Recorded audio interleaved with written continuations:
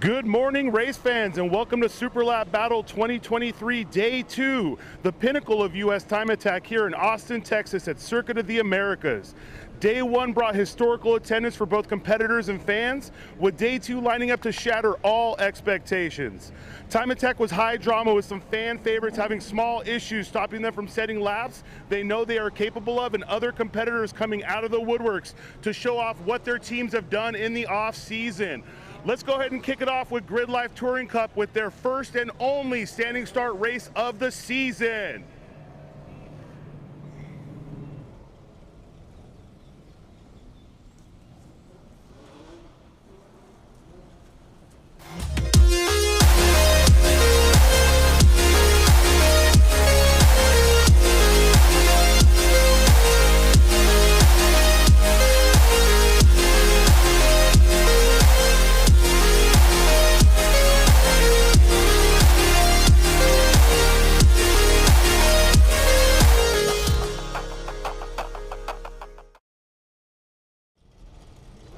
It is morning in Austin, but just. The dawn on the horizon at Circuit of the Americas is the dawn of a new season of Grid Life Touring Cup. Welcome to the 2023 Grid Life Touring Cup season, round 1 of 8. This is race number 2 of 4, getting gridded for our once annual Formula One style standing start, Alex. I'm Kyle Heyer, joined by Alex Moss.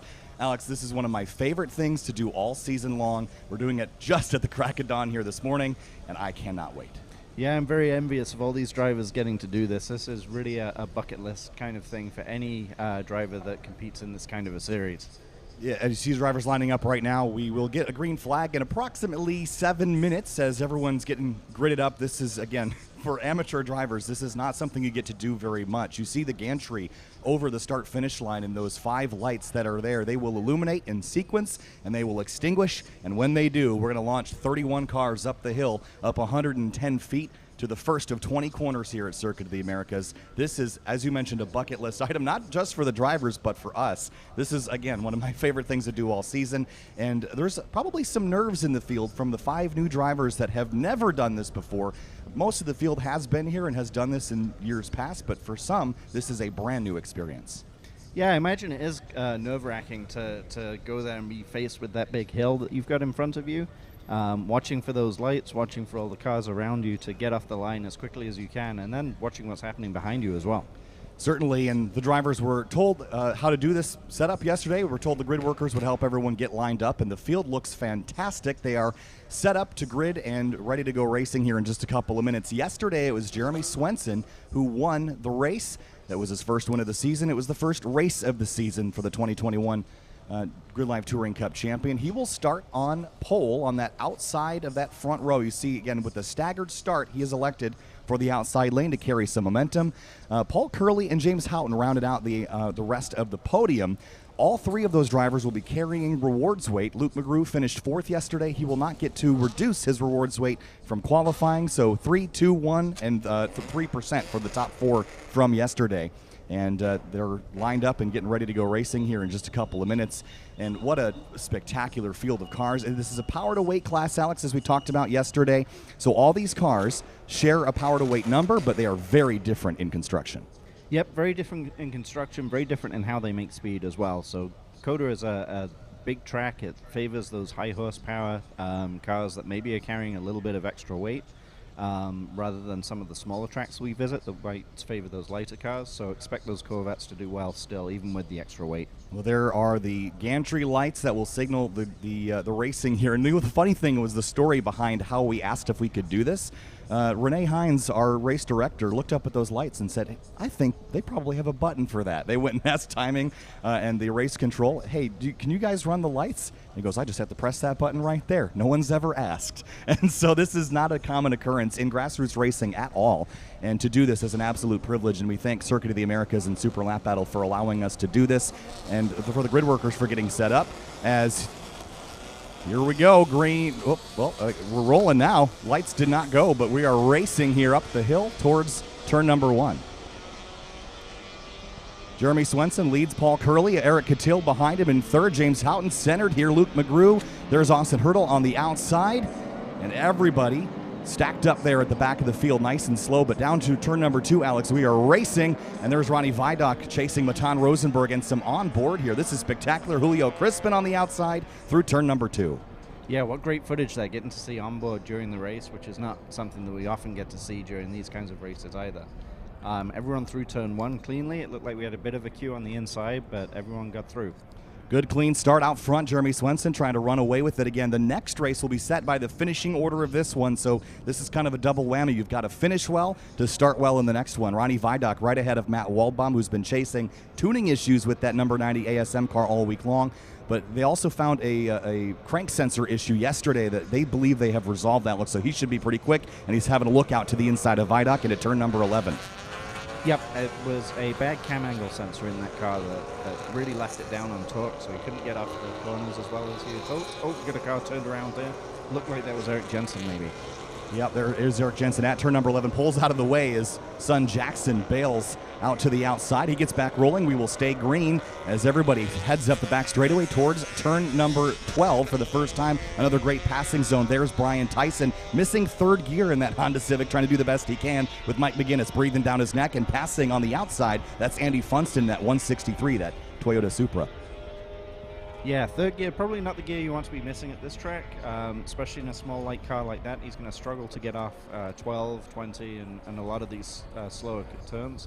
Maybe he'll hold it at higher gear, hold it in fourth, and try and carry a little bit of extra speed that he normally would. Good clean racing there through turn number 12, 3 abreast. That's hard to do in a corner that pinches so tight. Saw Joel Morrison side by side with somebody going off into turn 14. Another tight corner. Mike McGinnis, a huge lockup from the left front. We saw that yesterday into turn 11. Gets it turned in at turn 15 and will carry on and continue as Eric Jensen tries to recover the spots he lost down at turn number 11. Yeah, Eric Jensen's very quick. He'll be back up through the field, I imagine, before you know it here. First lap complete. Jeremy Swenson leads Paul Curley, Eric Catil, James Houghton. There's Austin Hurdle under fire from a new driver to GLTC, Lawson Crane, in that 1998 BMW M3. He has had an absolutely fantastic debut in GLTC as Catil and Houghton drag race up the hill side by side to turn 1, climbing up the 110-foot elevation. Catil stays tucked tight to the inside, and now it's a run down through turn 2. Both front-wheel drive cars, very different horsepower levels and weight between those two cars, though. Yeah, it looks like James has got through there, I should say, ahead of Catil. I don't think Catil can let him have that easily, though, and he's fighting back here pretty quick. On board now, heading down through turn number 2. This is almost flat out in a GLTC car from turn 2 all the way to turn number 8. You're just lifting to turn the nose in, but not really any brakes at all for most of these cars. But Houghton has gotten by Eric Catil, and Austin Hurdle is holding up Lawson Crane, who just covers. I think that's Luke McGrew right behind him in the number 7, who's trying to get around him as they head up over the crest at turn 9 and turn 10. A little bit of a stack up behind that Nissan 370Z. Hurdle broke a control arm yesterday in qualifying, was able to keep the fast lap, and has actually repaired that car, and obviously it's really, really quick. But the top 4 still under a blanket here, Alex. Yeah, I don't think it would be a typical weekend for Austin if he didn't break something and had to kind of thrash on the car a little bit between qualifying and the race or between sessions. But good to see him out there. Adam Ulrich, Michael Hilo battling for position as well. That is down the field a little bit towards the bottom of the grid, but here comes Houghton past Paul Curley into second place. If he can complete this pass, Houghton's going to next have the 2021 champion to overtake, but Curley hangs tough on the inside. Now for turn 13, Curley's still got overlap. They have to leave space for each other, and it looks like they will. Excellent racing there through turn 13 and 14. Yeah, very respectful. That TSX of James's is just a rocket at the end of the straights. It really comes on strong towards the end of those long straights. There's Joel Morrison on the outside of Julio Crispin into turn 13 as well. Some good battles deeper in the field. Tyler Starr, Adam Ulrich side by side, and here's Houghton. He wasn't able to get by Curley, and now he's back in the clutches of Eric Catil. So the hunter becomes the hunted in that scenario now as Jeremy Swenson sees all 3 of those cars get smaller in the rearview mirror. And Austin Hurdle, he has his mirrors absolutely packed full of Lawson Crane. I saw a little bit of debris there flying off one of the cars. It didn't look like we had any contact, but not sure exactly what that was. Hopefully just like a sticker or something like that. Paul Curley on the edge coming out of turn 20 now. Luke McGrew into the clutches of Lawson Crane. He's actually gotten by Lawson, who fell back a spot on this lap. So here comes that M3 back to the inside. Gains some overlap. This is Corvette versus BMW up the hill. And right behind 18-year-old Matan Rosenberg from a Miata into a Corvette this season.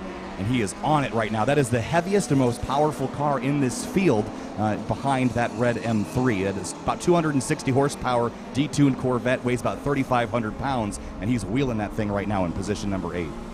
Yeah, Matan's done really well. He's been with us now for 3 years, maybe, and has been great ever since he debuted in that Miata. This year, moving to the Corvette. 3 wide through turn 1, excellent there. Hans Horpedal splitting the difference. Tyler Starr got by Hilo. Julio Crispin's now going to lose a spot here to Hans Horpedal. Side by side through the S's. That is very, very tight. And Tyler Starr going to try to move up another position here on Hans in that Myriad Motorsports 77. Hans out of Fargo, North Dakota, and absolutely putting on a show here. Here comes Starr up the inside. That's going to be a very tight pinch point, but they do it a fantastic job, still door to door as they head to turn 8. And Michael Hilo, look at him trying to cross over. Ooh, Starr has to go off to the inside there, and Hilo's got a great run up the outside on the curbing, side by side down the hill through 10, and then into 11. This is going to be a braking duel here. BRZ versus Coops. Again, very different style of how to go fast there. And here comes Adam Ulrich in that C5R inspired Corvette right back into the mix. It's a 5-horse race down the field for 13th place. Yeah, really tightly packed, really working together, though, to make sure that everybody's getting through. Looks like we've got trouble here, one car slowing. Tyler Starr, problems for the number 36. That's not great to see. Had some issues last year here and is trying to recover that. A little bit of a lockup smoke for somebody down into turn number 12. So hopefully Starr can get that car either kind of Control-Alt-Deleted and rebooted, or if he's got to pull off, it looks like he is going to have to slow. Hopefully he can find a way off course there, Alex, but he is really, really slow now into turn 12. Yeah, hopefully, like you say, he can keep going down past 12 into the escape road and get to a safe spot. I can't imagine if he parks off to the side there that he's going to be able to leave that car there for the race. Sparks flying in turn 19 as drivers hit the brakes and the nose dives onto their skid plates and things as we head through 16, 17, and 18. This is the carousel. Hans Horpedal still chasing that number 911 350 of Julio Crispin, and the top 4 are still right on top of each other as we come across the line and complete our 3rd lap of racing. Paul Curley led most of the race yesterday, but he is keeping Swenson honest. He is right behind that number 3 Corvette. Yeah, back at the shot there, we saw Matan get a little bit out of shape coming out of turn 20 as he's chasing down that red BMW. I think the piece that you saw flying off the car a minute ago was one of the headlight covers on the 45. I noticed that wasn't there, and I believe it's supposed to be, so that might not help Paul Curley's aero, but the torque should push it through the air, no problem. Yep, we'll have to let him know after the race. He should see it between 18 and 19. Here comes Eric Jensen on a recovery after a spin at turn 11. Huge lockup for Julio Crispin in the 911 350Z. He's going to turn in a little bit late as Zach Lavoie drives on by, and they'll get single filed out back through the S's here. Yeah, I think you'll be feeling that one for the rest of the race as that tire is now probably a little bit squared off. Feels like you're driving with basketballs under the front fenders when you do that. It'll actually put a flat spot in the tire, and the next time you hit the brakes, it will just keep finding that flat spot. Here goes Austin Hurdle trying to get past Luke McGrew, who is continuing to kind of drop down the order just slowly, but he's carrying 100 extra pounds of weight in that Corvette after getting pole in qualifying on Saturday. Yeah, and we're coming down to turn 12 here, so it looks like we must have got that car clear that was slowing down, so that's good news to keep us green here. Down into turn number 11, Eric Jensen past Adam Ulrich. Here comes Lavoie up the inside of the Corvette as well, deep on the brakes in that ASMS 2000. He's really tight to the inside. All these corners, these hairpins are pinch points there. Adam Ulrich crosses over and back to the lead. It's back to a 3-horse race for first place. Swenson, Curley, and James Houghton all on top. This was your podium yesterday, and they're scrapping once more here in GLTC. Swenson carrying extra weight, a lot of it after winning. We have rewards weight here in Grid Life Touring Cup, and he's got plenty of it bolted in the passenger footwell. Yeah, and we're kind of seeing the opposite of what we saw yesterday, where we saw Jeremy chasing down the blue Corvette of Paul Curley. This time, Paul Curley is the hunter here, trying to get Jeremy in the purple car. And how long can Jeremy Swenson last? Again, we don't really see a lot of tire degradation over a race, Alex, but you're chasing tire temperature mostly. Overheating tires, slipping and sliding around. This track is so bumpy, it will throw the cars out of control. You really have to have a handle on it here as we watch Wes Case and Joel Morrison battle through the carousel. M3 versus S2000 there. And Eric Catil slipping rearward towards Luke McGrew as they come across the straight. Harry Wimble, by the way, up into 11th place, battling with Matt Waldbaum, who's gotten by him. Again, Waldbaum hopefully fixing those problems from yesterday. How about Lawson Crane and Matan Rosenberg side by side into turn 1? And look at this, Houghton's gotten by Curley for second. So James Houghton in the Unit 2 K-tuned Acura TSX is right behind the race leader. And we've still got plenty of time left in this race, Alex. We could see more battling here up at the front, as now the Michael Hilo 350Z back to the inside of Hans Horpedal. Yeah, I think we will. We saw yesterday a lot of action at the front. It wasn't a case of, the fastest car getting to the front and then running away. It was a battle all the way to the end. Joel Morrison past West Case at turn number 2. Houghton here struggles a little bit in the twisty sections, but we know how fast that car is in a straight line. It was designed to be shaped like a bullet and be as fast as a bullet in comparison to the other cars, but it suffers in the corners even with the addition of that medium-sized rear wing, which is a new choice for the modifiers that add ballast to your car based on how complicated you make it. And now, down the back straightaway, we should see that number 41 come into its own here as Catil tries to defend from the number 7 Corvette of Luke McGrew. Yeah, we'll see that James's car is just an absolute rocket at the end of this straight, and I know that he had that car on the dyno most of the evening yesterday, trying to get it absolutely dialed in. And he just motored by Jeremy Swenson into turn 12. Here comes Jeremy back on the brakes. We'll see if Houghton leaves space for him. He absolutely will. Fantastic there, but he will lose the spot, leaving that much space. Nice guys sometimes finish second here, Alex, but he's got time to do it again. To the outside into 13. This is going to be a great fight here through the stadium section.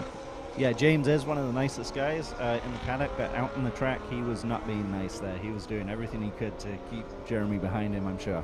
And Paul Curley, he smells blood in the water as these two fight it out. The gladiators of Grid Life Touring Cup into the carousel now. Swenson, the season champion from 2021, the race winner from yesterday. He has that red and white TSX hot on his heels through the carousel now, and we could be hitting white flag at any moment. So now this is when you have to start wondering, if you're Swenson, I have to defend big time on the straightaways. Here's Catil and McGrew around the outside at turn 19. That's a tight fit through that corner at high speed. McGrew's got it. He's past Catil. Yeah, great move there from McGrew to get by. Again, great safe racing. No white flag this time. We'll keep racing. Houghton has Paul Curley right behind him, but look at the pace that he gains on the straightaway. That number 41 is built to do one thing, and that's go fast down the straights. That's this power to weight and modifier series we have built. And now to the outside at turn 1. Can he cross them over and head into the S's? It's where that 41 is weak.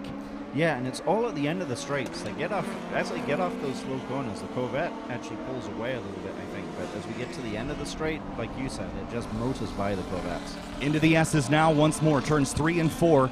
This is where that Corvette is going to find some advantage. Eric Jensen way wide at turn 20. Good thing there's none of those big orange anti-cut curbs out there. He would have jumped a couple of them. But this is where Houghton's car struggles towards the end of that S's complex. Doesn't have the downforce of that Corvette and struggles with the front-wheel drive there, I think, a little bit. So we'll see him gain all this time back on the straightaway, but it's frustrating to be that close and lose it in one sector. Oh, a little bit of a mistake there from Jeremy as well, I think, that let Houghton close up a little bit. Hopefully we get to watch these guys all the way into 12, because it's really interesting to watch how the cars are different from the beginning of the straight to the end. And Catil back down the inside of Luke McGrew, but this is a futile fight, I think, as he gets to the back straight. That 7 should easily pass him, but they're door-to-door through turn number 11, and now watch these leaders here as they head down the back straightaway. The 41's going to get a huge boost by the end of the straight, and he'll have time to look out to the left. Swenson stays right. He's not going to defend this, as here comes the 41 of James Houghton for the lead again. Can he hang on to it this time through turn 12? And he clears him by a car length. Swenson way late on the brakes to the outside as they turn in for 12. Both of them are going to miss the apex, but Swenson's got overlapped at 13. What a phenomenal move. He planned that perfectly, and now at 13 he's going to have the inside. Alex, that was absolutely amazing by the 2021 champion to leave the inside and then have the inside for the next corner. Yeah, real expert defending there from Jeremy, and I think that could have really put him in a good position for the rest of the race here if we go white on this lap. But as you say, he did not defend the inside, let James have the inside, just followed him around the outside as James outbraked himself a little bit and was able to get off turn 12 a little bit quicker to retain the lead. James Houghton has tasted the lead twice, but he hasn't been able to really take a bite. Now Paul Curley looks up the inside at 19, but doesn't have the overlap as McGrew and Catil continue their excellent battle from yesterday. As Jensen and Hans Horpedal battle it out. That's a little bit further down the field. let's see where that is. Jensen in the 184. I don't see him on the timing just yet, but across the line, white flag in the air. 1 lap remains for James Houghton to figure out how to get that pass completed on Jeremy Swenson, but he's back a little further than he was the previous lap, Alex. Yep, he's back a little bit further and fallen into the clutches of Paul Curley a little bit, and there's nobody who would be more pleased to see that happen than Jeremy Swenson. That car is getting smaller in the mirror, and that's all he needs right now as Austin Hurdle again creeps in on the battle between Luke McGrew and Eric Catil as they did yesterday. Houghton's slow. Here comes the 45. Houghton's got a problem as Paul Curley takes over second place. Not sure if he missed a shift or something, Alex, but he did not get very good drive. No, he's definitely got a problem. McGrew is closing quick as the 99 of Ronnie Vidoc goes down the inside for 9th place, it looks like. And Houghton is really struggling here through this sector. He must be overheating or have some kind of issue that he was trying to tune out. And McGrew goes straight. I don't know if he just locked up there, but a big problem for the 7 is Catil now hounds the back of the 41. To the inside, 2 cars in the top 5 with problems on the final lap. Yeah, it looks like you said, James really has an issue now. He's dropped way off the pace, and that's unfortunate for him. Nobody will like to see him having an issue like that, but yeah, he's really dropping back through the field there. Austin Hurdle to the outside of the 41 and gets that pass completed. He is now, I think, inside the top 5, which would be a great run. Oh, there's a problem. Is that a wheel on the 41? Something has come loose. It is a wheel off of the 41 of James Houghton. It is sailing and rolling down the back straightaway as the 41 goes to the verge. And that wheel is now skating across the surface. That is not something you want to see, Alex. But look at this battle between Gary Wimble and Matt Waldbaum. Yeah, that's hopefully that wheel stops somewhere offline, and that would be a great spot for it to fall over. Looked like the left rear wheel came off that car, which is not great. Not great at all. But here's Wimble and Matt Waldbaum as they continue to battle here inside or for the top 10 spot now, as a couple of cars have fallen out of contention on this final lap. Waldbaum trying to use the nimbleness of that S2000 to get around the Corvette, which is definitely a brutish force sort of attack to GLTC. But Swenson, with the troubles for his competitors, has found himself cleared by a handful of car lengths now, as even Waldbaum is losing some ground on the 1 of Gary Wimble. Yeah, I think that Waldbaum's going to have a challenge to get by here in the last couple of corners as we're on the last lap now. Checkered flag is in the hands of the race starter as now through the final couple corners, Jeremy Swenson, as he did yesterday, will pick up his 2nd win of the season, 2nd win of the weekend here at Circuit of the Americas. 2nd place will be Paul Curley, followed by Eric Catil up on the podium. And across the line here as we finish out, Gary Wimble, Matt Waldbaum, and there's the 41 trying to limp it back like the movie Cars. Yeah, absolutely. And unfortunately, fortunately for Jeremy, that race was a lot harder for him than the timing sheets will show at the end of the race, as he really earned that one with his battle with James. Here comes Hilo up the outside of the 41, who's literally driving on 3 wheels. No tires, just gas. And he's going to try to drag race Hilo to the line, and I think he got him. Did he get him? That would have been crazy. That would be close. I'm not sure he quite got him. I don't know how the stewards are going to look on that either, Alex. That's probably not something that they're going to like to see, but I think that was cool. Yeah, it's something that's great to watch. Yeah, as you say, I think the stewards are going to have to not look too favorably on that, unknowingly driving on 3 wheels. Or having the wheel come off. I think you have to wonder if it came off the lugs or if the whole hub disassembled. It looked like it was just the wheel, like they didn't get the lug nuts tight there, Alex. You slide around the rear of a front-wheel drive car quite a bit, so I'm not exactly sure how that could have happened other than loosening the loose lugs at that stage. Yeah, tough to say. It looks like the brake rotor's on there still, so it does look like it's just the wheel that came off.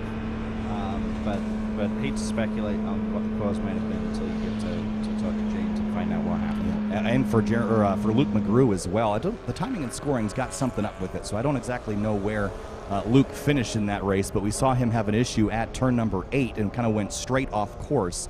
So a dramatic start to Sunday, a little bit earlier than we were expecting, unfortunately, Alex, but that was wild. Great race again. We had a fun race yesterday, a 2nd fun race today. As we see Jeremy going backwards down the pit lane here. Not Jeremy, James, sorry. But yeah, wonderful race to watch. Great battle at the front, great battles throughout the field. Let's hope we get 2 more. We'll really be spoiled. I hope so. And good job to all the drivers that had issues. They did get off course far enough that we could stay green the entire time. Sometimes the drama's great. I think today there was some drama that, again, as we mentioned, the stewards are not going to look favorably upon, especially going backwards down the pit lane. That also probably will not be favorably looked at. But we'll see how things get sorted for race number 3. The finishing order from this race will set our third race, which happens in about 2 hours. It's not a very long time until our next one, and then our final race will be after lunch today. But this 4-race format, these sprint races, the power to weight system we have here, Alex, it creates a show. And this year, with the changes we've seen to the rules, the front of the pack looks extraordinarily competitive, which we've seen in the past here, but I think no more than this weekend in 2023.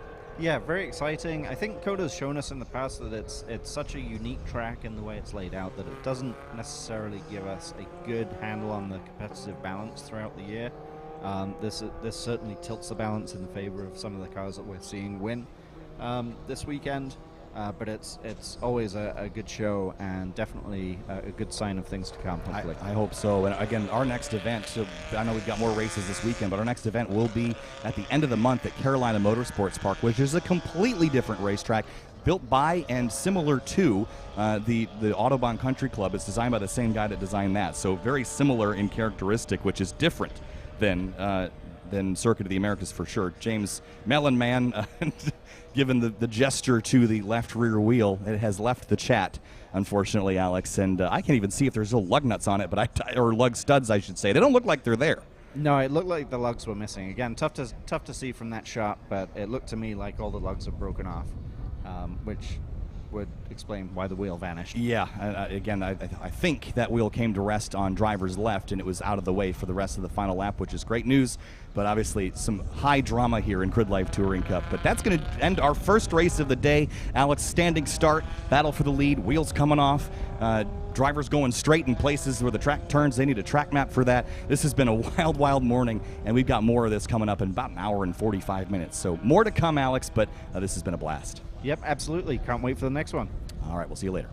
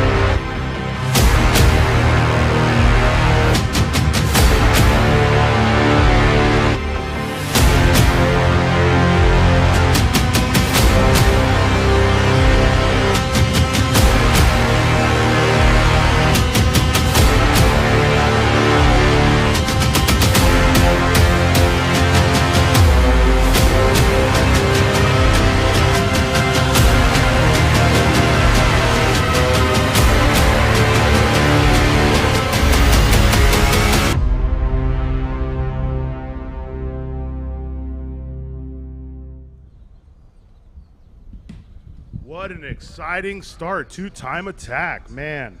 That Grid Life Touring Cup race was just a whole nother thing. We had a well-known competitor, James Houghton, racing his wheel-to-wheel car, losing a wheel and still completing the session.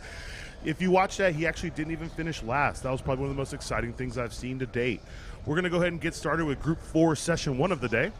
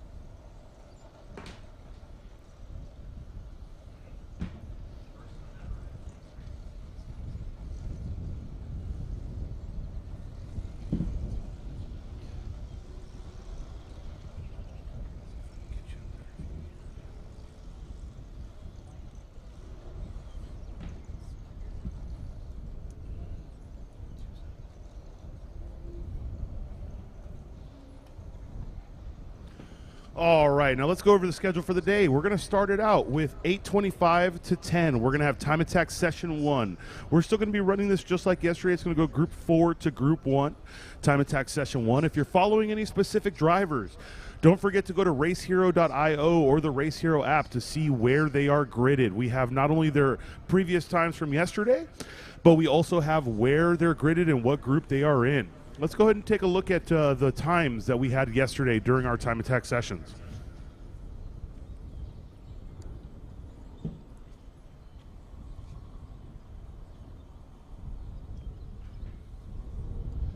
Leading enthusiast class is still Mr. Jonathan Wheeler with a 228.380.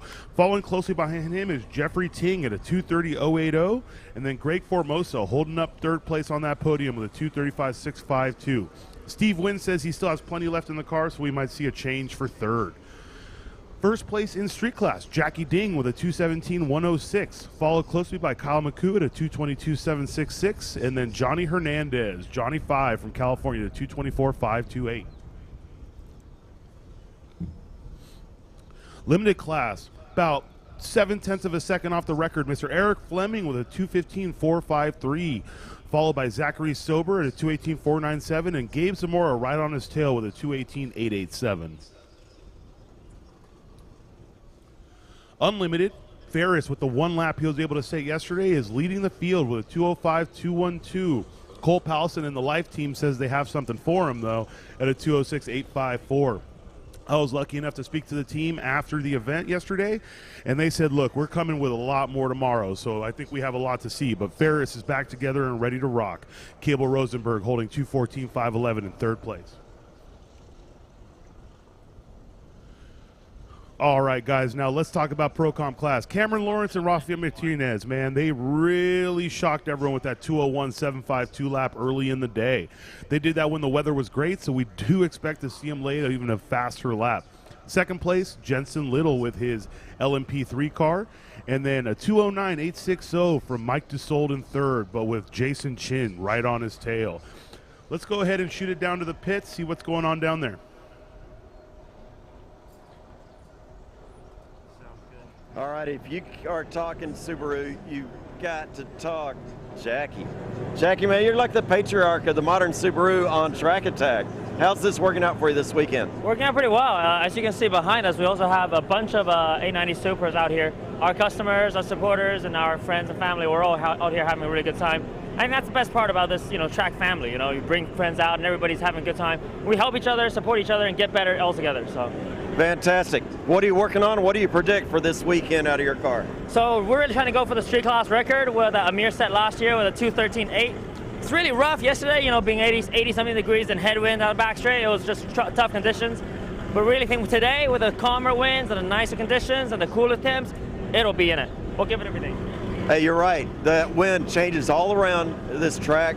We deal with it in one place where it's going one direction and you go get a few turns away and you got to change the approach with it. A lot of downforce and aerodynamics on your car. How does that translate to the seat when you get the wind the other direction? I think you do feel a little bit more instability in the car. Sometimes the rear wants to wash, sometimes the front wants to wash. But I think what's really great is just the car is so planted for Sector 1. I think we're one of the quickest, not slick cars on Sector 1. It's just amazing the way we can flow speed through there. So, hey, you got a great setup. Welcome back. Good luck with this. We'll be watching all the way. Thank you so much. We'll give it everything. Hey. Competitors obviously very excited here to get out on track, ready to get going.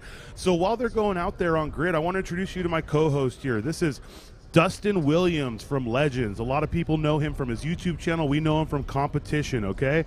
Dustin has been competing with us at Global Time Attack. He's been at Super Lap Battle or GTA Finals with his S2000, and he brought his Civic Type R here this weekend. Dustin, tell me what's going on. Why are you in the tower, not on the track?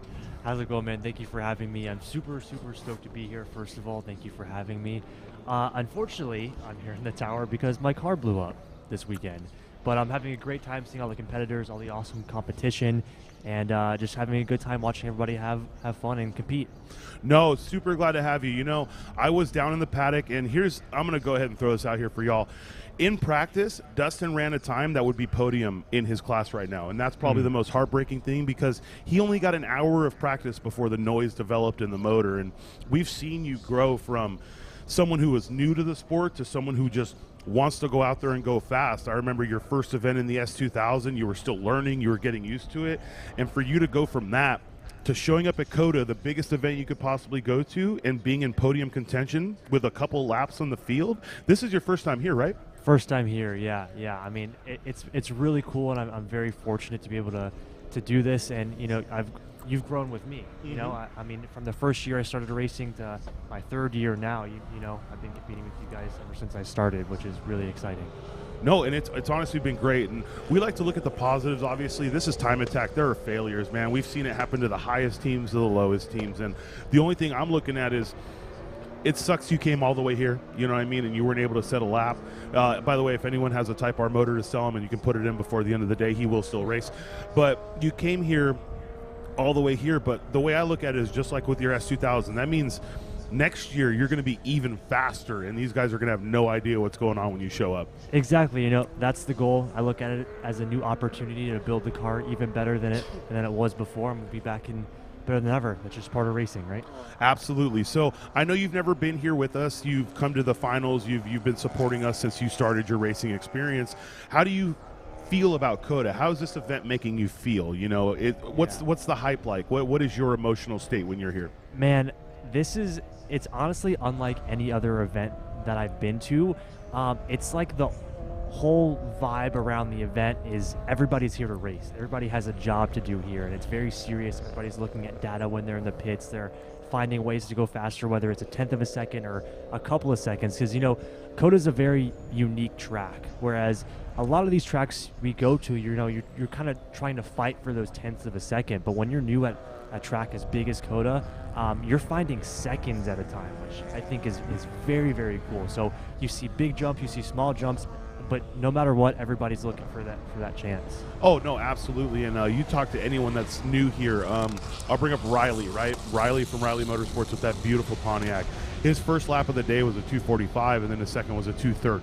There's so much commitment needed here. Now he's in the 220s, mid-220s. Same with you. I'm sure your very first lap was high 40s to 50s, and then in that little bit of time you had, boom, immediately mid-30s, which would have put you second place, I believe, in enthusiast class, or third place overall. Third place. Yeah, third place overall, second in front-wheel drive, you know what I mean? It would put you right behind Jeffrey Ting. So I agree with you 100%.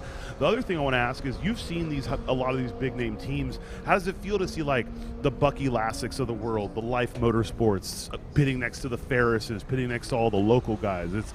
It's hard to explain the group of people that just show up here and want to compete together.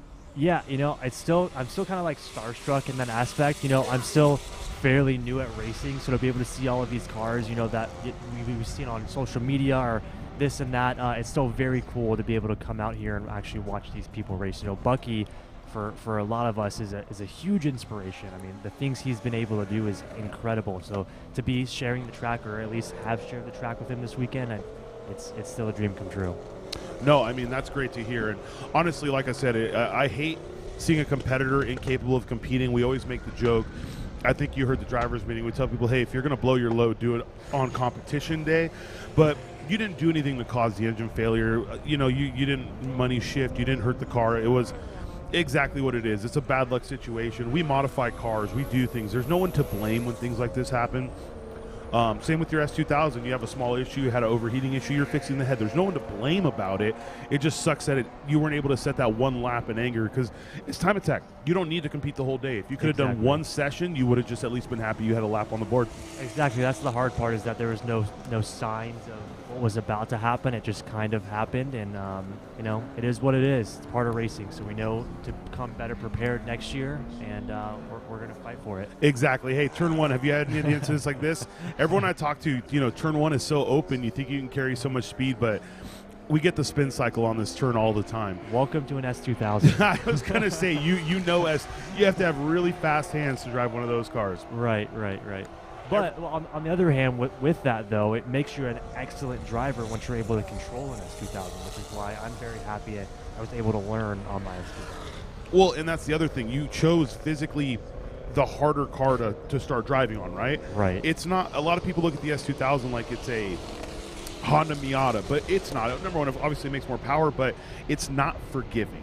S2000s are very snappy. They want precision from the driver. And I remember your first GTA finals, you were there, I think it was like early in the first day. You were going off pretty consistently in bus stop just because you couldn't catch it quick enough, you know? Exactly. But then by the second day, it's like, wow, he is flying through bus stop. Like you said, you chose a harder car to drive off the rip, but it just made you a better driver. Exactly. It makes me, I like to say, more confident. I'm able to commit more in the cars that I drive now simply because the S2000 made me have no fear of death. You know, it's like that car. So what do you feel? So you're watching this track. It's obviously you're up in the tower. You get to see what we see up here. Where do you feel the track is the most difficult for someone that walks in the door? Do you think it's just the speed commitment? Do you think it's finding the rhythm and flow? Where did you find yourself going out here and just feeling lost? I think obviously it's got to be the commitment, especially for someone like me that's a little bit newer, finding that commitment in, you know, the front straight, the back straight, but also really like finding that rhythm in the slaloms, because you can carry a lot more speed through the S's like that than you think. So I think it's just finding your rhythm, committing to those braking zones, and just going fast. No, absolutely, and it's something we talk about a lot on this stream every time we show someone in the S's, because the S's aren't a straight S. You know, you're offset right, you're offset left. But if you find that rhythm zone, you carry so much speed through the left-hander after, and then the right to the high-speed left-hander that takes you to the back straight. That alone is worth multiple seconds on your lap just carrying the speed through there. So Exactly, and you know, honestly, that's where a lot of my speed came from as well, is carrying it through those S's and, you know, up the big hill. Mm-hmm. How does it feel like, you know, you're not in a high horsepower car, you're in a Civic Type R, you know, 300-400 horsepower car, but even in a car like that, what is it like going down one of the longest straights in the United States into that braking zone? It's insane. I mean, it's exhilarating. You know, you're sitting there for what feels like, you know, a minute, a minute of just a full pin. Like, that's the first time I've ever been able to experience that, you know. And it takes a lot of balls, honestly, to go and then slam on your brakes as hard as you can to turn in, right? Well, and that's the benefit of being in your Type R versus your S2000. Though, actually, to be fair, you probably have the two best developed ABS systems on the planet. You have the Type R, which is basically a motorsports ABS system, and then you have your S2000, which of the day was basically a motorsports ABS system. People take the S2000 system and use it as a standalone in other cars. So I bet that's a little benefit to your driving. You've always had the ability to just put your foot on the pedal and trust the car is going to do what it's supposed to. Yeah. Well, actually, fun fact, my S2000 never had ABS. Oh, right. Well, So you're terrifying. I also learned to drive without ABS. To this day, still no ABS? No ABS still. Can't figure out the issue. So Oh, so it has the unit, it just doesn't work. Exactly. Wow. We bought a unique car. I'll say that. Yeah, a unique car certified by Spoon, though. Let's be clear about that, all right? Now it is. Yes. So this GTR, right? We all know, we've all seen this car. I like to ask every single person out there, how do you feel about this R32 that's built to what looks like the perfect JDM time attack spec? I love it. I have a 32 myself that I built, so I have a soft spot in my heart for these cars. You know, just with cars nowadays, it's very hard to take something of that caliber and really build it to a competitive level, competing against, you know, what are the Supras now and all these other competitive cars. It takes a lot. So to see them out there on this level is very, very cool. Yeah, and I'm actually going to ask you, because you do have quite a car collection, but I don't think I've really seen you buy new age cars. You're very into the old Japanese heritage, Right. aren't you? Right, yeah, exactly. No, I love it. It's something we talk about a lot. We could talk about Jackie Ding for a second. He was the first guy to actually get the A90 chassis. But remember how much development issue he had? The car Absolutely. sucked. He couldn't do anything, and it's always the argument of, oh my God, do you know how stiff those touring cars have to be? He picked up the entire side on a corner right there. Another heritage car, by the way, a legit Spoon touring car. You Very know, cool. and it does look like he's got a little Honda blow by. You already know about that. That is absolutely blow by. That's sad to hear. Sad to say. Hopefully, it's not a big issue because they actually swapped that motor. They also blew their motor in practice. And I believe it was also a head gasket. Oh my gosh. So yeah, they towed the car back to San Antonio. Yeah, I think this is more than a little blow by issue right here, and it's not tire smoke. So hopefully they give him a little flag. You can bring it in, make sure it's all okay. But you have always been of the mentality, I want to keep it old school. I want to get the cars that brought me into the sport. Exactly. You know, as I get deeper and deeper into time attack, I want to become more competitive, like you said early on. So I'm kind of learning, and that's what got me into racing the CTR, and that car is fantastic. Yes, it broke my heart this weekend, but we're going to be back and better, you know? It's probably the best off-the-shelf car you can do. Yeah, he is. Man, Nick Bright's going to have to come in. I hope they get him in here quick before he hurts anything. But hopefully, I don't think he's really leaking anything. This could be a head gasket issue, like you said. It could be a severe internal oil leak. He could be just burning. You know, he may have a dead cylinder for all we know, because it looks like it's really happening hard on throttle. There it is, yeah. And it's coming straight from the bottom. But I will say, when I saw your name registered and I saw that you were in a Civic Type R, I actually didn't know how to feel. I was like, wait a minute, he's in a new age car. But then I thought about it. I was like, S2000, first Type R back in the United States. Of course he bought it. You know? Yeah, of course. I can't be upset about it. I had one for a while, so they're literally incredible cars. Yeah, you know, well, I started my channel off with the Civic Si, and you know, it was always a dream to have a Civic Type R. So once we saw those being brought in, it was like, I had to have one. Oh, there he goes. Look at that. Oh yeah. Well, the biggest concern always is going to be that he's not laying anything down on the track. I'm honestly not sure who's driving the car. Here's the thing. It's Nick Bright, and it's his friend Monty, right? Mm-hmm. Nick is probably the I want to say more seasoned driver that's going to just bring it in if he feels something's like that. It's very easy. You've driven cars on track. It's very easy to actually not notice this coming from the back of your car. I hate to say it, but it's low, you know, and we don't drive on track with our head in the mirrors. Right. So it doesn't look to be too bad. I mean, I hate to say it, he's obviously not dropping anything on track. Whatever it is, it's burning and coming through. But the biggest concern we always have is that he's going to cause more issue. Is it tire smoke? I don't think so, because like right there, it came from the fender well. Yeah. Nah, it's coming directly from the bottom of the car. Yeah.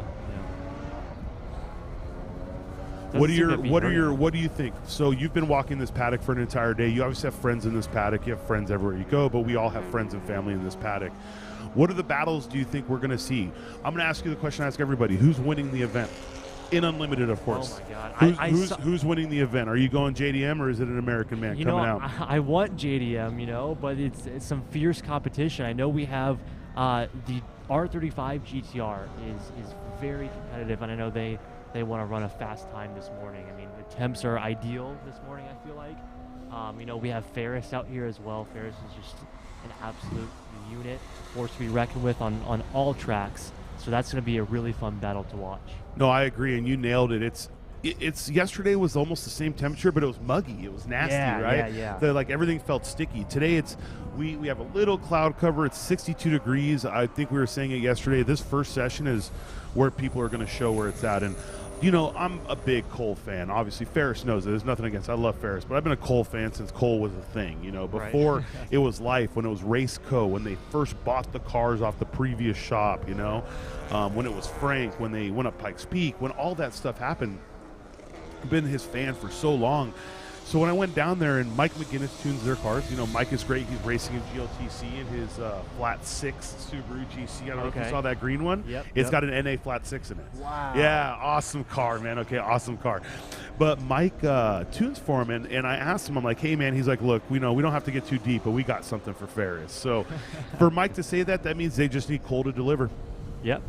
Well, you know, I love Ferris as well. I love Ferris's car, but I would love to see that GTR kick some ass. Absolutely. Now, Ferris, on the other hand, he has been coming to Super Lap Battle since year one. He showed up in a car that he raced in Optima Streetcar Challenge, you know? So it was a naturally aspirated, manually shifted C6 C06. And obviously the coolest part about this event is it brought people out of the woodworks. These cars we've never seen, like, oh my God, look at these locals with their fast cars. And Ferris won limited class. He was given a turbo by Garrett. and then he just said, hey, can I get another one? And that literally started his journey. Wow. I mean, think about that's the beauty of what we do. You know, all of these guys are just car guys, and they've built some of the craziest cars of all time. And what's awesome about this sport, I love this sport because we're all enthusiasts building some amazing cars, and this is something that anybody can get into. Ooh, looks like we had a car go off. That is some damage. no. You see it? The rear wheel is bending. He did go into the wall. That's car 274 or 214. That's 214. It's let's take a look here. I know the last name is Drain. That's Joseph Drain in his street class Honda S2000. I am trying to pick up where on track this is. Is this right before pit in? This is right before pit in. He must have been carrying a lot of speed through 19, tried to recover, and then it just whipped the other way. Not something we see a lot of, guys, obviously, because we don't do wheel-to-wheel. This is, you know, you versus the track. But I don't know if you saw the GLTC race. I mean, James lost a wheel. Yep, we did. So even in this situation where it's just us versus the time, little things can happen. And I don't know, maybe he may have had a suspension failure because That's what you see the rear wheel. 100%. He may have just had a suspension failure and it bucked him around.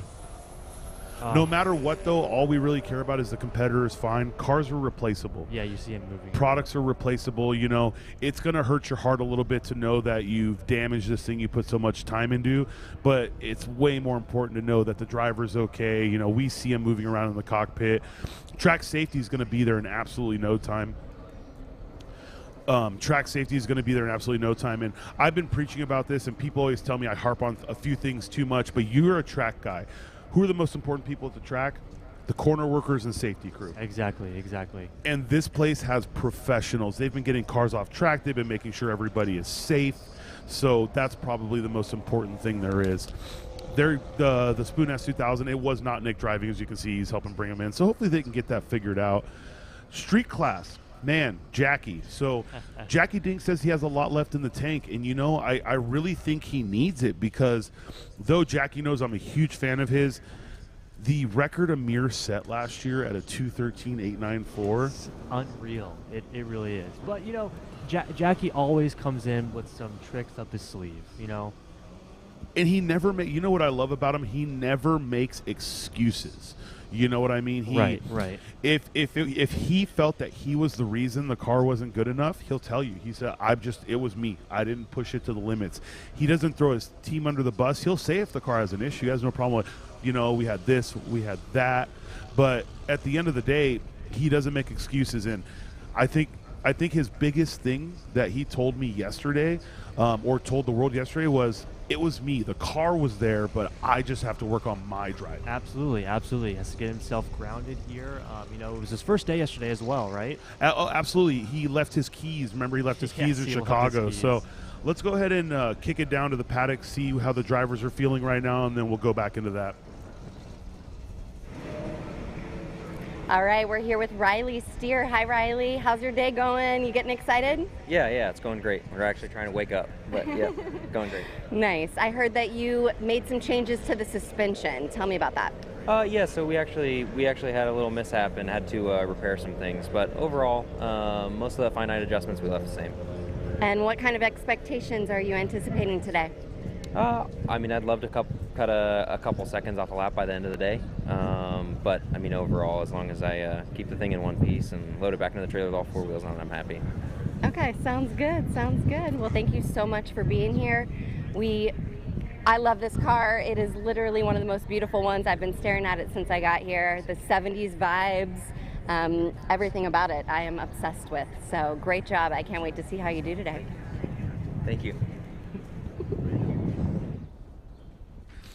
And that's, you know, the biggest thing I think for us here up in the tower and all you fans out there is all you fans out there, is you could see the love that everyone here has for this sport. You know, you just saw Riley's car. We're talking about the gentleman that was just in the wall, and then Jackie Ding, the love that they bring.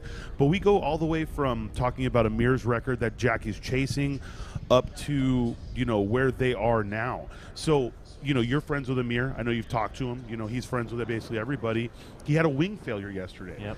And I'm talking to him, and I'm asking about it, and what they did is they brought a prototype wing here to COTA. And for those of you that know or don't know, Amir makes all his own aero components. The stuff that he sells to customers it's flawless. You know, we saw, I want to say 14 cars at GTA Finals last year that had RS Future Aero on it. Yep. Not a single issue. But he really wants to push the limits of his own program. So that monstrous wing, do you know how much that weighed? I had no clue. 3.4 pounds. That's unbelievable.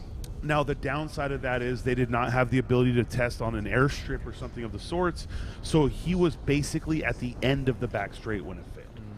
Now, what's really cool about it, and I really hope they're able to get it done, like any team that R&D's components, they brought things to fix anything that went wrong. So hopefully we will see that wing repaired and back on the car, and we can see the kind of lap times he sets, because him and his team over at RS Future, they have really put in the time and effort on that car, and we really want to see a lap go down. I agree. That's a very unique team as well. I mean, the stuff that they're able to accomplish and test and engineer over there is remarkable. I mean, look at Amir's NSX. To the pinnacle of the rules of street class, you know the respect I have for someone that, because you can live in street class. You and I both know there's nothing that says you have to move from street class. Right. There are rules that say you can't live in enthusiast. But street class is basically a competition class to us. If you want to live there for 10 years, you can live there for 10 years. But Amir felt he had accomplished everything he wanted to. He had done the laps he felt he needed to. I mean, a 45 in a street class car at Button Willow. You laugh because you're a local. You understand how it's disgusting ridiculous. that is. So he took the jump to Unlimited. And, you know, the amount of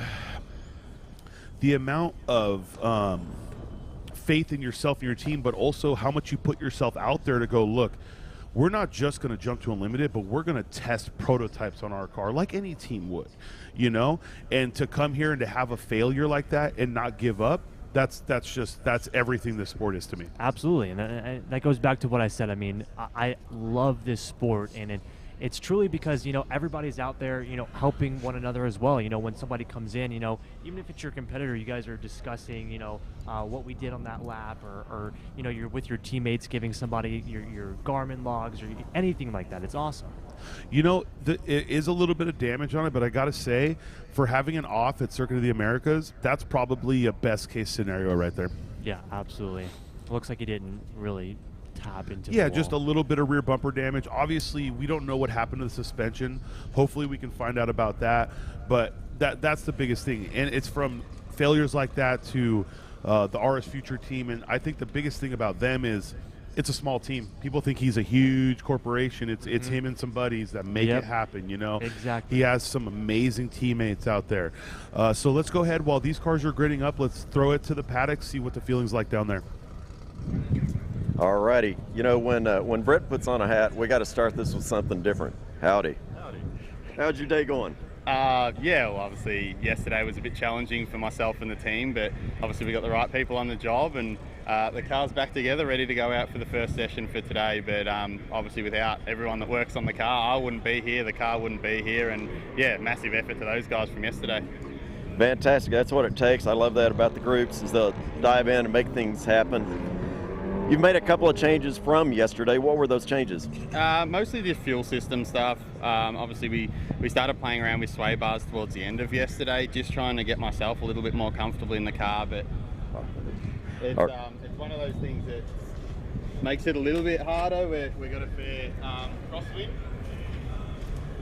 The crosswinds are always something that are tough here as well. You're right. Definitely something that'll play an impact. Keeping everything in line and pointed the right way can be tough with the variety of altitude and the crosswind. Yeah, 100%. We had a little bit of a tyre issue yesterday, so we've reverted back to some older spec tyres now, which a little bit more comfortable for me. It's never good when you put a brand new tyre on, you have issues. So the team, like I said, worked flat out to put those old tyres back on again. So yeah, we'll go out there and keep putting on a show for all the fans that keep lining up to come in. It's so amazing to see so many people turning up. Fantastic. Glad to have you as our long haul driver. Good luck. We're going to go back out to Brett racing. Dickey and the Project Import team right there. Those guys have put in the time and effort. As I'm sure you've heard us talk about, and Dustin knows you've been looking at that car. If you're an S2000 fan, I'm sure there's not a single S2000 here you haven't looked at. That team is making sure the car is ready to go, and they're going to take it up Pikes Peak coming up here soon. I'm excited for that, man. You know, that's another very interesting one. That's an event where I don't think you just you go, I want to go to Pikes Peak. And if you've never looked into it, you can't just go to Pikes Peak. You have to register in a way. You have to give them your credentials, you know, what you've done in life. They take it so serious there, and I think they have to, because that's got to be the most dangerous drive in the United States. Yep. That is a very, very, very intricate event to take your car to. I absolutely agree. So I'm going to ask you, I always like playing to people's biases. You've been here an entire day. You've watched a whole day of competition. What's your favorite S2000 out here? Oh my gosh, that's a tough one. I mean, there's so many. I really like this blue, what looks to be a Voltex kit on this one. Mm-hmm. But I mean, the orange one we just saw is also the project kit. The project car. So the team, just so you know, I can throw some history at you. The team's had the car since 2008, I believe, maybe even 2007. Wow. So they were competing in time trial and time textile racing before it was big here. That car was at the Las Vegas Motorsports Festival of Speed in 08. Original Redline Time Attack, the very first GTA ran Super Lap Battle GTA Finals when it was no longer ran by the magazine. And it's been running the same Amuse body kit the entire time. So I agree, you're newer, right? You're of a younger generation. So by the way, I think the Voltex kits are gorgeous. But you see an Amuse kit and you're that's like, OG. that is legacy right there. That's OG. Yeah, I give respect. That's awesome. And I love how they've changed it just a little bit. It has the a full dry carbon rear bumper on it. You know, it's not the Amuse rear bumper. That is, I believe, made by Special Attack. So if you're ever looking to buy dry carbon pieces for an S2000, Special Attack makes that. Quick shout out.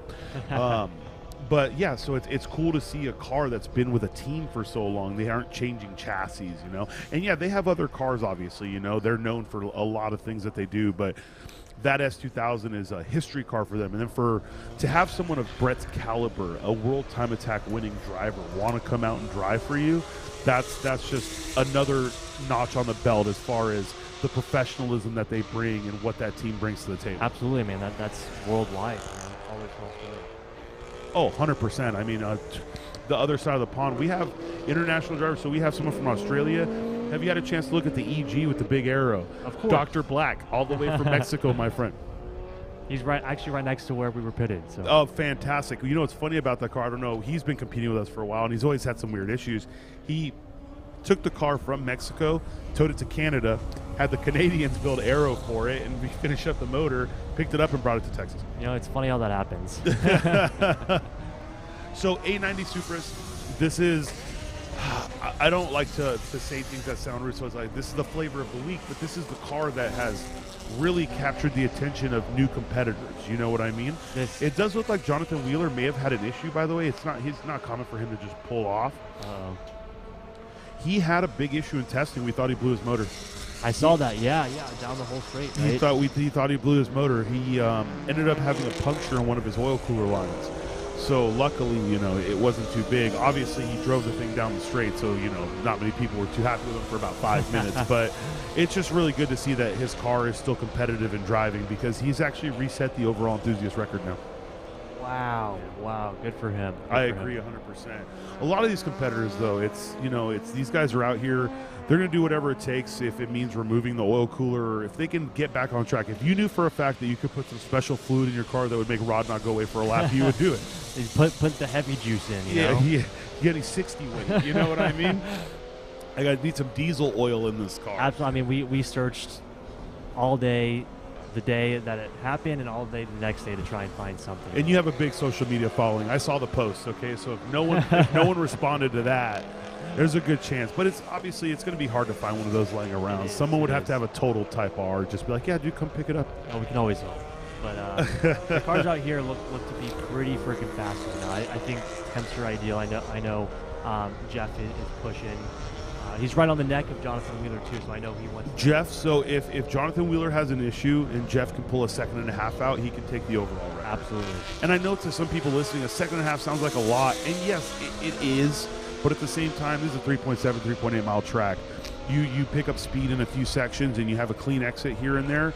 A 2.5 is not necessarily out of the question. You know, that goes back to what I said. You know, this is such a big track like that. You know, usually you're finding tents in here. You know, you can do something, be like, oh shit, you know, we found. You could have stole the motor out of Ravi's NSX. That's a K20C one right there. We talked about how cool that was. Yeah, yeah. Let me borrow it for a sec. Yeah, absolutely. It looks like it had a little lockup going up the hill right there. You know, what's funny is that's a development car for their shop. We don't lift racing, you know, and they did the K20C1, but they did it correctly. They didn't try to half-ass anything. They immediately bought the motor, put it on Motec, and did everything off the rip, and then have been developing it since. And this isn't a car that only competes 4 times a year. He goes to he tests at a track in Arizona probably twice a month. He goes to every NASA event he can. I mean, he has put that motor through its paces just to prove that you can do it right. And it's great to see, because then it's good for people like you who are still developing their Type R chassis to know, man, if you do this correctly, this motor will last a long time. Look at Jeff. Wow. Man, 228.778. So that is literally right there. Oh my The God. overall record is a 228.484. Or just sub 484. Jeff Ting really is bringing it. If he pulls another 5 tenths out of this lap, he will be in front of Jonathan Wheeler and really setting the pace. Incredible. Wow. You know, and the thing about him is he's pretty new on the scene. He's a couple years in. Jeffrey Ting, I know he's been tracking a while. Like, obviously, you don't just show up and you're fast. Right. But he's very, very new to the time attack, and I think he really got into it when he bought his Type R. You know, I don't know if you're on him, the SoCal Type R pages and all that. Yep. He got his car, and he really got into it. Had a couple custom modifications done, had a custom hood made, and then just started to go from there. And the next thing you know, he's the guy always posting. And it's good to see someone out there that is not just doing that, but is also, you know, putting their money where their mouth is and competing in the car. Exactly. It looks like we also have another third place battle here for enthusiasts. Win in Formosa, 32. He did a 33. Oh my gosh, he did a 33. So he told me he had it, okay? He was at a 36 yesterday, and we were talking, and you know, I love these guys. All these guys, we've all talked for a long time on the internet, off the internet. And I just asked him, I'm like, hey man, so what's going on? Do you got it or not? And he told me, he's like, I got it. I was like, well, I'm going to hold you to that. So Steve Wynn absolutely pushing it, but I don't think he was ready for Greg Formosa to do a 32. Wow. Like I said, big jumps for these guys this morning. You know, the weather's ideal. Track's feeling good, obviously. That is awesome. You know, it's almost a little heartbreaking. Like, I'm sure you always run a lap timer in your car. Absolutely. 90% of people have an AIM solo or something of the sorts. So you know that that Steve Wynn saw that and went, yes, 33, got it. And then he's going to go off track, you know what I mean? And his friends are going to be like, yeah, Greg did a 32. Yeah. But again, that's the friendly competition. That's what you got, you know? That's what you had to look forward to the rest of the day. I guess it's dependent on how you look at it, but that's what you have to look forward throughout the day, you know, continuing to improve and hopefully, you know, get that podium spot so everybody wants. Oh, no, I agree 100%. And, you know, no matter what, you want to win the event, but you want to win knowing that you gave your most and your competitor gave their most too. You know what I mean? Absolutely. You know, it can never be easy, right? No, not at all. Not at all. Honestly, it's great to see. All these lap times in general just seem to be on pace. And whatever happened with Jonathan Wheeler, by the way, he never set a lap. Oh, wow. He never. Oh, he's not even back out, right? Yeah, no, he never set a lap. It looks like he made it all the way around track and went back in, but he never made it back out. And for the most part, it looks like people are still going faster, by the way. Like, we got Tom Tang on his second lap set the fastest. Forrest Windecker on his second lap. Brooke Hammerschmidt. pulled like 4 or 5 seconds off on their second lap. Matthew Jones, Michael Kosior. Michael's, I believe, that Evolution 7, which is a beautiful car. Yeah, incredible. Jeremy Lauder has that obnoxiously loud Camaro, which I love to death, by the way. We're at a racetrack. I get so mad when people are saying that car is too loud. We're at a racetrack, man. I want to hear these cars. Right. I mean, I'm sleeping at my Airbnb the other night, or the other morning, and I could hear the GLTC cars from my Airbnb. Oh, that's so awesome. How far is it from here? It's a good, 7 minutes, so... It really reverberates, but it's so nice that we have a racetrack like this out here. You know what I mean? Right. And then the one thing I do have to tell everyone, just because I saw what Ravi just did right there, I don't know if you had a chance to look at it. If you haven't, I'll show you when we're done with this. But have you seen race control here? You've seen the wall of cameras? It's insane. Yeah. Okay. If you go wide in a corner that gives you an advantage, we DQ the lap. You have to. Right. This is fair game. You know, we're not here to let people take inches. A portion of your tire has to be on track surface at any given time. Yep. It can be one tire and it can be a millimeter of it, but that's the rule. Absolutely. So what I just saw Ravi do right now is he pushed it too deep into turn 20, which means he went off before start finish. That DQs that lap and the next lap. The next lap, because you're gaining speed. Wow. That's turn 20 is the turn that's hurting competitors the most. Right. You know, you go off on 19, you DQ that lap. If you have a clean 20, you can start another one. Yeah. You go off on 20, you might as well do a cool down until you're back around again. Right. I mean, the amount of cameras that are here. But you think about what level this track is, right?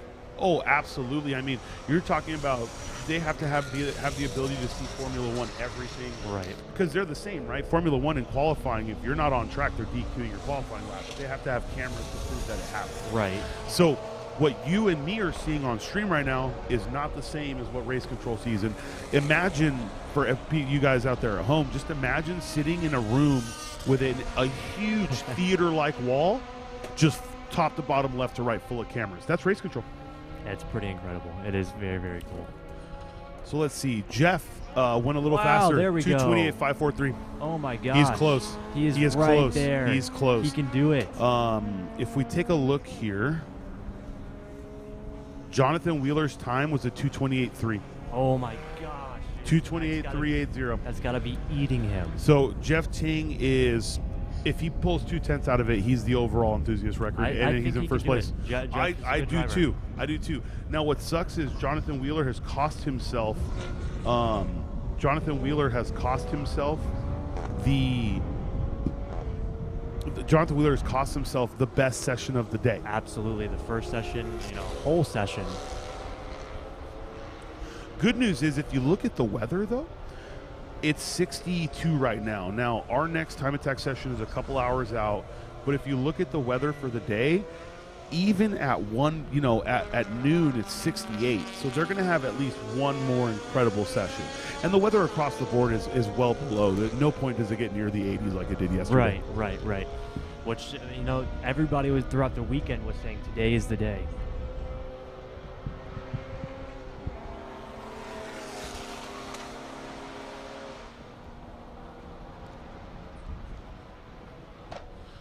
This right here is Session 1, Group 3. They're about 10 minutes in.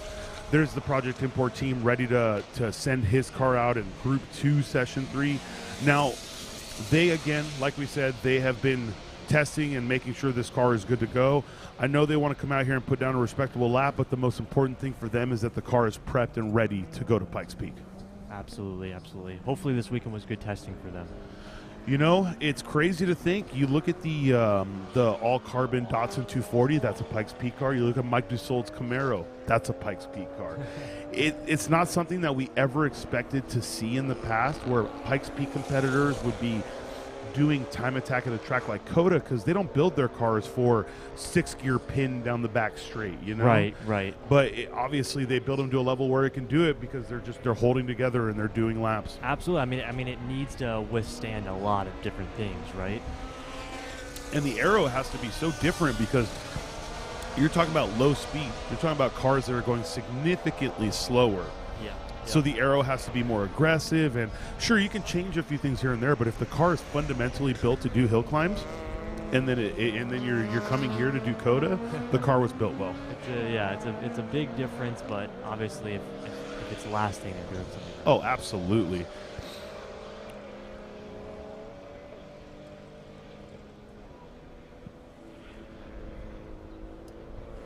So it does look like that lap that Greg sent was disqualified. Look at his fastest lap. Oh, no. Yep. So he's going to have to really send it. And this is where it gets rough. You know, he sets a really good lap time, but if he gains an advantage by going off track and gaining speed, it's just not fair to the competition. Right. Well, congrats to win so far. Wow. Absolutely. Let's see if Formosa can pull it out. Well, and that's what I believe. And you know what Greg was doing? He was on a different set of tires yesterday. He was on some scrubs. Right. So these tires have been used, but not too much. He was holding on to these for today's early sessions because he knew that yesterday was the mug year day. Let's get some good lap times in. Let's get things figured out, and then go out there and really send it. Right. Well, I'm excited to see what he can do for the rest of the session.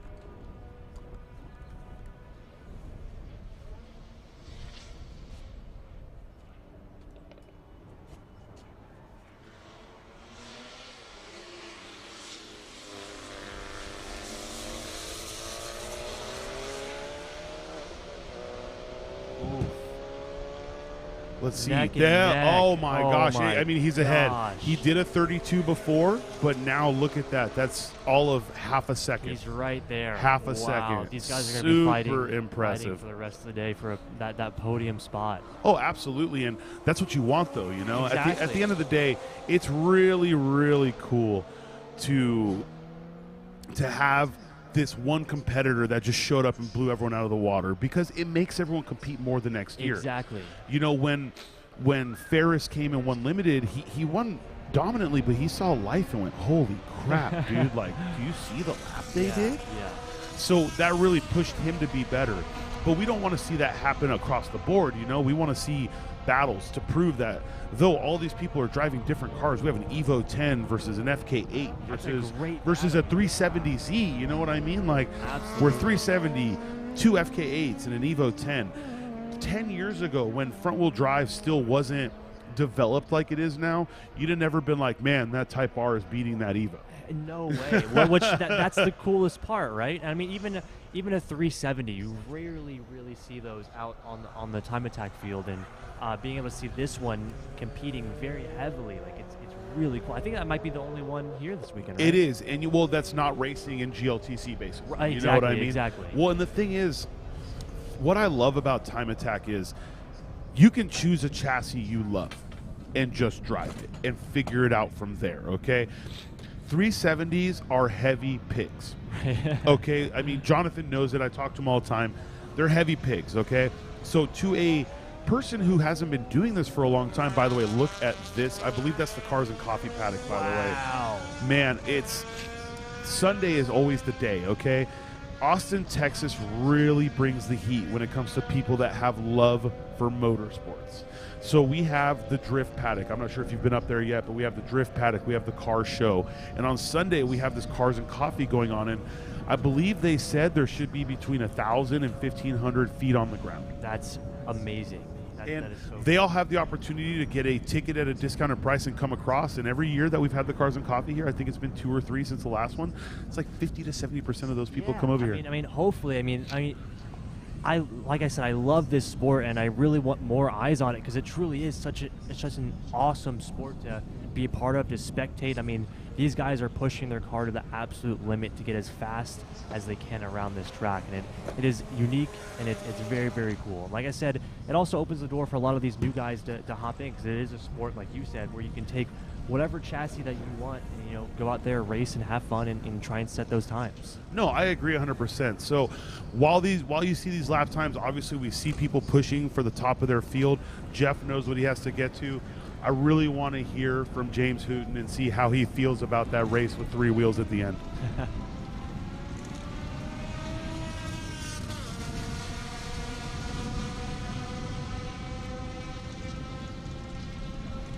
It looks like we had a little bit of technical difficulties with the microphone we'll get that figured out really quick and get back to it.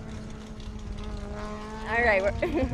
So we witnessed James just a couple minutes ago take this car 3 wheels around the track. Tell me what was going through your mind when that happened, James. So I felt it coming to the white flag. I felt it. I felt the hub start to fail, and I probably would have parked it if I didn't see the white flag. And I saw the white flag. I'm like, maybe we can hold this thing together for one more lap.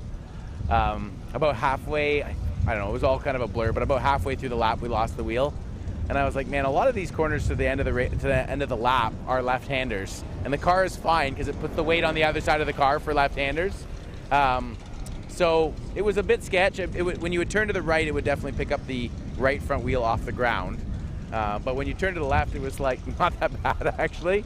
So what exactly happened? So the left rear hub broke, and when the hub fails, eventually, after let's say 30 seconds of drive time, usually the wheel falls off.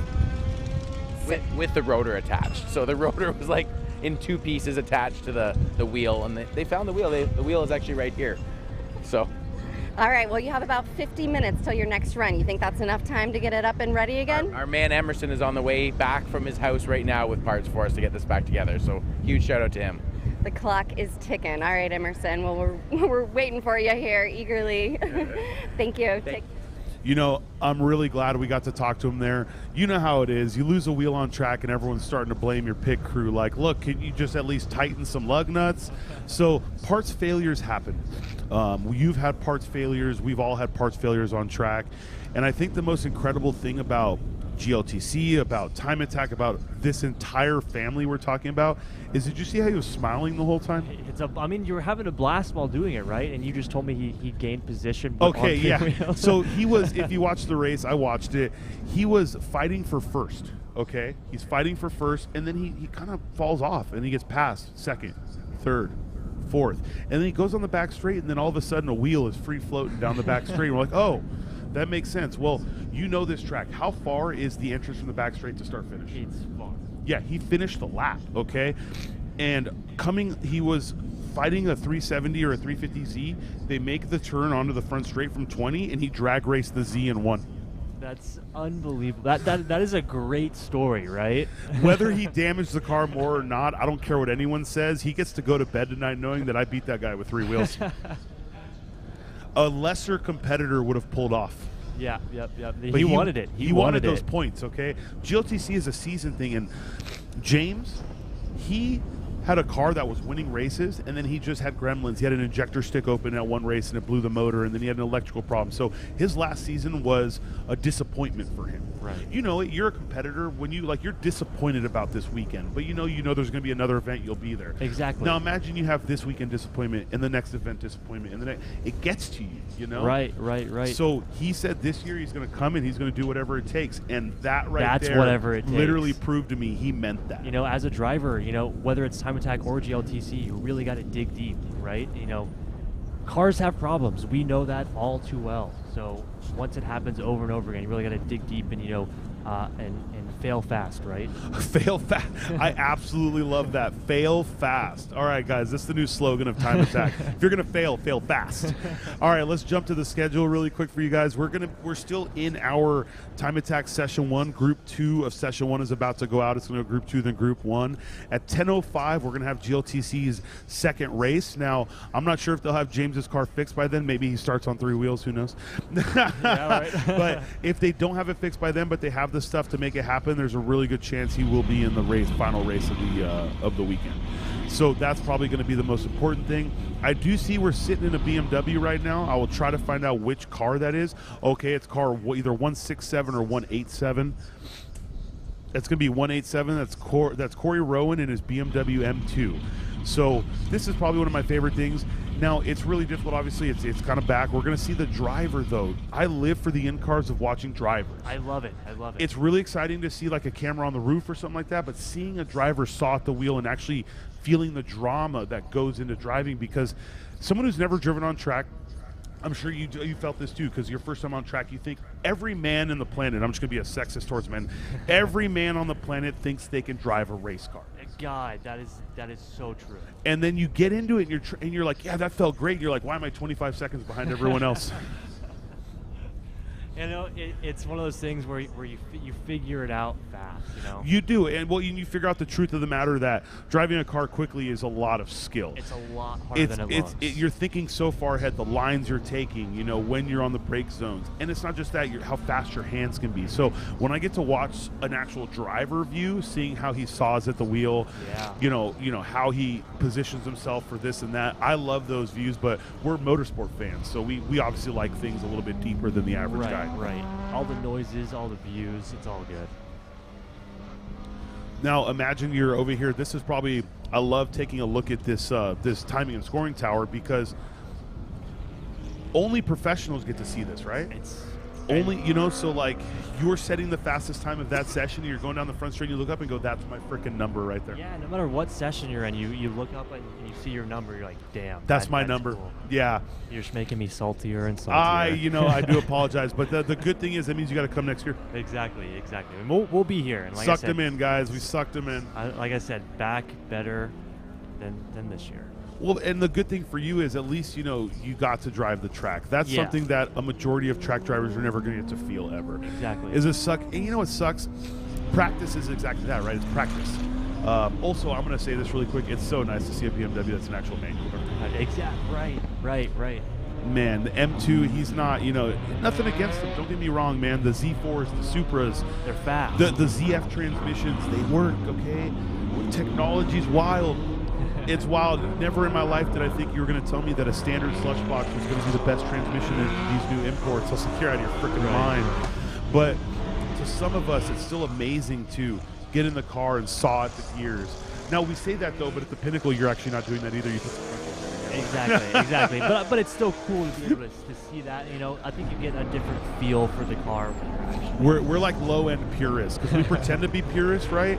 And then we see a car with a sequential, we're like, yeah, that's the one. You're like, I want that. Yeah. But it's cool to see him drive it. You can see him, you know, pedaling the wheel here. Well, and it's rough because the time change out here has changed the sun position too. You know Right. So we are absolutely, this view that we have as fans, we're like, dang, that's the sun. But imagine how the driver feels. You are staring at the sun for half your lap. Utilize that visor if you have. Oh, absolutely. And that's why a lot of people have tinted visors to swap for their helmets.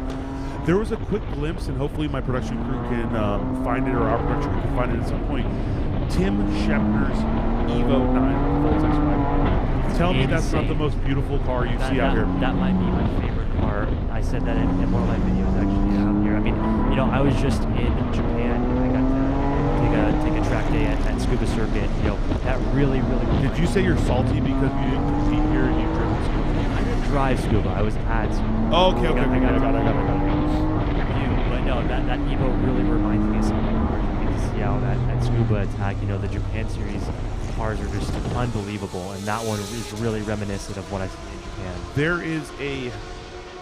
There are certain teams out here that follow a mentality of what got us into the sport, and I'm never going to tell anyone to follow one way or another. You have to do this your way.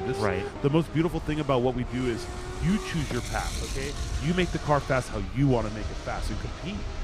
But to see a true Japanese-built car, the same thing we're talking about that GTR, right? Very HKS-esque, you know what I mean? Right. But that's what I mean, esque. You look at Tim Scheffler's car, and it's exactly what you would see in Japan. Exactly. That's what I love. That's what got me into the sport. So it is very, very cool to see that. It really is, and it's like, but then we get to see freaking Mercedes AMGs. You got a McLaren 570S with the GT3. Yeah. Here you have a 720 GT3. It's insane. Yep. I think that's actually a 620R. Oh, really? That's a 620R. Okay. That should be Thomas Thompson and Zachary Sober. It's a 620R. Awesome. Okay. So even more rare. I was going to say very rare to see. And then you have like the cars that you know in SoCal coming up the front straight right now. Johnny Hernandez in his hatchback Subaru STI. Yep. Probably, and Johnny, I love you. Please, I hope you don't hate me. The most boring looking car here, right? Legit, the most boring looking car here.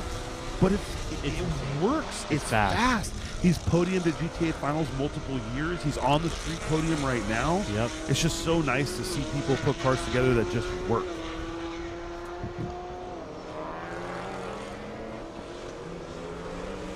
There he is. And of course, Riley's car. I mean, Riley Motorsports is not played by any means.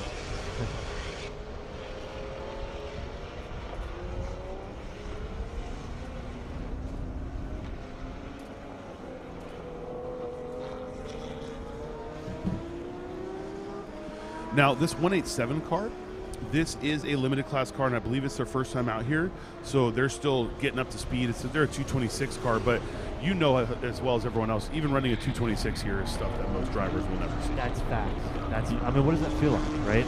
100%. I mean, and that's why when people try to put a time to what they're doing, it's hard because we're still very early in the years here, you know?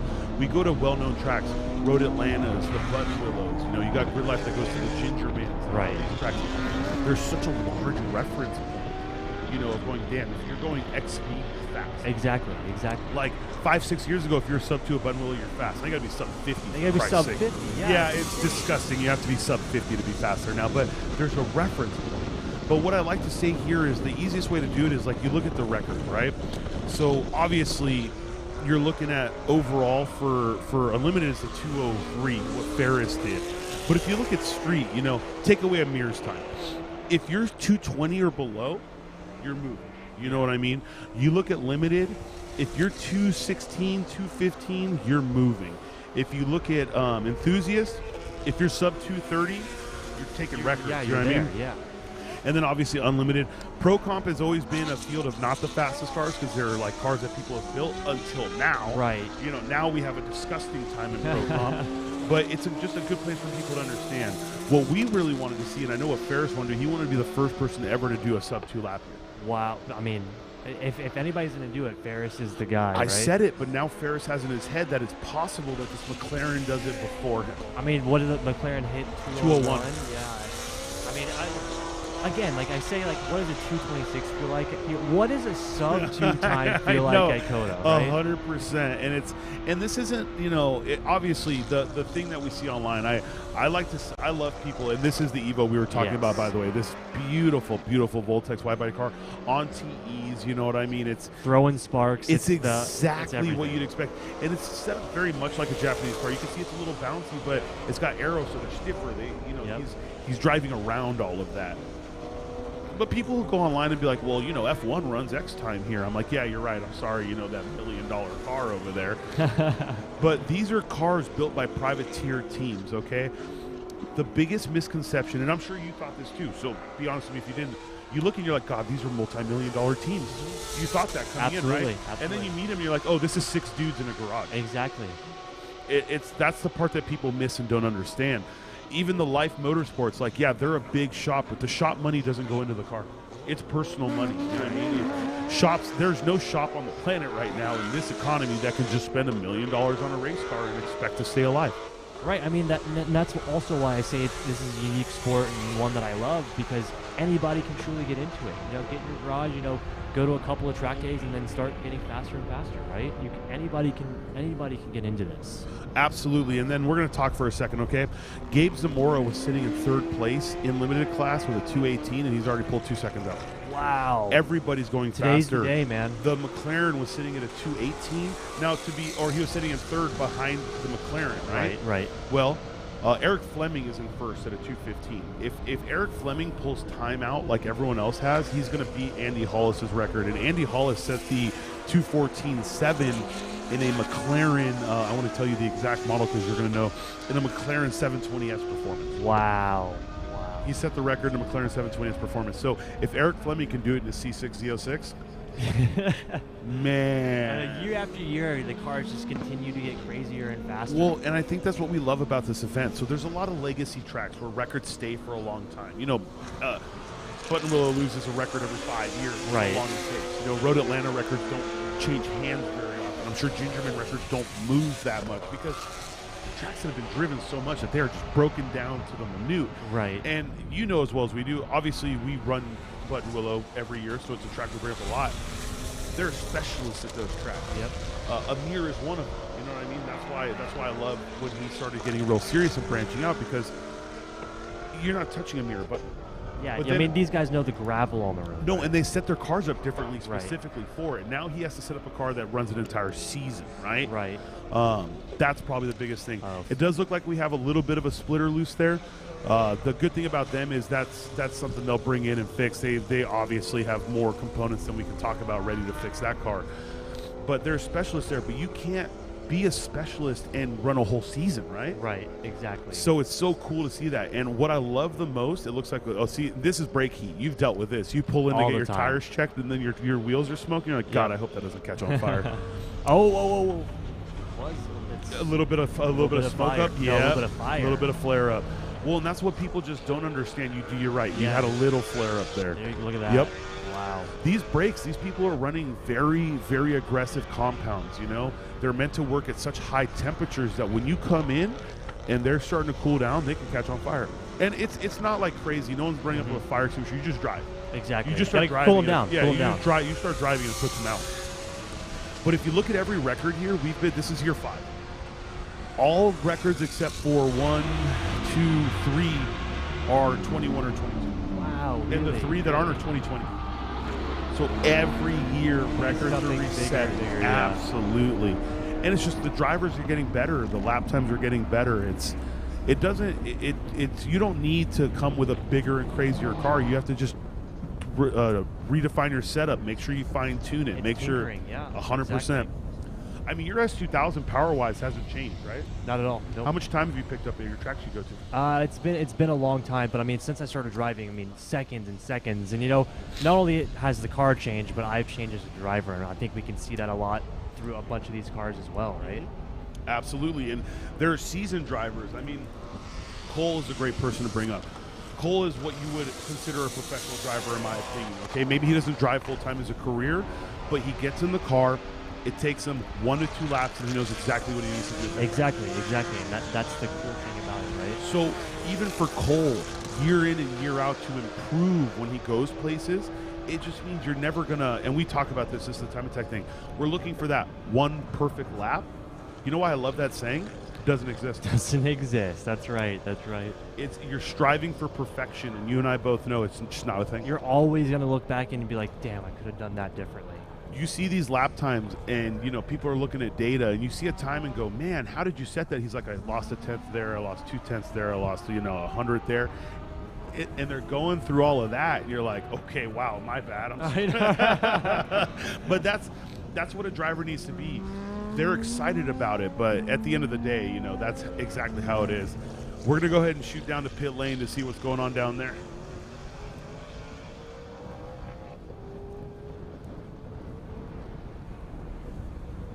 Checking in with Brett here.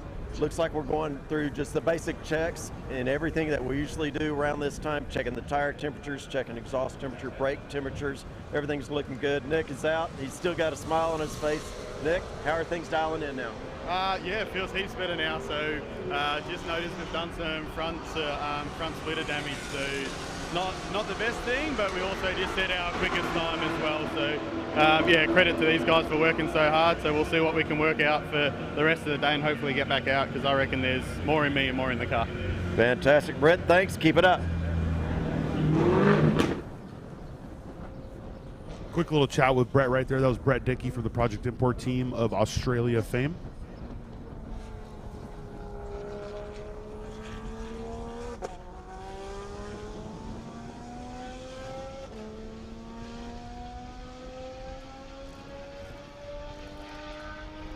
That's absolutely, and this is something that you and I were talking about, but just the shape of that car, you know, It's beautiful. 100%, 100%. I love seeing what that car looks like. The dry carbon bits, man, never gets old. Nothing about that car gets old. The aero inside, and I think what I love most about all of these cars is we can go and look at how beautiful they are outside, but 10 years ago, you were never looking inside a car and seeing how pristine it was inside. Right. They used to be wiring nightmares, and don't take pictures in there, and fuse panels, and now, you know, 2 beautiful PDMs. You have a Motec dash unit. You have the sequential shifter, and it's all business. You know, I'm a firm believer of, like, if the interior of the car is clean cut and pristine, you're gonna drive better. If you feel good in the car, you're gonna drive good. That's how it is. It's a really good way to look. It's a good way to look at life in general, right? If it's not cluttered, you don't have a million things going through your vision and your mind. Exactly. You can focus on one thing and get the job done. And then you have someone like Brett, who's a professional, obviously. He helped them set up that interior of the car for the newest iteration of it, you know, the seating position, where he wants this, where this needs to be. And obviously every driver is different, but to have a professional sit in it and go, it should be X, Y, Z, And not saying it because they think they know everything, but saying it because they know that XYZ works for them because it just fixes everything and makes everything be exactly where it needs to be. Nothing is out of sight that's important, nothing's in sight that's unimportant. Right, exactly. That's the beauty of it, right? Gabe, so Gabe 216.994 for let's go looking through some times here for point of reference, okay? Gabe Zamora's best time before this session was a 2:18.887. Zach Sober and Thomas Thompson, their best time was a 2:18.497. Wow. So Gabe jumped them by half a second already. Clayton Yates, his fastest time was a 2:19 flat. Man, all these guys are just second going and faster. Second and a half. Brett Dickey in that car, his fastest time was a 24.0. Yeah, that's 3 seconds. Wow. 3 seconds. So they've all been picking up, time left and right. Let's see if Les has somebody down there that's been picking up time also. All right, more tire checks, more brake checks coming in. We're seeing a lot of the folks getting the final details, making sure these temperatures, they're up at race temperature now, making sure everything is where they want it during the course of the race and the event. That temperature will cycle up and down throughout the day. Our temperatures are climbing on the track surface, so they've got to continuously tune and tweak.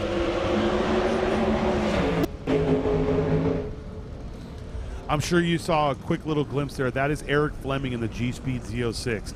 He's the one that's vying for the limited record. And anyone who's been following Eric Fleming knows he sets records in time attack. He sets records everywhere he goes. G-Speed has done an incredible job of redoing a lot of that car, engine, chassis. The only thing he's lacking is aero. And, we're time attack guys. So when you see a car like that with a baby splitter and a wing, you're like, how can it go so fast? Got it. He absolutely does. So for a point of reference, Eric Fleming's running a 2:15.453. The record is a 2:14.7, I believe. And if I could move this mouse properly, I would fix that for you. The record itself is a 2:14. So for him, he has to pick up about 0.7 of a second, I believe. I like how I spoke before I had it ready. Okay, the record is Andy Hollis, okay, in that McLaren 720S. It's a 2:14.754. Holy crap, I was right. So he picks up 0.65, and he's a record holder. But everyone in his class has picked up 2 seconds. Right, well, he's next, right? That's exactly what I'm saying. And we think that's a combination of weather and fresh tires. On a track this long that requires this much commitment, high-speed cornering, it's really hard to send it when it's 84 degrees outside and greasy. Conditions, right? Well, it's exactly 62 degrees right now. That's insane. And we've got a little bit of sunlight, so the track's heating up a little bit with all the cars. You nailed it. And a lot of people don't understand that because you haven't been here all the years, but man, like in the early years, you get here and it's like 51 degrees and an ice cold wind.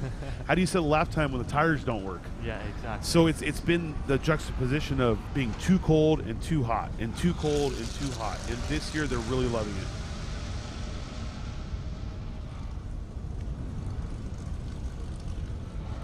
Yates set a new time as well, 2:16. Man, he's got a huge fan base, by the way. I don't know if it's one person just doing it a bunch, but I was getting screenshots of the live stream, people just saying his name, and man, look what Clayton ran. So I love people who just have the fan base, you know what I mean? So the thing I love about this the most is family. I've had competitors' parents yell at me on the live stream feed because because our production crew pulled away from their kid mid-lap. Right. The love and commitment that the family brings is, I think, my favorite. And you're here. The fans coming, they're not just single people. They're bringing their wives and their kids 100%. And their entire families here. And that's something that you don't feel in a lot of motorsports. Absolutely. I mean, even doing the driver signing yesterday, I mean, you saw so many new faces, whole families that would come, and like, it's my first time. I can't wait to come back and see all the cars. It's really, really awesome. No, I agree 100%. And right now, just so the fans out here know, we're about 18 minutes into Group 2, Session 1. When this one checkers, we're going to have the final group of this session. That's going to be Group 1. That's going to be the fastest cars. I'm hoping we see Ferris set a fast lap. I'm hoping Mike was right about life and we see Cole bring the heat. Yep. Honestly, that session is not really going to consist of much talking, minus, at least not in the beginning. We're just going to want to see what these drivers do. So, what they make, yeah. 100%. So these drivers are cooling down. It looks like Clayton Yates is going to end this session on top with his 2:16.802. And you know what's crazy about Clayton? You want to talk about someone who's still building up? 6th lap. Wow. He set that on his 6th lap. Wow. See, this is what I'm saying, man. You know, you get out there and you're not going 10th, you're going 2nd. Right? 100%. And, you know, no car is fast on the 6th lap. The tires are toasted. So if he's still finding time, that means he's found a line. He's found a rhythm.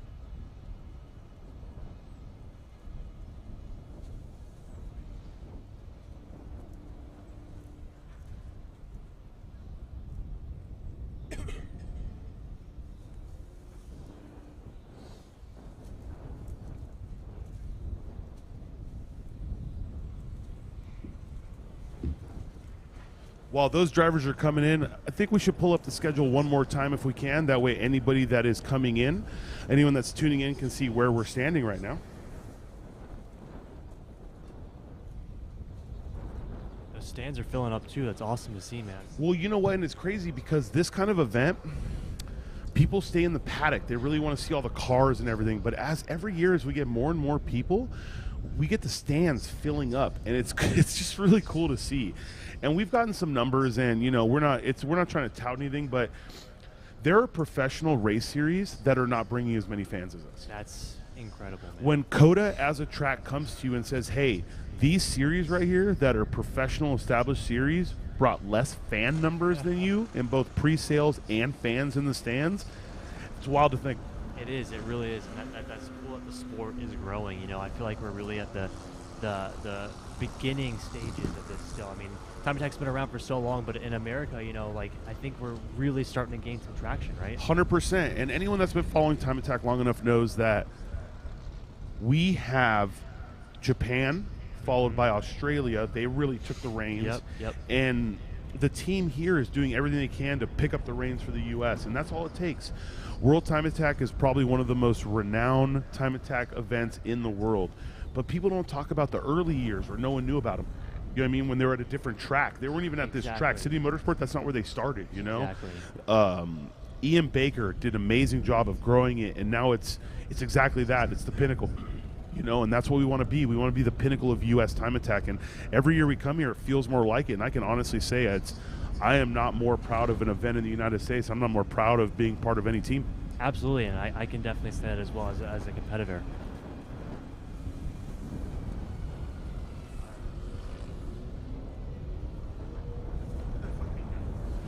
Let's get the schedule up for you guys so you can see what we got going on. We are still in the Time Attack Session 1. This is going to be the final run group of this session. Right after this, GLTC's into their second race. If you missed the first race, I'm sorry for you. It was a banger, okay? So you're going to have to get back and after the stream is over and watch that. After GLTC's second race, we go into our second Time Attack session of the day, starting at 10:30 in the morning, from 10:30 to 12, and then we'll go on lunch. For anybody that's here locally, the car show begins at 11 a.m., so be ready for that. Cars and Coffee is already going on in the other parking, and we have the drift paddock up top. If you're here and you want to get a little bit of your racing itch gone, don't forget there is a go-kart track, and it's just a miniature version of COTA behind the main grandstands. So enjoy the time here. Take your family around. Go drive some go-karts. Go enjoy the drifting. Just take in everything that the motorsports here have to give you, because there's not many events in the United States where you can just do all of these things together.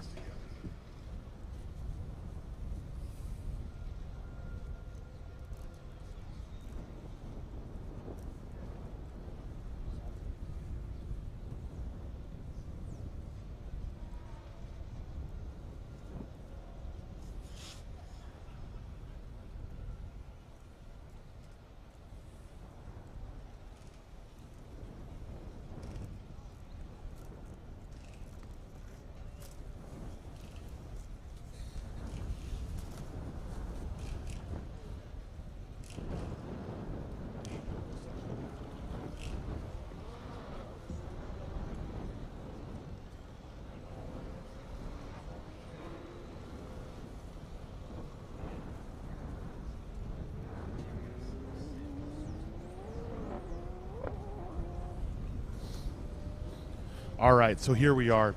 Obviously, the McLaren coming out first. We do everything based off speed differential. You know that. Everyone knows that. And unlike the lower classes, and this is no hit against them, but the biggest problem I always see is no one minds the gap. You got to keep your gap. I mean, too often, you see too many people bunch up, and that's when things get messy. And the thing about not keeping the gap is the only person you're hurting is yourself. Yep. That's it. But you'll see these unlimited cars. You'll see these Group 1 cars. And it's not just unlimited class. I mean, Jackie Ding is in Group 1, guys. This is all speed-based. You see these cars, and yeah, they may be close during the beginning of the warm-up, but once we get towards turn 15, they really slow it down because this is a 3.7, 3.8 mile track. There's all of 15 of you on the track right now. You got plenty of space. Man, you got plenty of space, okay? And that's going to be the most exciting and biggest thing. So I think the real question is it going to be Cameron Lawrence and Rafael Martinez going sub 2? Is it going to be Ferris going sub 2? Is it going to be Cole going faster than Ferris? That's what's going to be exciting this morning. Is Eric Fleming going to destroy the limited record? I mean, this is the highest drama session right here. Yeah, and like we keep saying, today is the day, right now. Oh, absolutely. Another beautiful vet built by G-Speed, by the way. It's when I showed up and we're doing tech and I see this car, I'm like, wait a second. Nope, that's not Ferris. Okay. Ferris has started a revolution. I said it earlier, and I did get a text from a really good friend out there. I want to give a shout out to Mark Yeager. Anyone from California knows Yeager. I said, Corvettes were few and far between, but they're starting to become the norm, and he's right. We had a Corvette set a record, I believe it was a limited record at Button Willow. Cody, in his Corvette, it was a C6Z06 if I'm not mistaken back in the day, and then it got beat. We didn't see him very much anymore. We saw him here and there. A competitor named Riff had a C7 Z51. We had Stephanie Simo and her C6 ZR1 in Unlimited, but they were not the norm. They were the outliers. But we really feel that these Corvettes, they've found a home in Time Attack. Absolutely. And shoot, they found a home in Grid Life. The freaking spec Corvette out there. Yeah, oh my goodness. Oh, here we got Jackie Dean coming in too. That's another good one that we're going to be keeping an eye on, right? Man, if he could pick up a few seconds, it'd be huge. It would be huge. And it's not that he isn't capable of doing it. He absolutely is. The maturity that Jackie Ding has gotten over the years. When he had his S2000, he was known as that crazy driver, always going off, always causing a ruckus. And you're young, you're headstrong. I was there too, right? 100%. You're headstrong. You're like, I got to do this, and I got to be the fastest.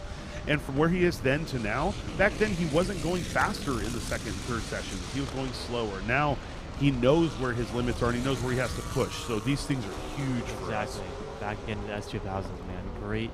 If you really want to learn control, great car.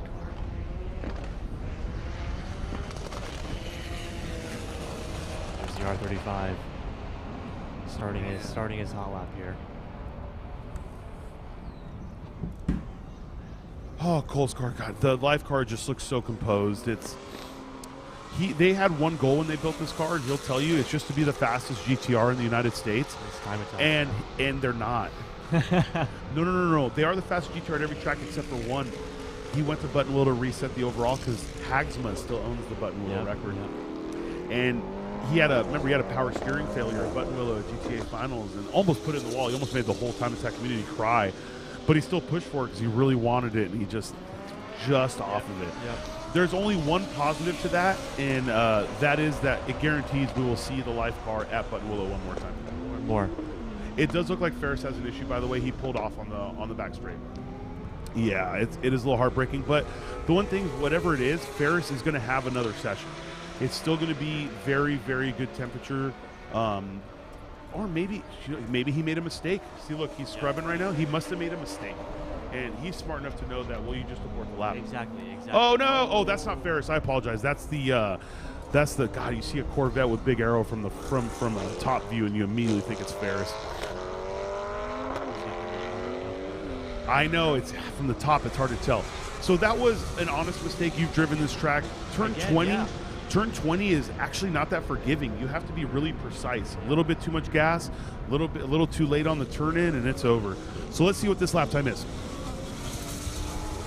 A 2:01.979. Right there. Man, so he's going to probably go for one more lap. It's hard to say because this is a two-driver team, and funny enough, they have been switching drivers mid-session.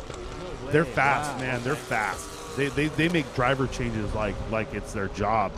Jensen Little with a 206.336 in his beautiful LMP. Ferris at 218, so he's definitely going for another one.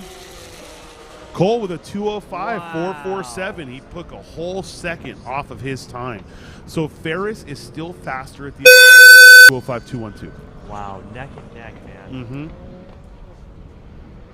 See him do a cooldown. Yeah, well, so what Life always does is he's going to do a cooldown, he's going to bring it in.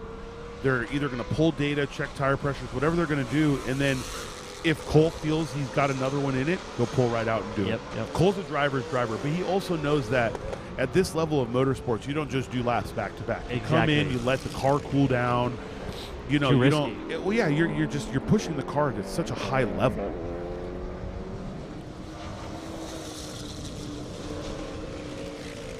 The speed that McLaren carries is just disgusting. There's Cable's Viper, 213. He was at a 214. Wow. Cable picked a whole second up. Cable is at a 214.5. So he's at a 213.4. He picked up 1.1 seconds. That's huge. I know. And like I said, hopefully the temperature here stays how it is, because if we could get one more killer session, it's just going to be so good. Absolutely. These drivers have felt it now. They know the grip the track has. They know how hard they can push it. Well, and that's the thing. You only have so much time on track, so you're not going to over push it, but you're just out there the whole session going, damn, the grip was huge. Yep.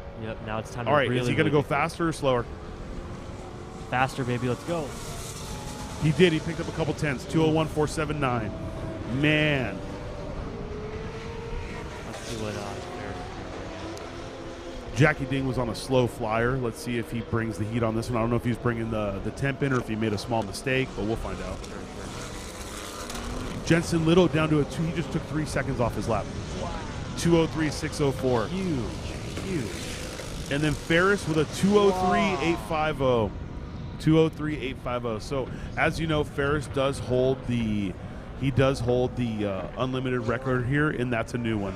His record was a 203.974.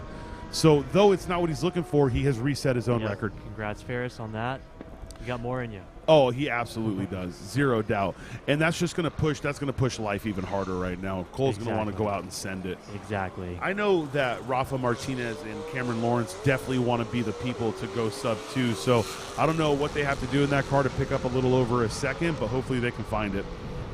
Once again, what does a sub 2 time feel like? Yeah, I agree 100%. What does it feel like?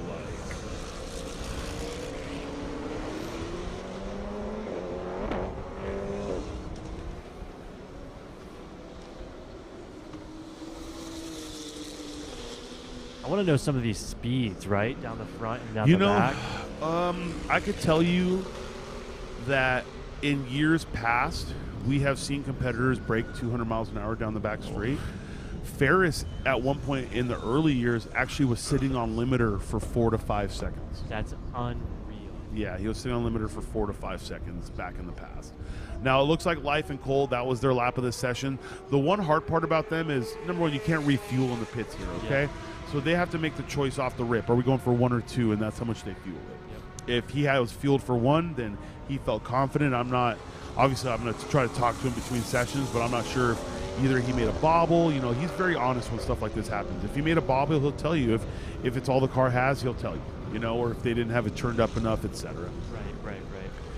He pulled a little bit more. It's 201.2 now. Let's see what Jackie Ding has. Here we go. 213.870. There it is. New street rear-wheel drive record, Jackie Ding. 213.870. Oh my! The previous record was a 213.894. Now I'm going to keep saying this, guys, so don't take it as a negative. Let's make sure the time is certified before we over celebrate. But Jackie was seconds off the pace yesterday.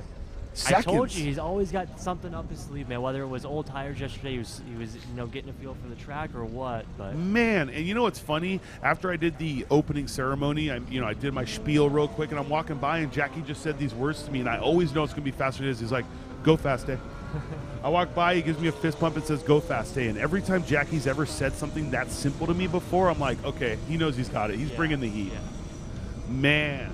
So Jackie Ding resets the street, rear-wheel drive, and overall record with a 2:13.870. You know what's wild? That's a reset by 200s. That's insane. And the crazy thing is 24 thousandths. Let's get exact. It's a 24 thousandths reset. And that's what happens. You know, that's time attack. But I feel like we're seeing a lot of that today, right? Like a lot of faster times, a lot of people resetting.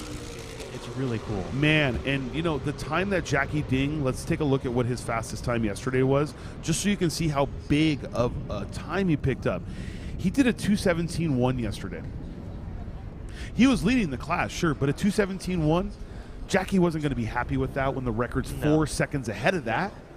So, like usual, of course, I underestimate every competitor out here. I'm like, it's, you know, he's probably going to do a 15 and have to work his way down, because Jackie's been very well known to work his way to a record. Right. You know what I mean? Just chop away at it.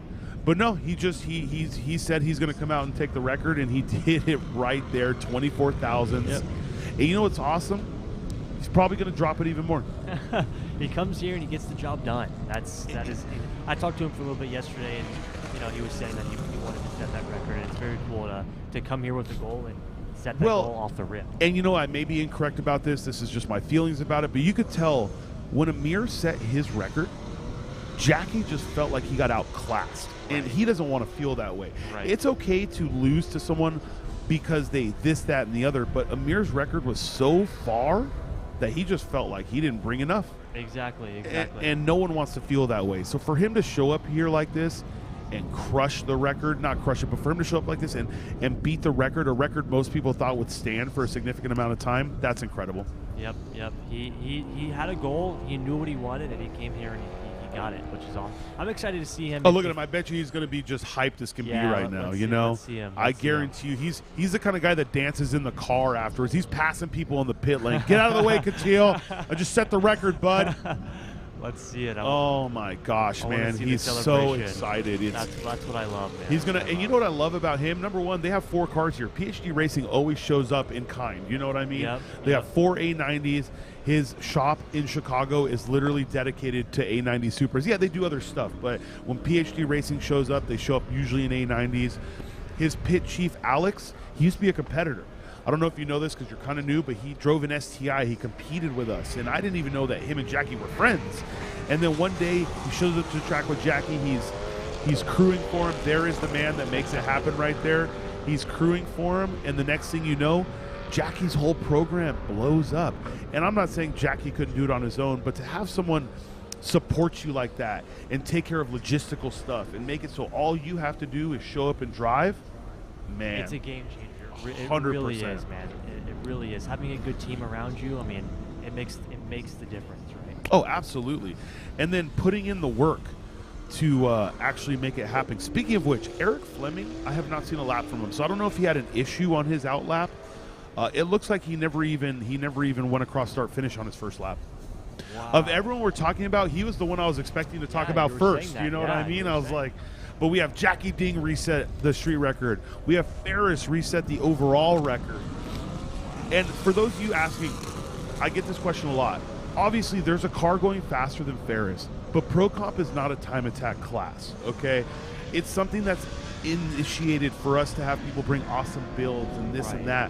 But that's not a real time attack class to us. So when we're talking about overall wins, it belongs to the time attackers. Now, the person with the overall fastest time is still getting that free helmet, with the design. Of course. He's still getting that. We're never going to take that away from him, but he does not get the honors of being the fastest time attack time. Right. It's a big difference between Pro Comp versus, built. 100%, because the thing, and people always want to ask, I can make it as simple as possible, though this is oversimplistic. If it was not a factory sold car with a VIN from a dealership, it's not a time attack car. Right. Makes sense.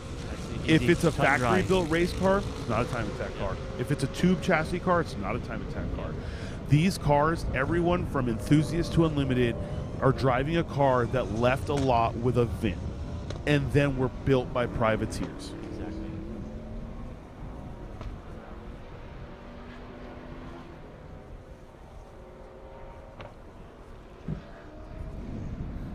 Yeah, incredible times here. Now, all I want to see is Ferris top this one off really quick and take a McLaren 720S out of the record. And nothing wrong with the McLaren, by the way. We see them out here. But there's always going to be the purists of us, right? That are saying, yeah, but that's a factory, sure, it came with a VIN, okay? Yes, it sure did. That's a factory race car, right? Factory race car. 720S performance, that's a race car. So to see someone with such a mild C6 Z06 come out here, he is starting his first flyer. That's the first time he's gone across start finish, which means whatever was going on his warm-up lap, he came straight into the pits. Yep. He sounded strong right here, though. So. Oh, yeah. I mean, that LS's, I don't know what it is. Some of them sound good, some of them don't, but those cars right there, they're incredible. His builds are incredible. Let's go ahead and shoot down to Jackie Ding and see what kind of excitement he has going on down there. Jackie, dude, Oh my killing God. it. You got your breath back? I can't believe it. I think so. I went over the line, I saw 213.8. All I remember in my head was Amir did a 213.8. I don't know if I did it, but I think I did it. And I was crying the entire Sector 1. I couldn't see a thing. I was watching traffic, watching mirrors, trying to keep everybody, trying to let everybody go past safe. But oh my God, I can't believe it. I'm out of voice. I'm spent. I don't believe it. You earned it, dude. Thank you. There you go. Way to go, bud. How about that, guys? Take that bow, Jackie Ding. Take that bow. You deserve it, my friend. man. You deserve Wow. it. Honest to God, Jackie's probably one of the most exciting people to see interviewed. Did you see that? He's not only talking 200 miles a minute, but he turned Italian. His hands were moving. Gotta get that adrenaline out. 100%. You know what? It's nothing but respect for what the PhD racing team does. It takes a lot to go across the states. It takes a lot for Alex to forget the keys to the car. And by the way, you got to blame Alex. He's the team manager. What was I saying? It takes a good team manager to make things happen. It also takes a good team manager to forget keys, apparently. But big respects to Jackie and his team. That's a reset record. We are still waiting for Eric Fleming to finish making his way around. I'm really hoping that he doesn't have a failure or have to come back into the pits. We have not seen him on camera for a little bit, so I'm hoping it's not because he's not on a flyer right now.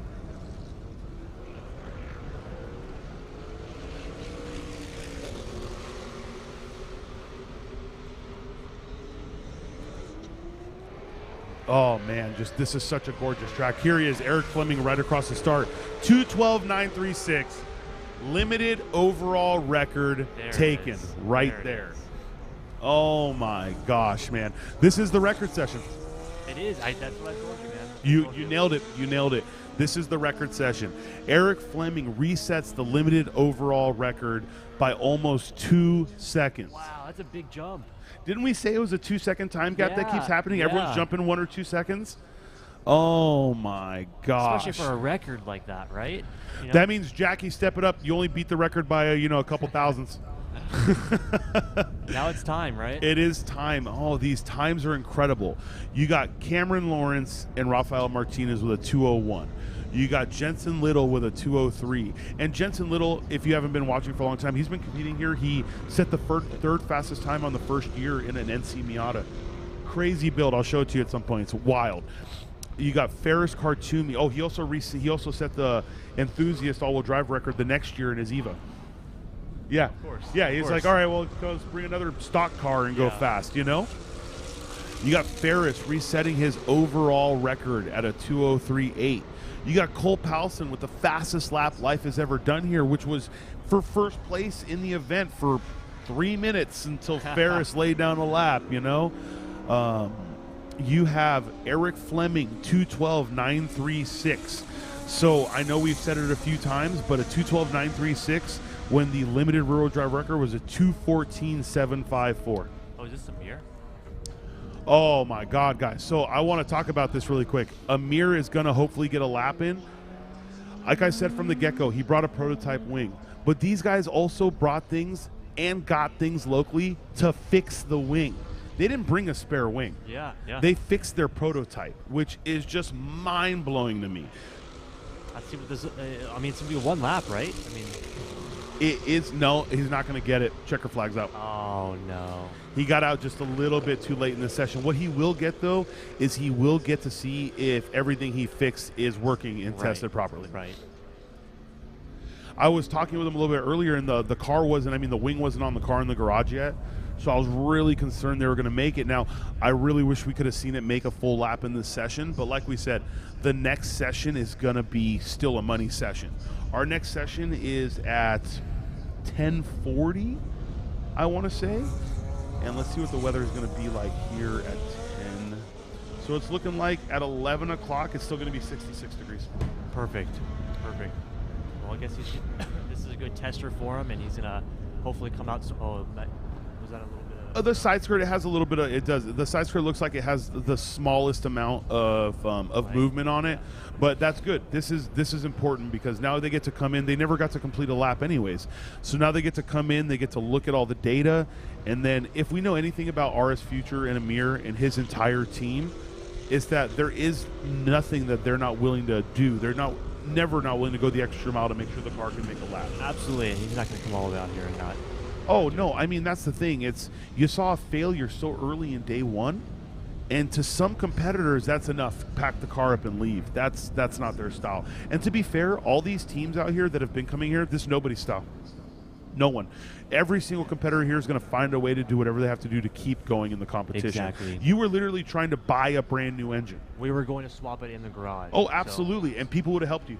Exactly. We've seen engine swaps in garages. 5 teams would have shown up and been like, let's make it happen. Exactly. And that's the beauty of the sport as well. So here he comes.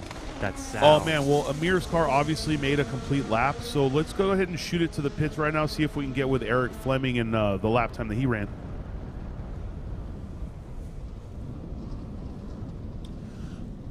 Oh, he's actually still trying to put his car in the pit. I overshot the gun there. For anybody that saw that quick glimpse of Amir's car, he was actually able to do a complete lap, which means the repair work that they did on that rear wing is done. This car is making upwards of 750 horsepower, I believe, in the range.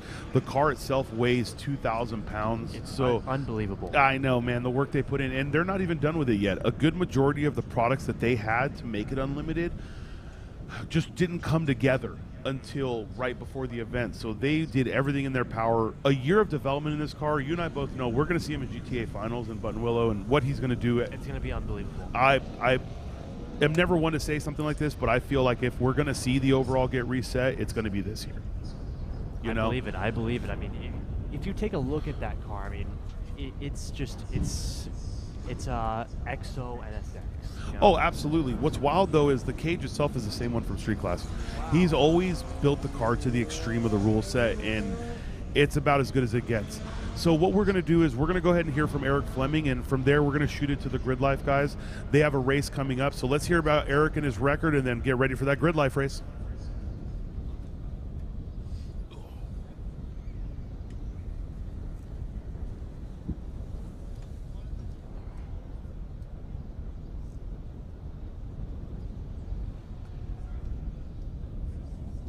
Just setting a record for the limited class. How did that feel, Eric? That was stressful as can be. We blew the bead on the front wheel on the carousel on the out lap.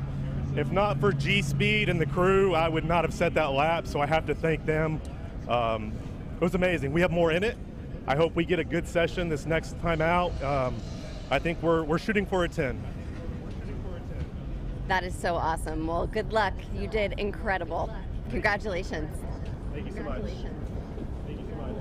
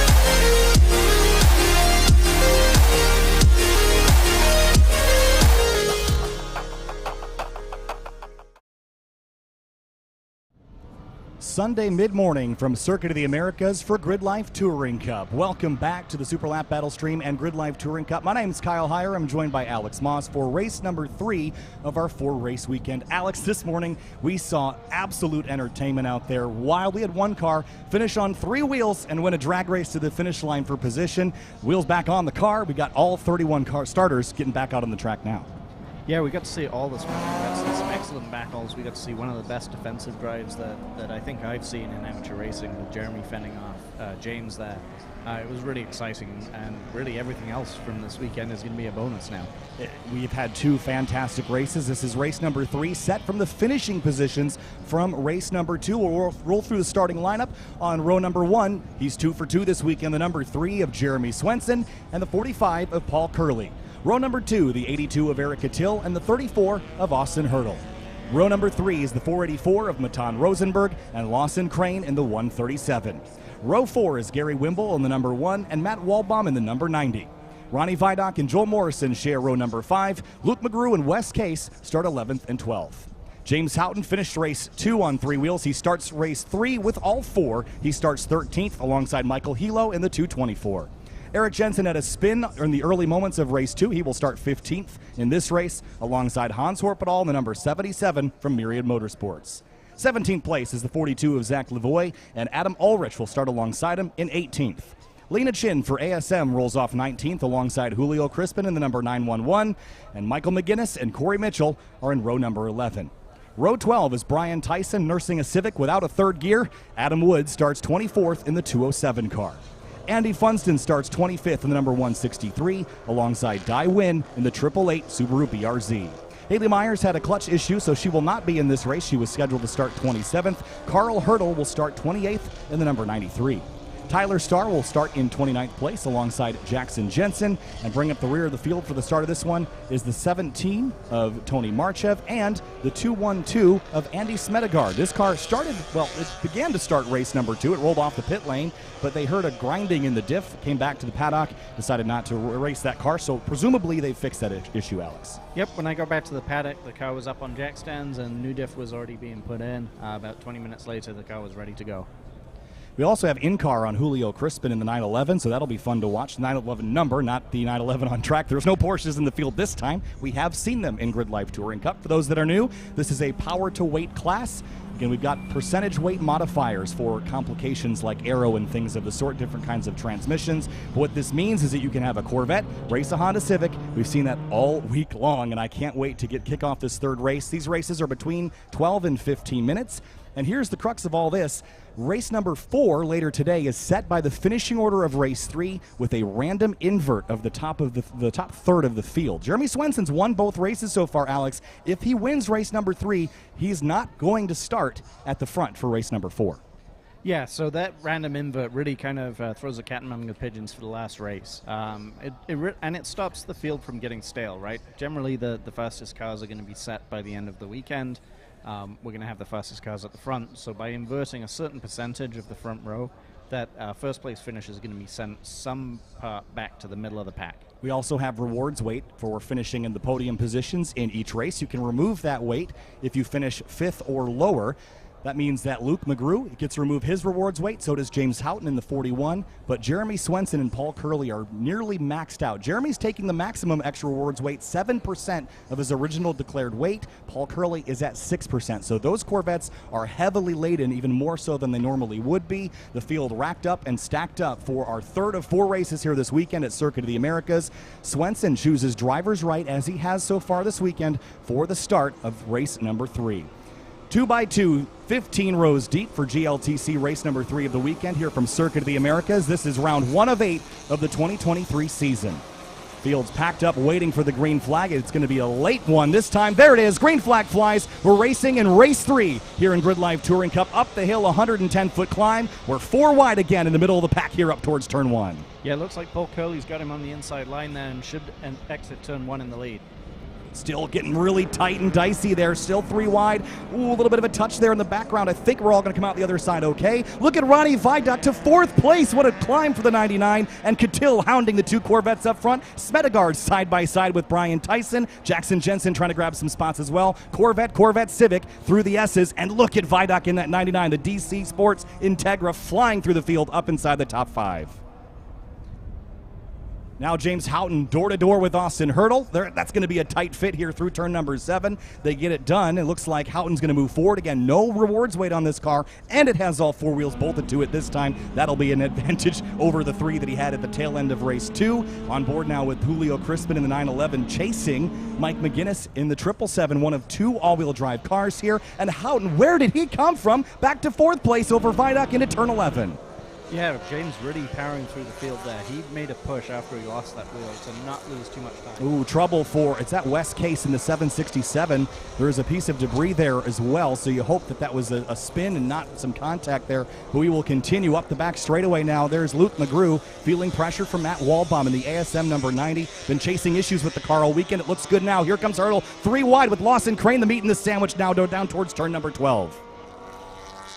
And Joel Morrison, a top 10 result for him in race 2. Gary Wimble hunting all of them down. Where do you go? There's 2 S2000s ahead, then an M3. Not a good launch out of 12 for Crane. Here comes Morrison up the inside for 13. A great lap 1 scrap as Wimble and Eric Jensen climb into the party with their LS-powered cars through the stadium section here at COTA, Alex. Yeah, we saw Austin Hurdle go a little bit wide out turn 12 and use that really to his advantage to get a good run on Luke and stay alongside him.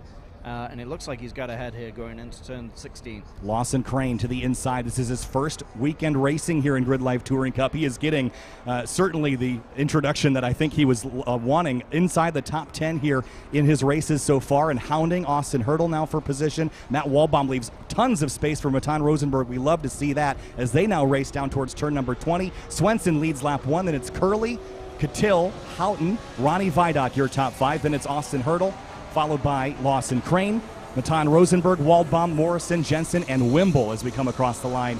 Great first lap, Alex, as we head up the hill towards 1. Yeah, and it looks like really the first time we've seen the leader of the race be able to not check out completely, but check out a little bit up front and build a gap at the start of the race. So far, we've just seen these cars battle all the way through the race. And he is laden with tons of weight, so I expect that car to fall off a little bit. Houghton up 10 spots on the opening lap as Waldbaum tucks in behind the 44. The 18-year-old Matan Rosenberg, followed by Waldbaum and then Joel Morrison in the bright green number 71. There's Luke McGrew. He's down the order quite a ways, surprisingly, after lap number 1. He is down into 23rd place, so he must have had an issue, a slip, a slide, or a spin, because he is not where I'd expect him to be running after just 1 lap here.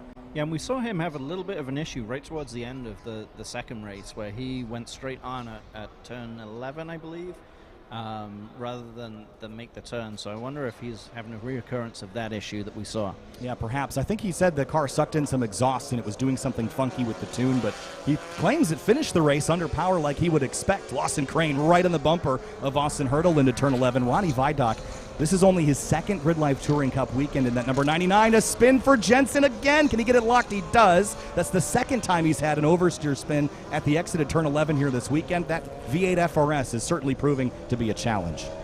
Yeah, I spoke with him actually between these 2 races, and he had mentioned that he's trying now to turn off traction control and drive a little bit less with the assists on.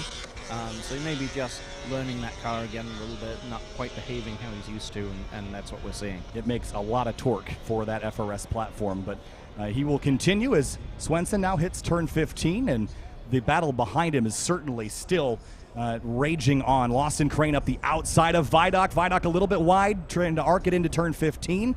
Crane not going to make the move out this time here, but this battle for position, this is all for 5th place rather, as now the 34 has completed that pass on the 99.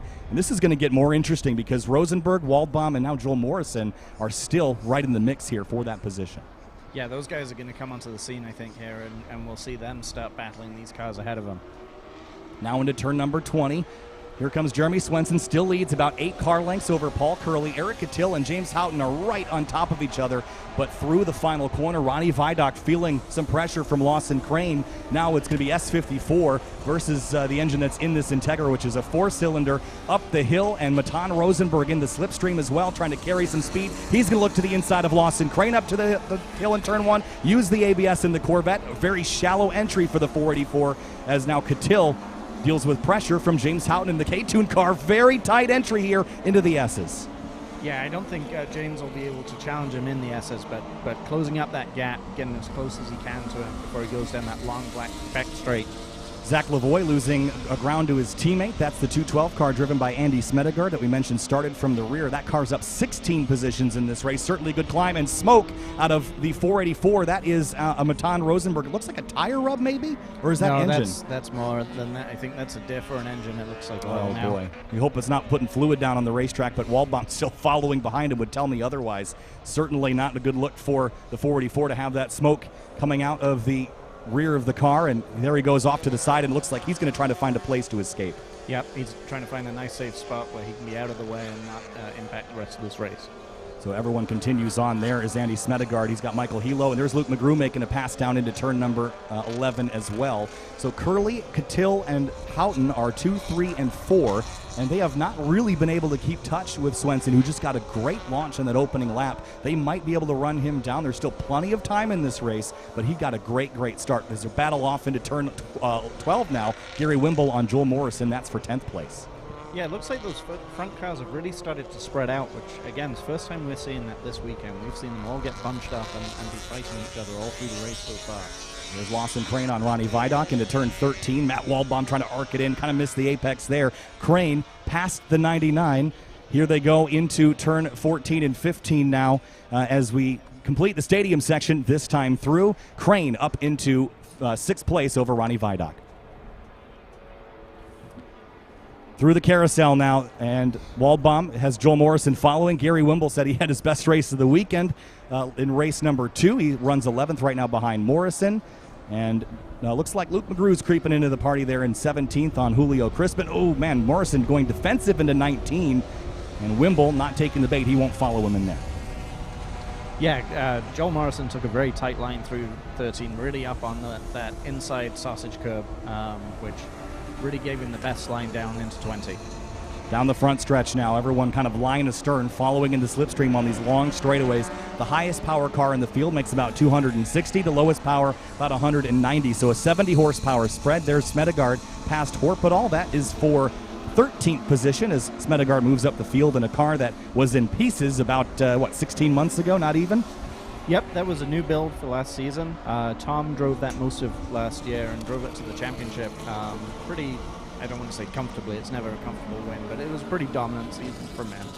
3 S2000s trailing through the S's. There's a car we haven't talked about a lot this weekend, that red Honda Civic Type R. That is a World Challenge TC car that has been detuned to fit the regulations. Carl Hurdle and HMA Racing typically bring a Honda Odyssey minivan set up to GLTC rules. They had a transmission failure on that before this event. They were going to run then their Acura MDX. They thought, okay, we might get crushed if we bring that. It was roll cage and ready to go, but they did bring the Civic Type R, and it looks like he's having a pretty fun race. Here's Wimble on Morrison down into turn 11. Yeah, it really just shows that you can race anything in this series and have a chance at being at least competitive for mid-pack type stuff.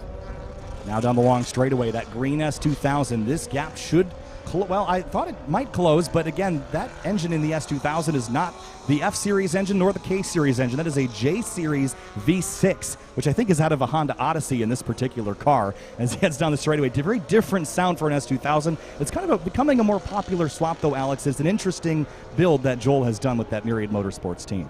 Yeah, I think when you start looking in power to weight classes, you go beyond. You can make the power you need to make with a number of different engines. So it's about how do you make the power band that you want to make that's going to be advantage.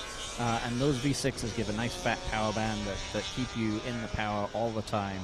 Get rid of that peakiness of the typical Honda engine. Matan Rosenberg out of the car, off track safely, and trying to investigate to figure out what went wrong with that 484 car. Here's a good look at Eric Jensen defending from the 777 of Mike McGinnis, and Eric's had a troubled weekend this weekend just with looping that car a couple of times and getting kind of caught up in some traffic, but he's back up to 20th place. His son Jackson is up in 18th. We call him Jackson Maverick. He is a licensed pilot and just recently got his IFR clearance, so he's ready to fly. Here comes another driver ready to fly. That's James Houghton up the inside of Eric Catil for third place into turn one. Tight quarters here, but Catil in a very different looking front wheel drive build than Houghton's, but Catil has been doing a fantastic job defending this through the S's, which is such a challenging area to go through side by side. Yeah, it really is, and the way he's able to hang around the outside of turn one there was really impressive to hold James back. They did it side by side through one of the S's, but James had to back out, couldn't stick it there. Catil gave him plenty of space, but Curley has not really been able to reel in Jeremy Swenson. Last time by, they were pretty much dead even on pace. Go back to Zach Lavoie and now Hans Horpedal battling for position. That's about 14th place between the 77 and the 42. Again, Zach Lavoie, the winner of the bestest driver of the season at Heartland last year. Yeah, Zach is one of the best guys in the paddock, absolutely loved by everybody. I know he has tons of family always watching these races. Die win in the 888 BRZ, a spin out of turn number 20. He'll get back rolling. Doesn't look like there's any contact or things to worry about or be concerned with as Waldbaum chases down the 99 of Ronnie Vidoc, who had a great start, has slowly slid backwards towards this battle for 7th now with the number 90.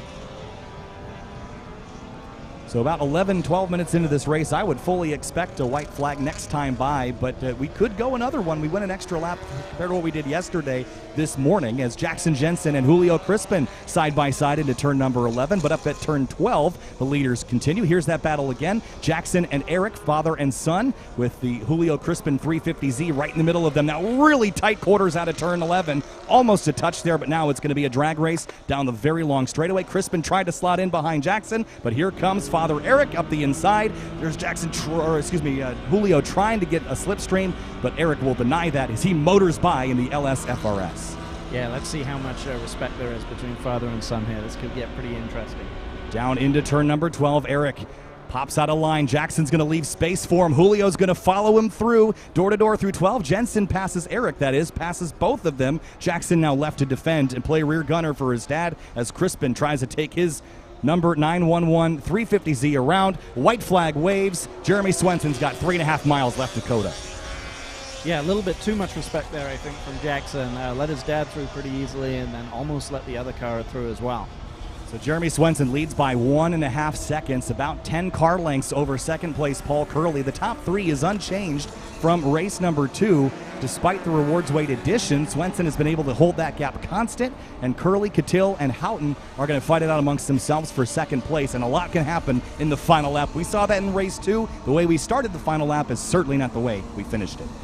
No, and as we said at the end of race 2, you know, it looked like a pretty comfortable win from Jeremy when you looked at the timing sheets, but he was fighting and defending all the way through to the last half of the last lap.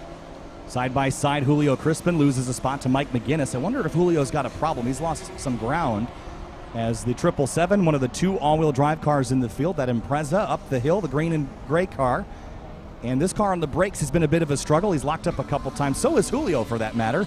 ABS not working great on either of these 2 cars, but through goes McGinnis and throttles down using all 4 wheels to accelerate down the hill and into the S's. Paul Curley's got trouble for the second place car. He pulls offline to the inside at turn 11. The second place car is stricken with an issue on the final lap. Again, we're going to have some late race drama. Yeah, pulling in right where Matan had stopped there. Again, nicely out of the way, so he's not going to impact those cars behind him. But yeah, what a shame for him. Gary Wimble and Luke McGrew battling for position. That's for inside the top 10. That will be a 9th place battle, though, with Paul Curley pulling off. So Swenson's gap, again, will grow, but now Catil and Houghton will be fighting for second place.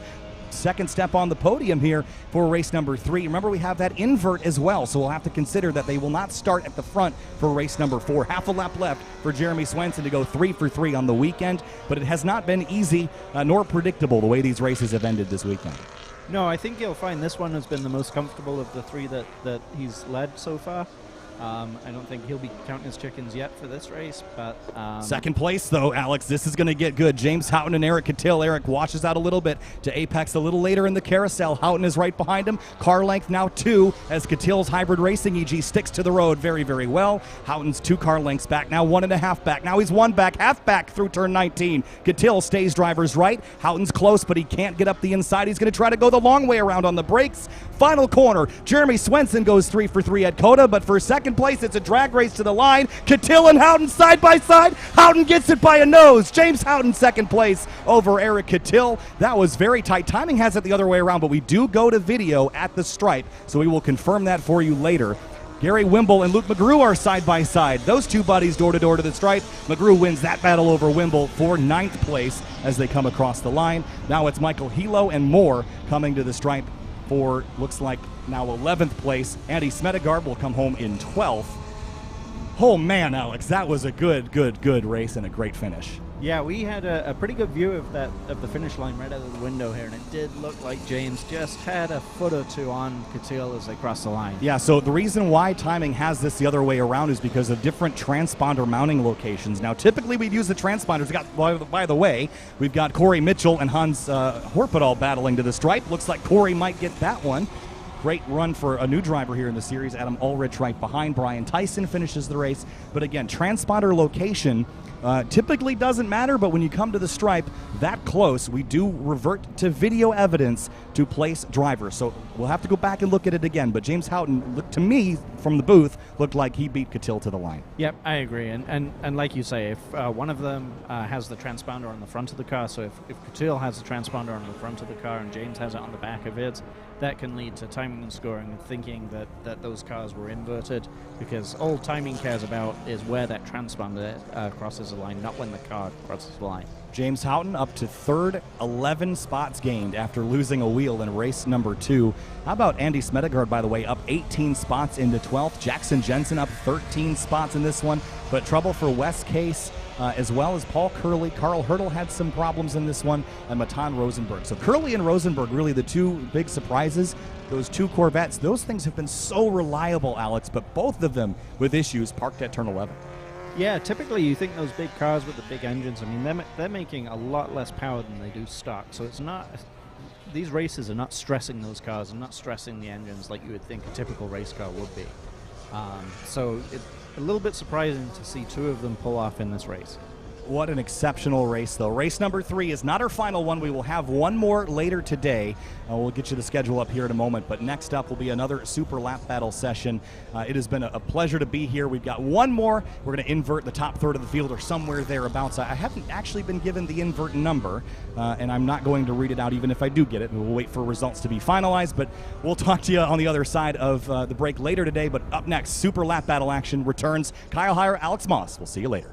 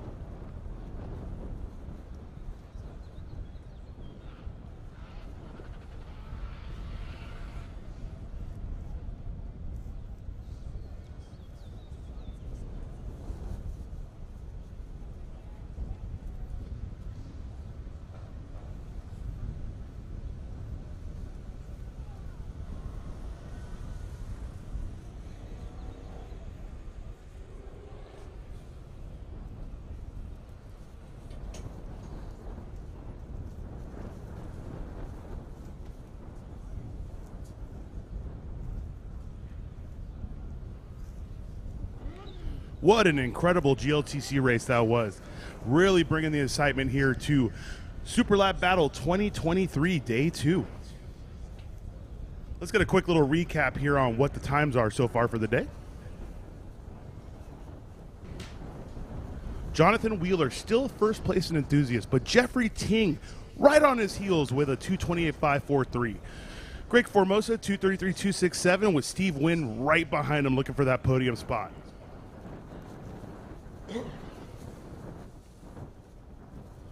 Jackie Ding in street class resetting the overall record, a 213.870. Kyle McCoo at a 222.766 with Johnny Hernandez just behind him looking for that second place.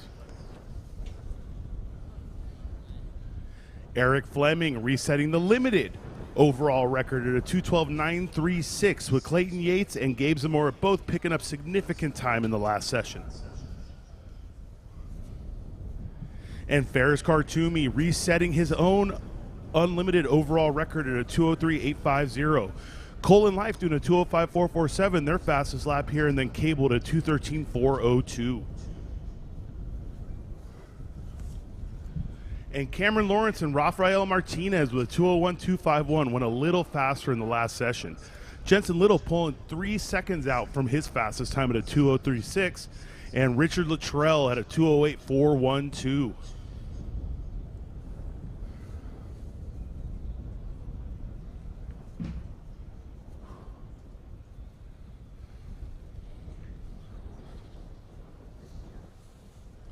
This is our schedule right now for the rest of this time before lunch. We're going to be doing our time attack session from 10:30 to 12. This is session 2.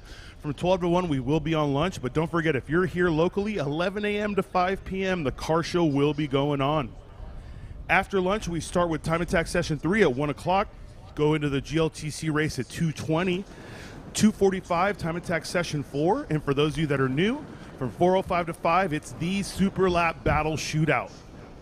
Top drivers from each class will have one unabated lap on their own to try and send it for a faster time. I'm going to throw up a few class descriptions for you. Enthusiast class, guys, this is the entry-level class.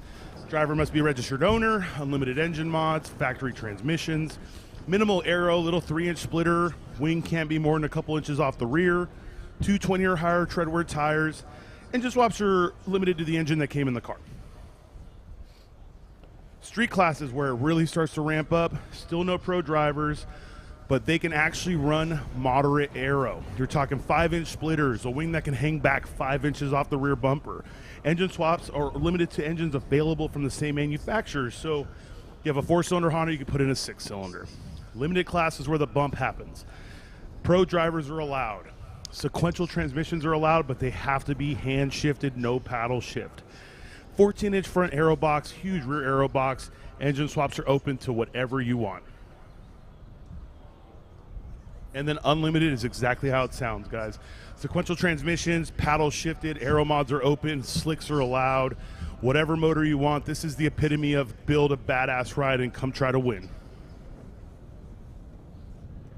Pro Comp is we built a car that doesn't fit within a time attack class. We're talking tube chassis, kit cars, factory race cars. Come out here, you have to have the safety of unlimited, you have to have the skill of unlimited, but you come out here and you try to set the fastest time possible in the car that you built.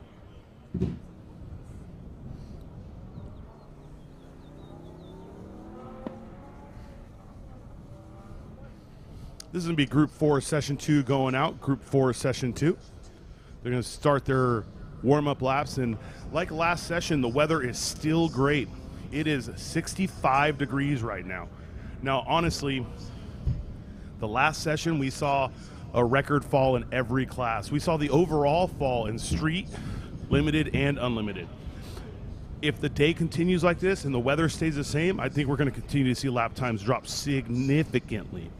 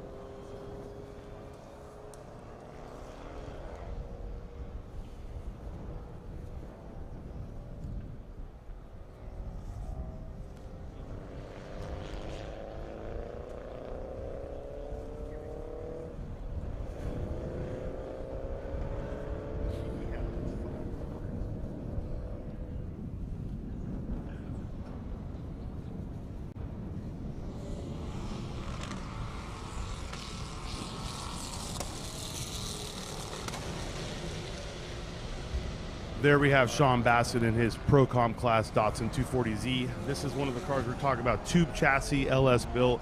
This car has been up Pikes Peak and is going to go up Pikes Peak again this year. This is a labor of love for Sean and his team. They built this bad boy from scratch, and it is one heck of a ride.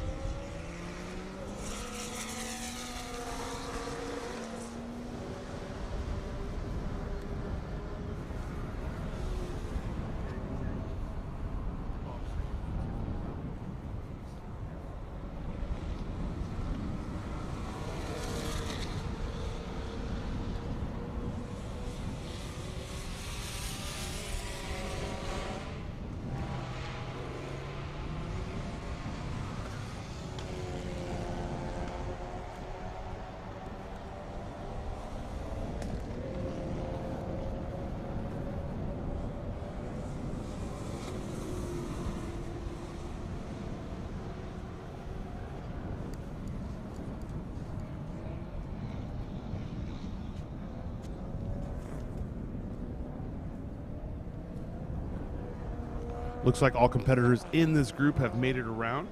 They're starting their flying laps about 2 minutes into this session.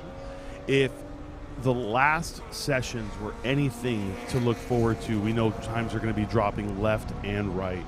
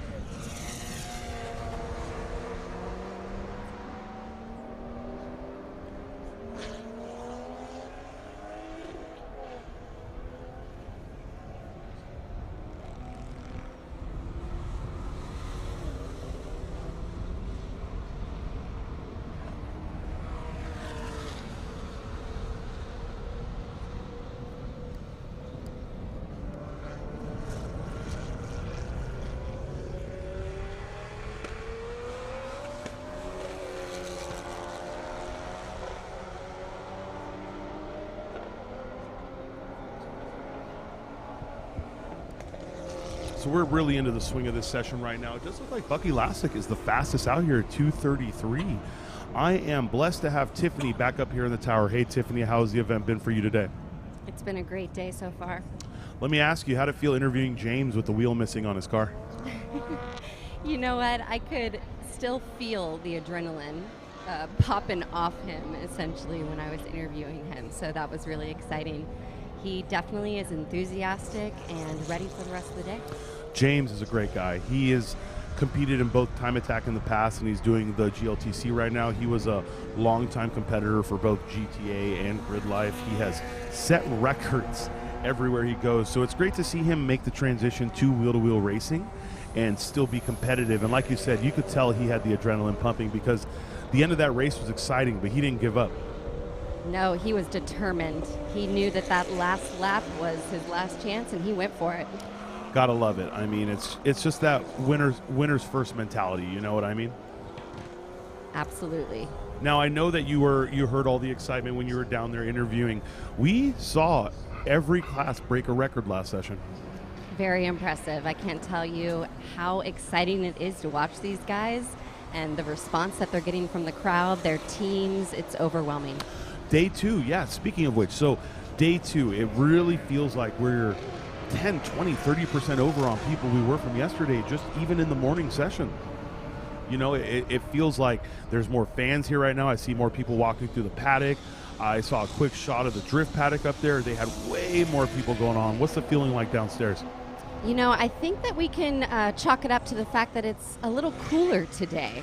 So the heat isn't quite as extreme. I think people are just here ready to take a look and see what these guys have to offer. No, absolutely. And the good thing is on Sunday, and this isn't every year, but we have Cars and Coffee going on in another parking over here.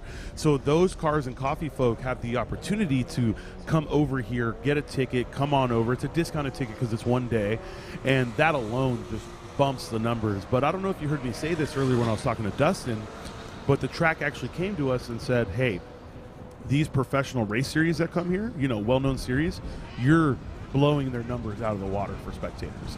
So for us to be such a niche sport and niche, you know, motorsport community to be blowing these other people out of the water means I feel that the fans and the competitors and the staff all here feel like we've really made our mark here in Austin, Texas. It's really exciting to watch.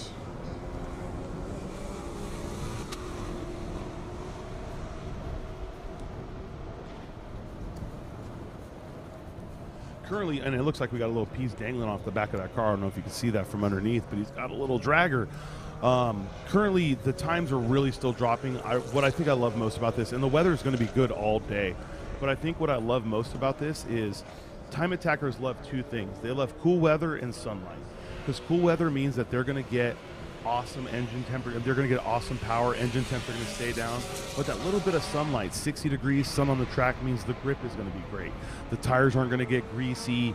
They're going to be able to go out here and set lap times that are great, and obviously the last session shows that because multiple competitors dropped 2 seconds plus in their lap times. Absolutely, and it's not as windy as it was yesterday either, so they've really got some advantages going in their favor. I agree 100%. We had a little bit of a wind yesterday, and then it kind of picked up middle of the day, huh? And then, of course, it's windy and it's hot. What's the two worst things in the world? It's 87 degrees and the wind's blowing 10 miles an hour. It's disgusting. Out of all the cars you've seen and the competitors you've talked to, what have you picked up? You know, everyone's going to have a fan favorite. Everyone's going to have a car that they really like the most or dislike the most. I put everyone on the spot. So I had to put Dustin on the spot. He had a very politically correct answer with, well, this, and that. But realistically, all the cars you've seen, all the teams you've talked to, who do you feel like you're rooting for the most right now? You know, I hate to be a basic bitch like this, but the McLaren has my heart. I know it's I know it's a little unfair, but it's just such a beautiful car. So much fun to watch. I agree. You're talking about Cameron Lawrence, the white one, the fastest car on track right now. That's it. You know, and there's just something about it also where we've all seen McLarens. There are other McLarens here right now, but there's just something of that car gives off. It gives off an air of professionalism. You know, I love the white and orange combination. It pops on the track. And as track folk, you know, on the street, I'm a guy that'll tell you I love black wheels. I think black wheels look great on a car, but they look terrible on a race car because you don't see them on track. They're just black blobs. If you pay attention to the stream, every person with black wheels, their car just isn't interesting because there's nothing to look at. But you get this bright white car with these bright orange wheels and this team that just brings an air of professionalism with them. It's a good team to root for. I think so too.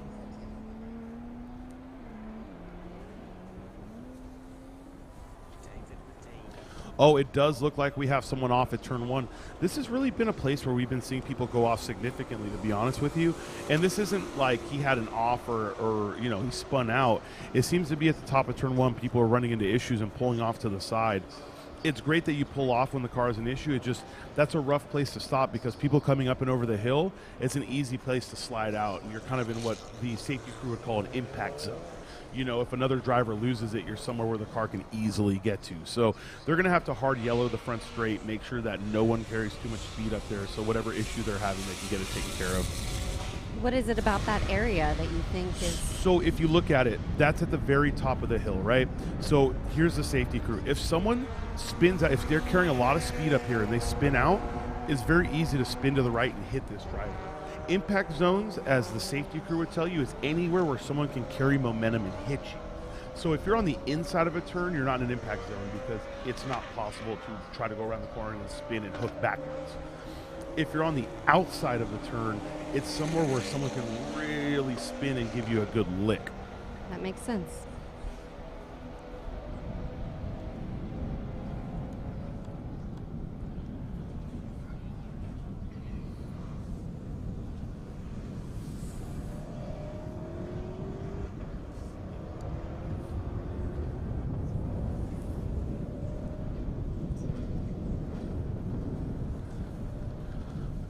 I don't see any fluid. This could be a simple issue, car lost power, car lost steering. Luckily, like anything else, it's nothing too serious. And this is going to be what looks like towards the end of the session. They're going to checker it right now just for raw safety purposes.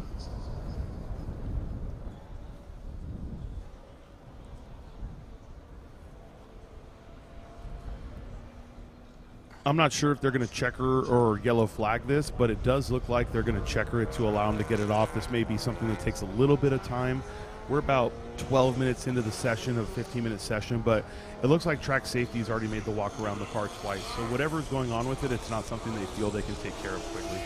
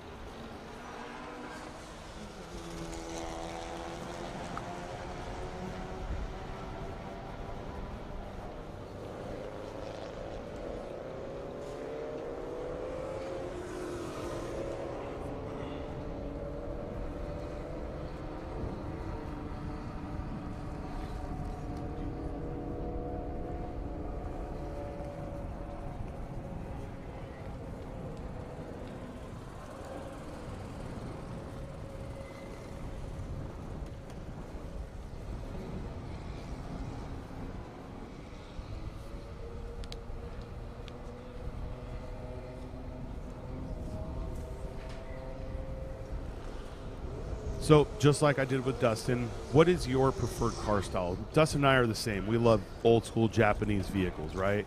So this GTR R32 right here, built to a very Japanese spec, it's something that I'm in love with. But if you had your choice of what kind of vehicle, obviously we know you love the McLaren, but what's your cup of tea? Are you an American car lover? Do you love German cars? Do you love imports? What do you think? So I definitely prefer, I'm not proud of it, but I do love Mercedes. So I love a German car. You're a German car fan. Funny enough, we have a couple Mercedes competing here. So what do you think about those Mercedes AMG GT race cars? Do those things do it for you? Those long, two-door, sleek race cars?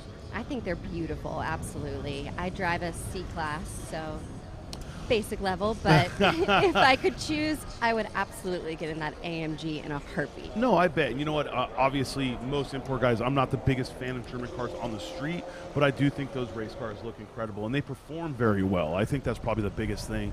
When you talk to people who run and race GT3 cars, they'll tell you that the Mercedes AMGs, they're actually the most reliable. They're built like tanks. They require the least amount of service, the least amount of maintenance, basically the opposite of what you hear about German cars on the street. I was going to say, that doesn't sound familiar at all. To be fair, they're also probably some of the most expensive GT3 cars to buy, so they're stout. That part I believe. Yeah, absolutely. It does look like we're getting a tow here. Again, it's hard to tell what happens, right? You don't necessarily have fluids on the track for every engine failure. I'm hoping it's not an engine failure, but the fact that he's pulled over to the side like that and has to be towed off leads me to believe he's got something big going on. Now, all of our competitors have tow hooks, so they can hot tow him off track if need be. So there's obviously something going on that leads them to believe they do not want to yank him around the racetrack on his own wheels.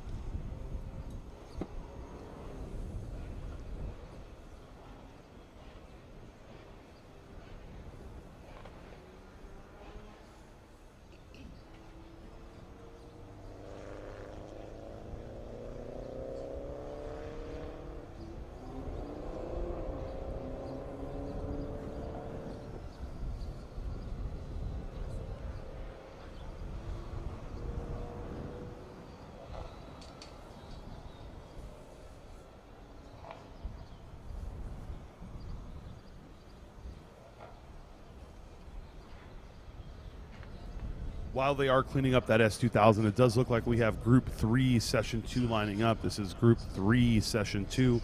Just like before, we're going to run down from Group 4 to Group 1. Even in every single run group, we've been seeing people drop lap times. You know, we look at Bucky Lasek, that 2:33 is going to be his fastest lap of the event. Dr. Black, Mr. Medina over here, he's really been coming to terms with that vehicle. So previously, his fastest lap time was a 2:38.392, and he's down to a 2:32.877. That alone is a huge drop in lap time.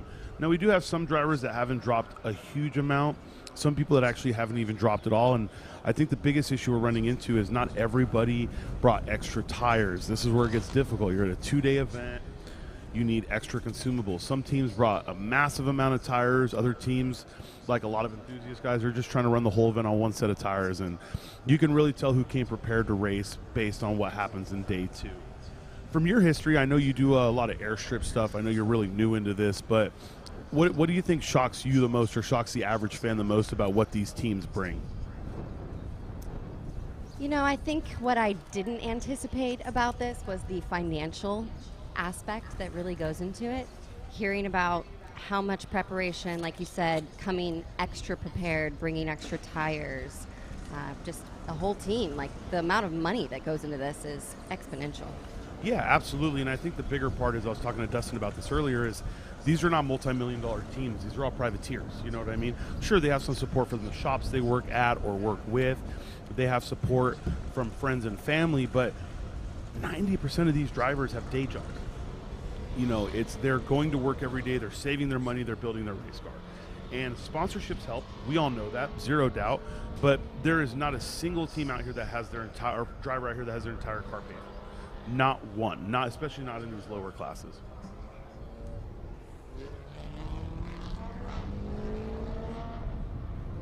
It did look, I saw Devin Hoffman pulling out of grid. I'm not sure if she has an issue of sorts, but hopefully they get that figured out.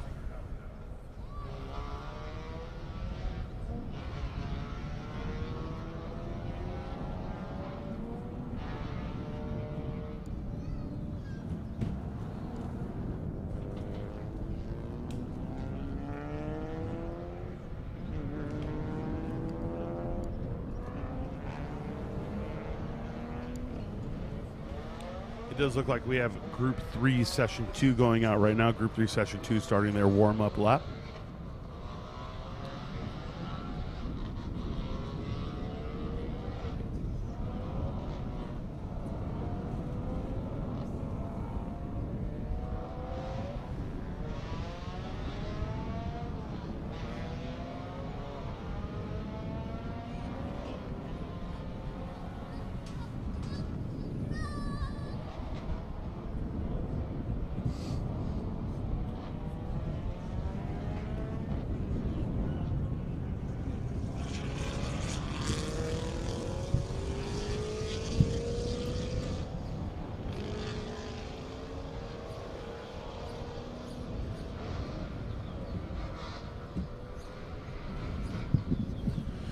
Gregory Formosa right here, he is actually sitting just in front of Steve Wynn. So in the earlier sessions, this isn't just the fastest sessions of the day. In the earlier sessions, we saw the enthusiast class with a big fight. There's Steve Wynn right behind him. I think what I love most about this, me personally, is the fights and the hype isn't just about the big name teams. It's about everyone that's come out here to compete. Not a single person feels like they're out of place. If you've put in the time and effort to come to one of these events, you're welcomed with open arms. You know, glad to see you out here. Now you better set a fast lap time because you don't get love without it.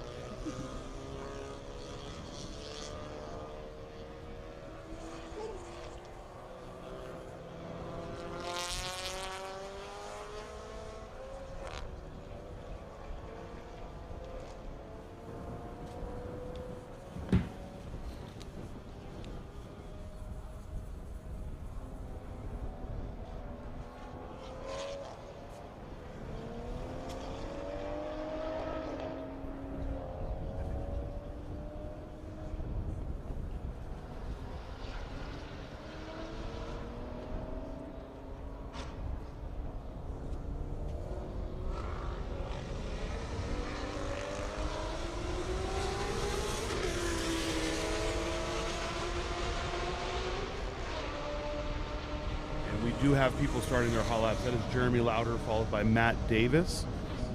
The weather is holding, so I did have a chance to speak to Ferris briefly before I ran back up here, and he did tell me that though he did reset his fastest lap time, he's super upset with himself. He completely missed turn 1. He rode the carousel incorrectly. He knows what kind of time is left in that car, and the fact that the weather is staying good makes him happy. His biggest fear was he was going to miss the prime session and miss the ability to set a fast lap time. But it looks like every single person that set a fast lap time has way more on the table. Eric Fleming, that's the one you heard me talking about, went out and we lost him. He debeated a wheel on a tire on his warm-up lap. He came in with a blown tire, and his crew got a new tire mounted back on the car and sent out in time to set a record. Now, the crazy part about that is Eric had no idea how much time he had left. He sent it, on his warm-up lap. He made multiple mistakes on the hot lap, so he himself said there's plenty of time left on the table there. It seems like every single competitor here has significant time left.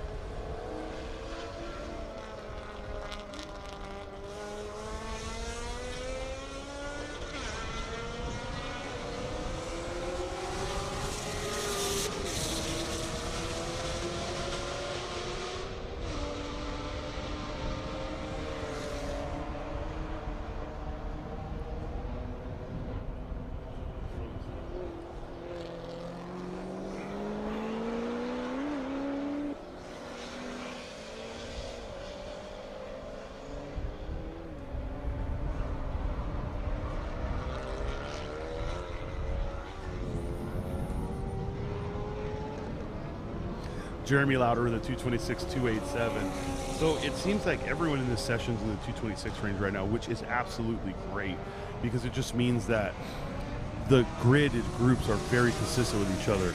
Jeremy's fastest lap of the event so far is a 225.565, which he set last session, but he did set that literally on his 5th or 6th lap, so he's going to work his way up.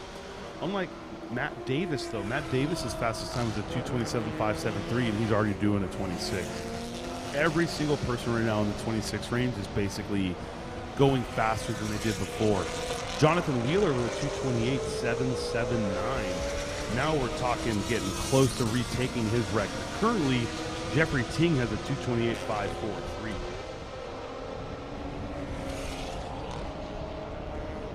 Jonathan Wheeler's record is a 228.380, so Jeffrey Ting is a few tenths off of that.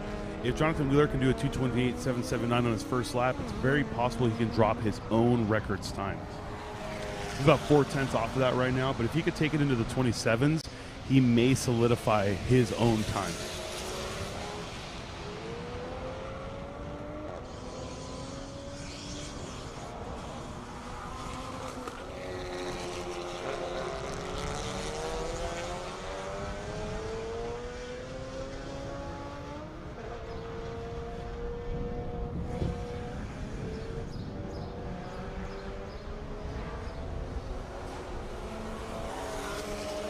Matthew Simpkins with a 226.233. He is fastest in session right now, but he's running 225.026. There is a drift paddock. You can see a line still forming over there. It's still early here. It's only 11:03 right now, but you can absolutely see a line forming in the drift paddock. The car show has just opened up and started, so we do have quite a few people over there walking through the car show area. The drivers have gotten here early, and they were making sure that they were here and ready, and the fans have started to show up. As you can see, the paddock itself is very packed. The amount of totes and haulers that are here as compared to years prior, it's a different vibe out here right now. You can really see also, not from this exact view, but you can see the go-kart track is popping. There are people on top of the tower. You can go to the tower side and pay to get to the top of that if you really want to view it from that. Obviously, I have an obnoxious fear of heights, so I've only been up there once just to do it, and I will never go up there again.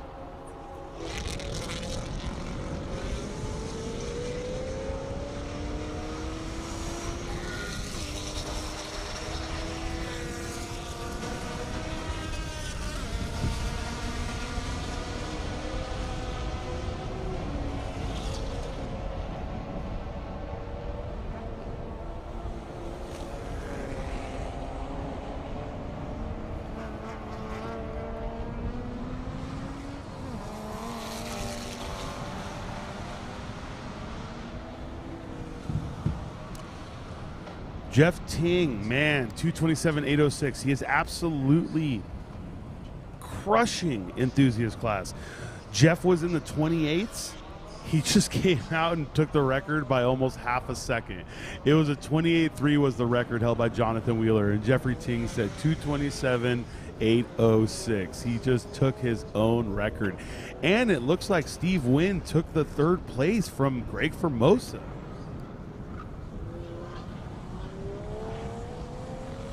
Both of them dropping almost a second. They were in the 33s, but Steve Wynn just came out and took it. So this is how it stood before this session started. We had Jonathan Wheeler in first place in enthusiast with the overall record. We had Jeffrey Ting in second with the street front wheel drive record. And we had Greg Formosa in third place in all wheel drive, third place overall in enthusiast. Now we have Jeffrey Ting first overall record and front wheel drive record in enthusiast. We have Jonathan Wheeler second in enthusiast with the rear wheel drive record, and we have Steve Wynn third place with a 232.353.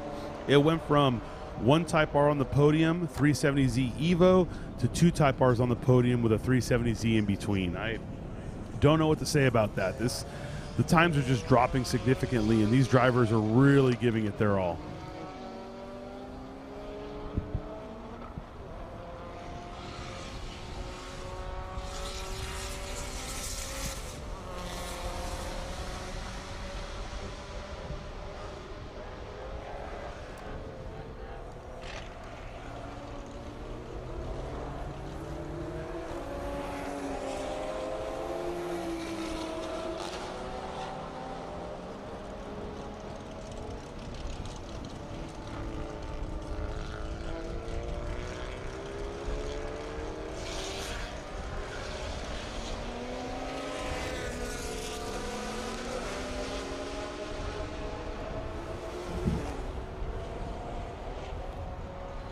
Like we said about Mr. Lauder, Jeremy Lauder, he was going to continue to pull time out. He comes out here and every lap pulls a little bit more and more. 225.1 is his fastest time. Same with Ravi, though.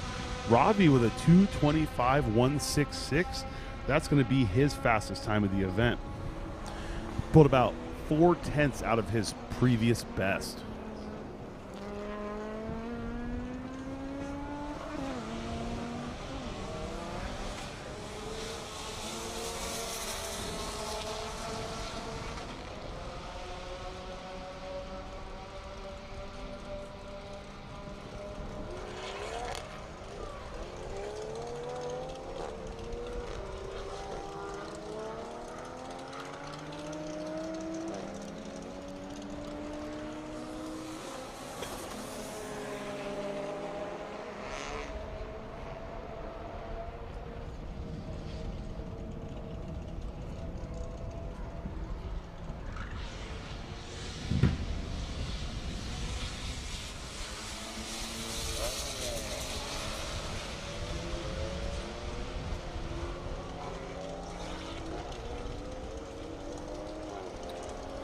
I hope Jonathan Wheeler has a little bit more left on the table, because from what it looks like, his fastest lap was set on his first lap and he brought it back in.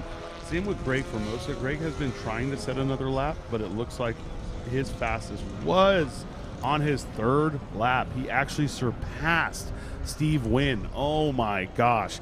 So now third place on the podium belongs to Greg Formosa again. Every single time Steve Wynn passes him before the session is over, Greg lays another flyer and takes it back.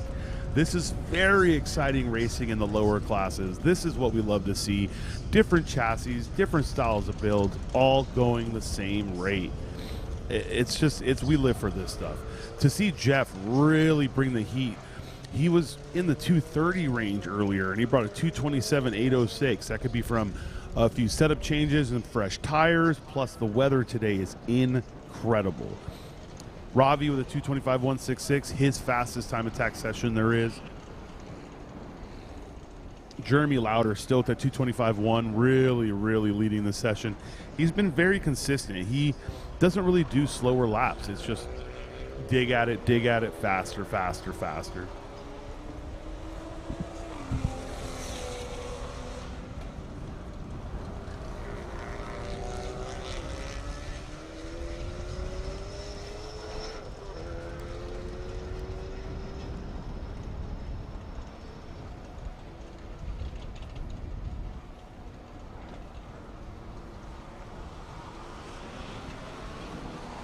It does look like Steve Wynn is going for another flyer, though. The way he attacked that curb, my guess is he just isn't comfortable with his time. I know he's not on radio with his team. I know he doesn't have any ability. The only thing he can see is if it's up on the actual tower, but the tower only shows the top 8, so he wouldn't know.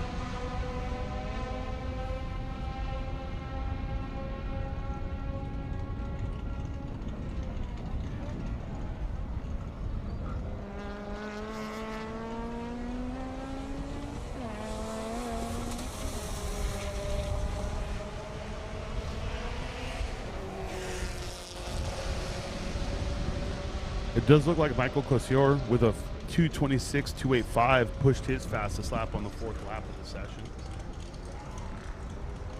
He is just a skosh off his fastest time. No, he's a skosh under his fastest time. His fastest before was a 226.303. Now he has a 285. So he's finding time and pace. It looks like Jeff is going for another lap. All of these enthusiast drivers are trying to find the pace. Looks like Devin Hoffman was able to make it on track. I know they're having a small issue with the TGVs on her car. One downside of keeping the factory TGVs, it is a street car, it still gets driven on the street, is sometimes they're going to have small issues. So I know her and her team are working hard to remedy that so she can try and lay down a lap. The new setup is good. She's driving great. She's made a few little mistakes here and there, overrunning corners, going a little bit wide, but her driving and her speed is much, much higher. So if she could just put all that together, she could crush her previous best lap time.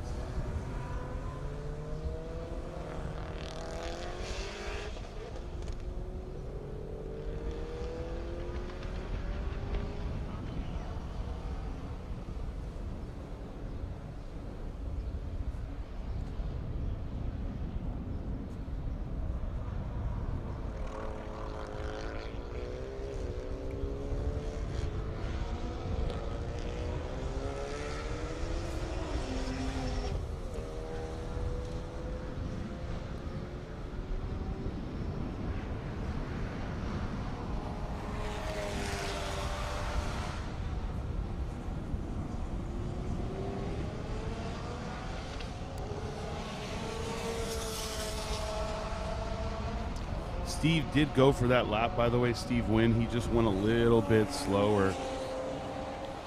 Though the weather is still amazing, it is still only 66 degrees outside. You can only put so many laps on a set of tires in the same session and expect them to hold grip. So Steve and Greg are both going to have another session to try and go faster, but I feel like both of them have reached the limit of this session as we're coming near a close.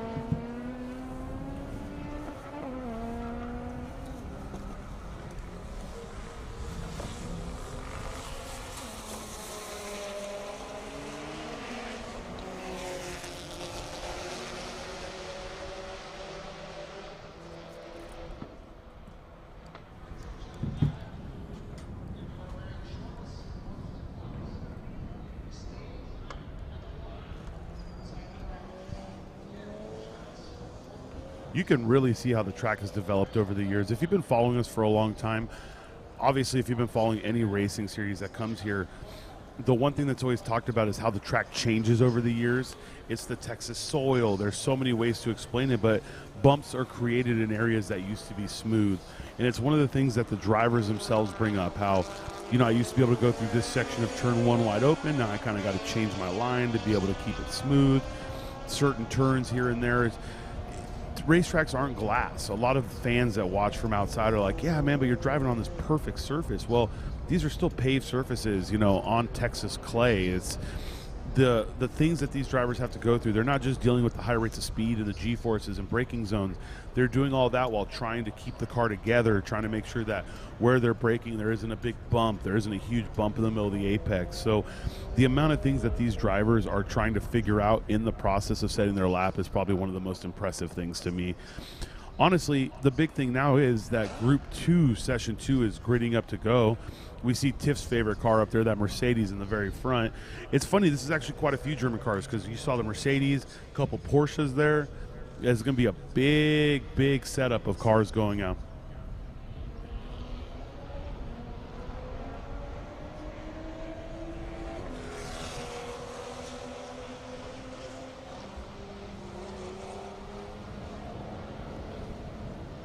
It does look like Riley's getting all set up and ready to go. Have Will Dries there. He's been helping him the whole weekend.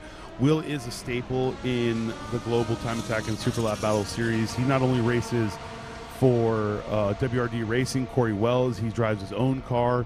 He is just somebody that can go into a car and really wring the most out of it. And he's a very knowledgeable competitor, so he's more than happy to just support his friends, support people that have supported him in the past. So with him on Riley's team, Riley has really been able to pick up the pace also. It's not to take anything away from Riley, though. Riley from Riley Motorsports is a fast driver. It does look like this session is over, though. So Steve Wynn was not able to surpass Greg Formosa.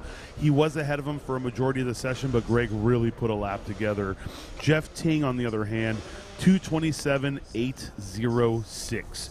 Knocked Jonathan Wheeler off the top spot and took away the overall enthusiast record. This just means Jonathan's going to have to find that little bit extra pace.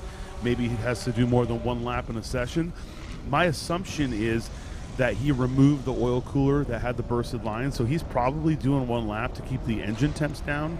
But right now, what's more important is winning, so he's going to have to try and find the pace.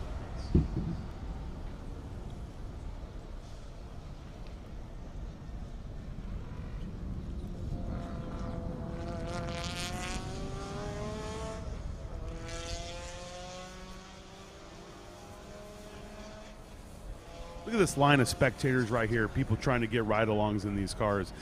Just like yesterday, they're doing drift ride-alongs. You can come out here, get on the figure 8 paddock.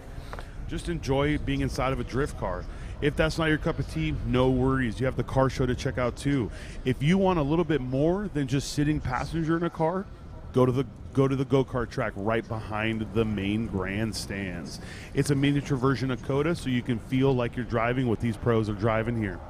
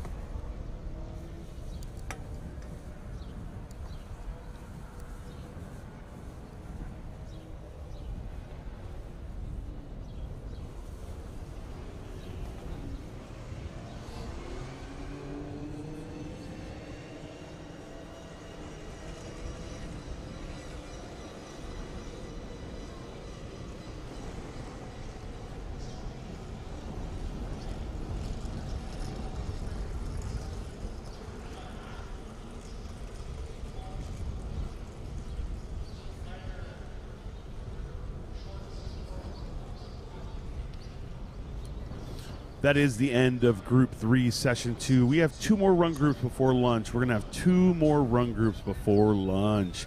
We're going to have Group 2, which is going to be full of some excitement. We have had records drop in now 3 of the 4 run groups of every single session. So let's see what Group 2 brings to the table and what the drivers in Group 1 can do again. Obviously, it's going to get warmer as the day goes on. It's still beautiful outside. It is all of 66 degrees. We are starting to lose that direct sunlight on the track. The overcast is coming. Though there is still good light outside, there's just no direct sunlight on the track. So the drivers may have to spend a little bit of time getting those tires warmed up into temp. But if they're trying to set a fast lap, this session is the time to be.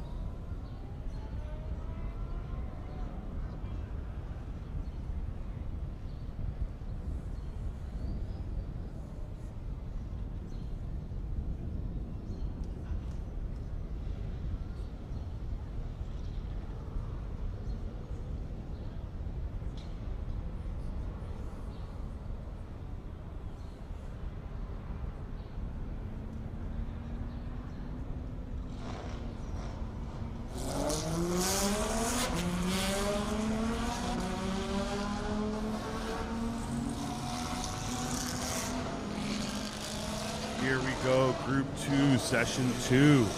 Quite a few names we recognize here from the last run around. I just saw Clayton Yates getting sent out. I want to say almost every single driver PB'd in this run group last session. Now, obviously, we're asking a lot of these drivers, okay? You came out in beautiful weather conditions and you set your personal best. It's hard to say, okay, now go do it again. But it's also hard to believe that they put it all out there. You know, it was their first session with good weather. It's easy to say that they just pushed it to what they thought was the most the car would take, and they know that there's more out there.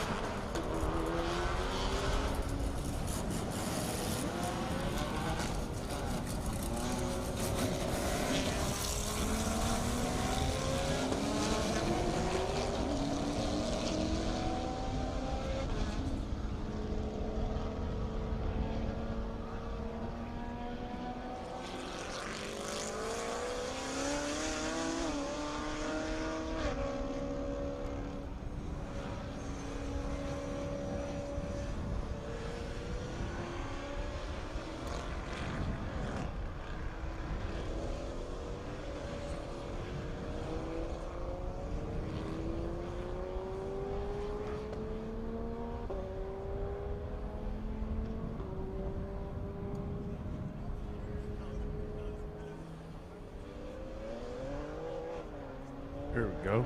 Johnny Hernandez in his GD STI.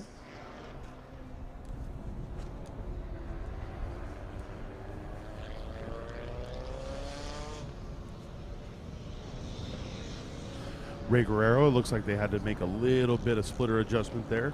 There's Tim Scheffner in his Evo 9 fan favorite car. Everyone getting nice and warmed up, ready to go. It looks like Mark Austin and Stephen Ike setting up the pace.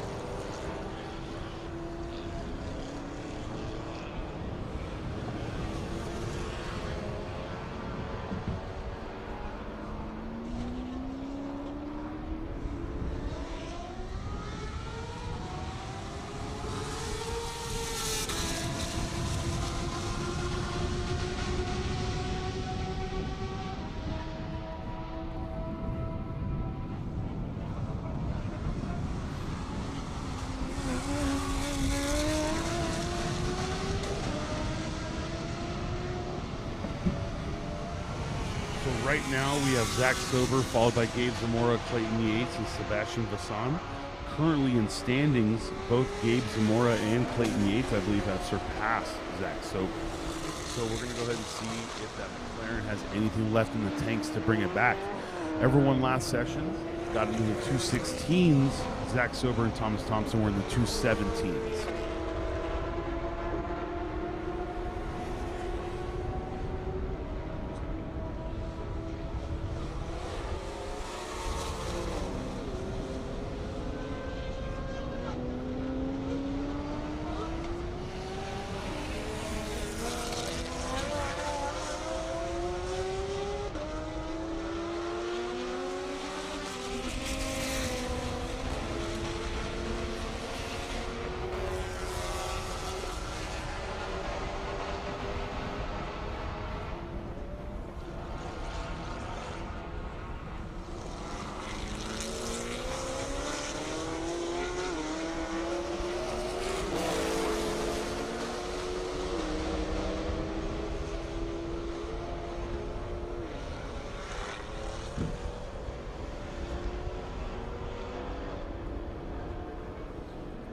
Time to see if this session is the same as the last. We did see times drop in Group 3. We saw the enthusiast record drop even more. We saw the competition actually get closer too. Usually it creates a higher gap, but both, or actually all three competitors, but mainly the two competitors in third place continuously were passing each other just within tenths. So if we can get that kind of competition here in Group 2, it just definitely lets us know Group 1 is going to be great. We do have Zach Sober and Thomas Thompson at a 2:17.771. Mark Austin at a 2:14.8 in that limited class car. Their fastest time before this session was a 2:16.2.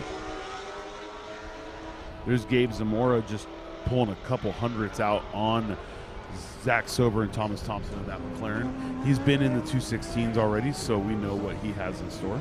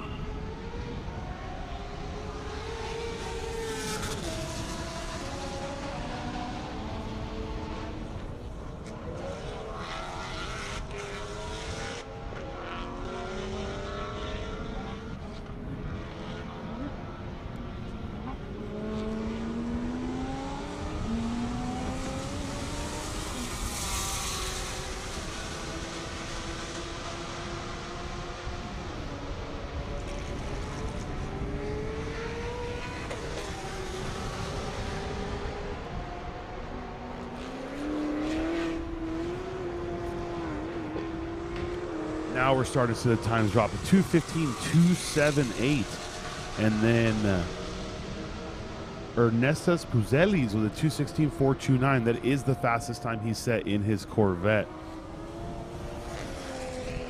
Sebastian Vassan, a 2:16.988. These times are starting to get to a point where people are really dropping. Sebastian's best time before that session was a 2:19.391. Drivers are not only finding pace, it seems like they're finding the confidence to push where they need to. The weathers help a lot, obviously, but the driver still has to string the lap together.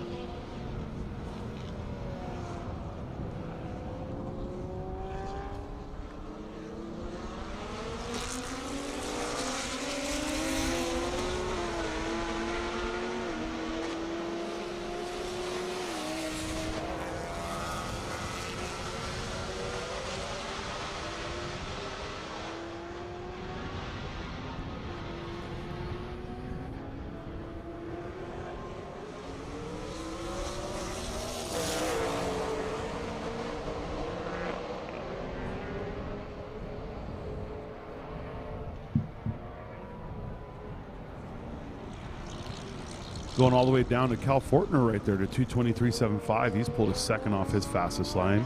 Tim Shepner is about 3/10 off his fastest.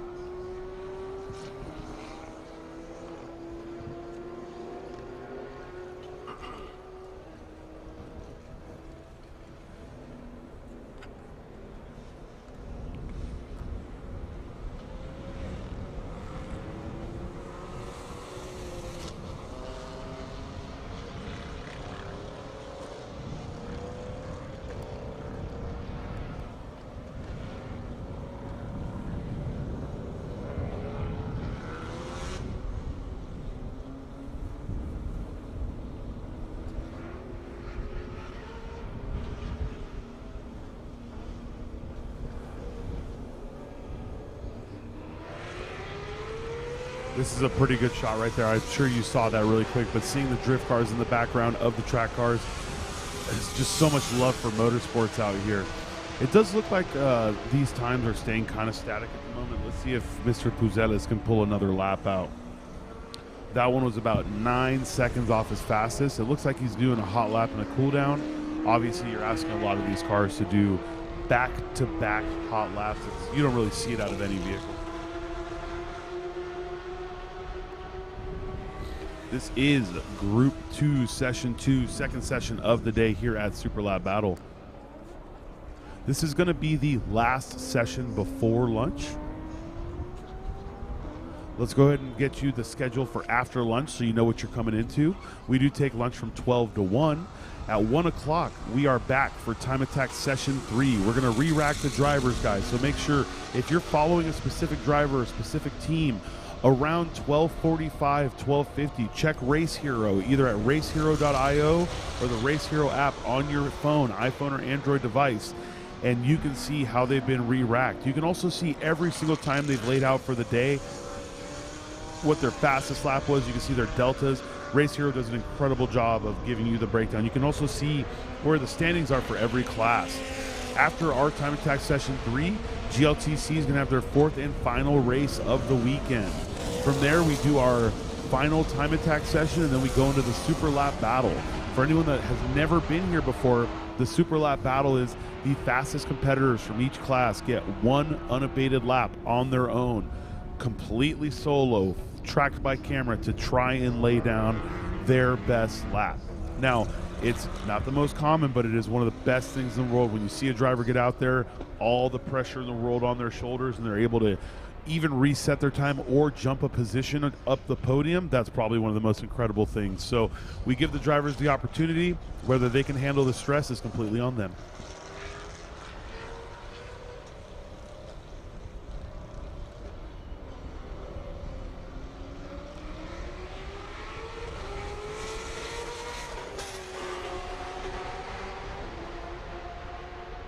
Looks like we have a hot toe for Johnny Hernandez. Hopefully it's nothing too serious. It does look like he was never able to set a lap. He went out for a warm-up and then pulled off somewhere safe because you haven't had to yellow flag any of the sectors. You got the best part about this track is if you're in one of the inside areas and you pull through a cutout, They have a million ways to get you back to the pits. It's great. There is the drift paddock doing their little figure eights.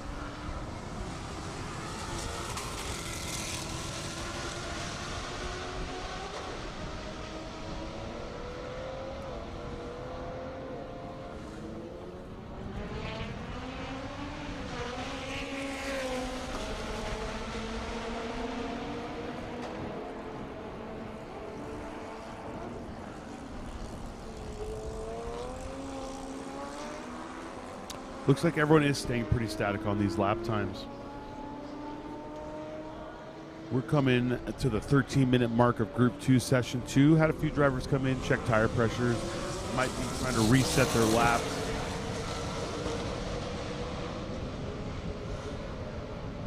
Nick Hayes in the BMW to 2:24.712. He set that in his second lap. He's about 0.3 off of his fastest. I know they're trying a few different things on that BMW. They've actually removed the wing, feeling they might have too much rear aero in the car. He's a few tenths off his fastest, so we can't attest whether it's the wing or not. You know, there's a million things that could cause 0.3 of a second. He may feel it's more comfortable with it. He may feel it's a little sketchier without it, but currently he's running without the rear wing. It does look like start finish is throwing the checkered flag, so these are the times that are going to stand. If you have started a lap before you go across checker, then obviously you're going to be able to do that lap. If not, whatever you just ran is your final. So let's go over it. We have Mark Austin and Stephen Ike leading the session with a 2:15.278. Ernesto Spuzzelli is at a 2:16.429. That's going to be his fastest lap of the event so far. So we do have people picking up time still. Sebastian Vassan at a 2:16.988 and Clayton Yates at a 2:17.164. It does look like Zach Sober and Thomas Thompson on their fifth lap pulls their fastest time, but it didn't actually move them up in position. It's a 2:17.177. They're about 100th off passing the position in front of them, but it just shows they still had time in that car. These drivers are going to go ahead and finish their cool-down laps, get in, and we'll be able to send Group 1, Session 2. That'll be the final session of the final group of this session. You got to get some New Balances.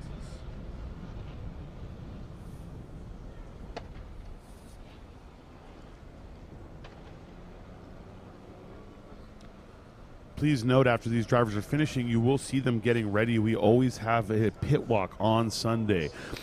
During lunchtime Sunday, this is the chance for every fan to come and talk to the competitors. The cars will be out in the pits. Drivers will be there. It's every opportunity for you to get up close and personal with your favorite drivers, your favorite friends. So if you're here locally, make sure you come on down.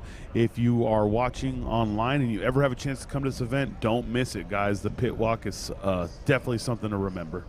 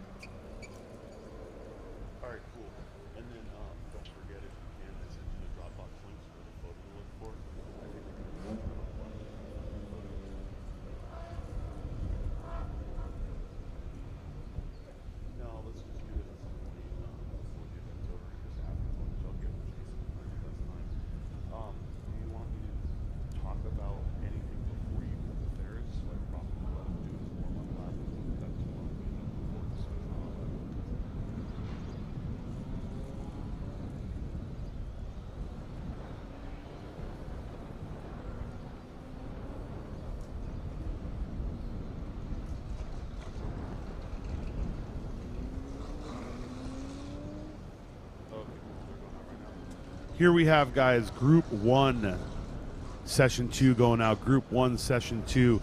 We're going to want to give you a little insight onto what Ferris is thinking about. He knows he's leading Unlimited class, but he knows the car has so much more left in it.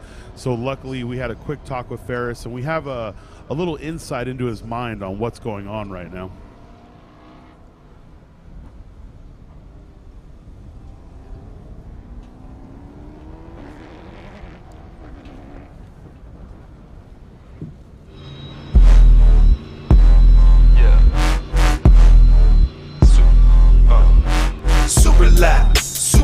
Super lap battle, super lap battle, super lap, global time attack, super lap battle. We just came to race and push it to the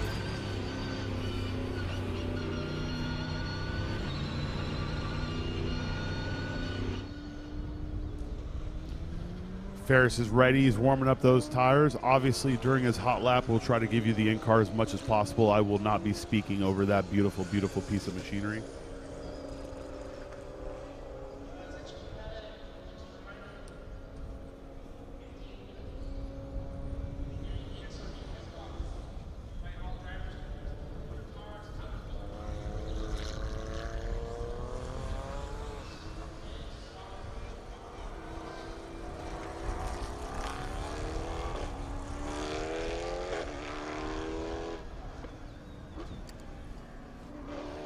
I feel like we're going to see what we usually do. These drivers are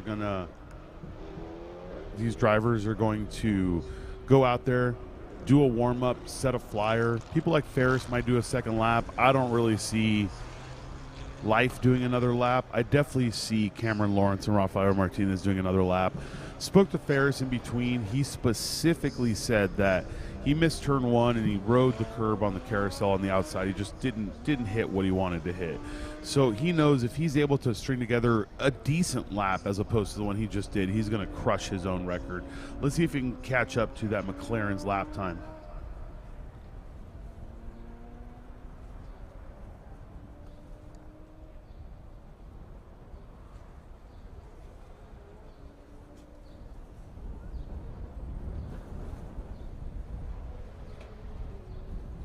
Oh no, Ferris shut down on the side of the road.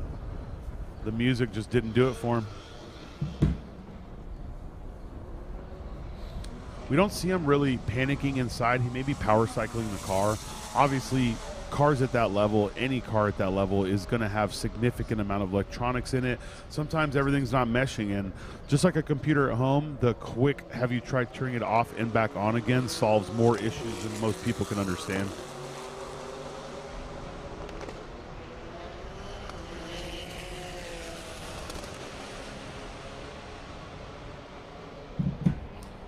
Life, on the other hand, does have their car up and running full tilt.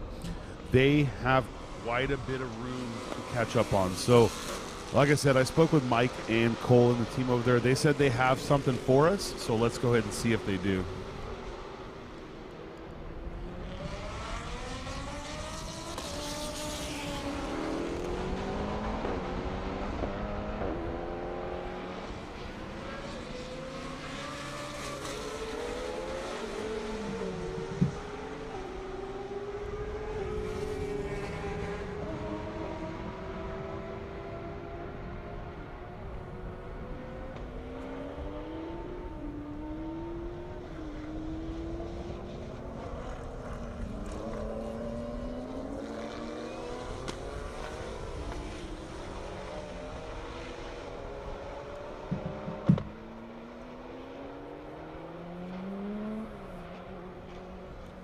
Man, you can really see Life pushing it. The sparks coming out from those titanium blocks, those skids underneath his front splitter. The amount of downforce that these teams create at the higher level is incredible.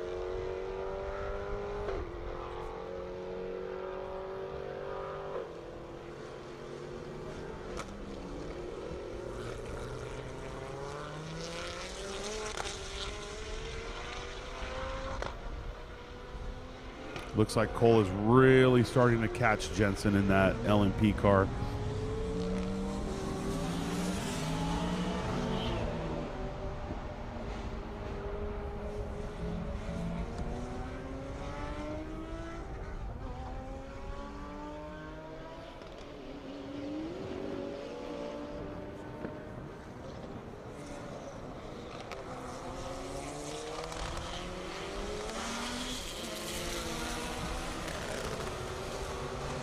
Oh, Cole Palson at a 2:04.379, and I know he's not going to be too happy because he's going to feel like he was impeded a little bit.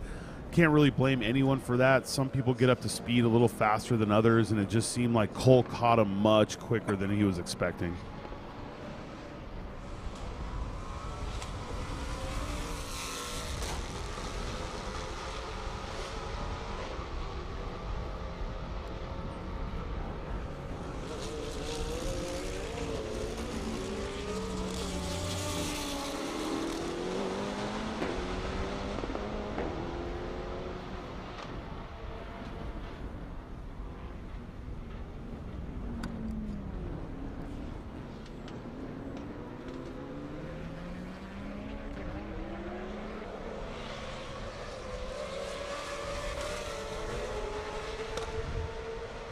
Oh no. It looks like we may have a little bit of fluid on track here. Cable Rosenberg's Viper was just a little bit of fluid out. He was having some cooling issues earlier, so it may be the overflow again. Luckily, they don't run coolant in these cars. They just run water. Eric Fleming and what looks like Amir out on track. Amir is starting his first flyer.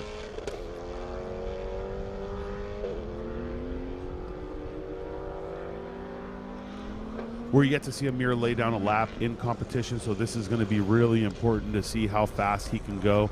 He's put a lot of work. His team's done a lot on this in the offseason. Obviously, the RS Future Koyo Rad team is just one of the best out there. They make things happen even when they don't have everything in front of them. They got their motor really late in the process, and the fact that they're able to make it out here with prototype parts is just incredible. All the work they put into fixing that wing overnight is... I didn't even know you could fix a wing, if you want my honest opinion, but I don't build aero for a living, so I would not be the person to talk about that. They got the wing fixed and functional. He was able to do a full hot lap. Obviously, he went out as the checkers came, but he was able to do a full lap and anchor down the back straight. I know they were pulling a little bit of data and trying to sort a few things out, but let's see what kind of lap time he can lay down in that car.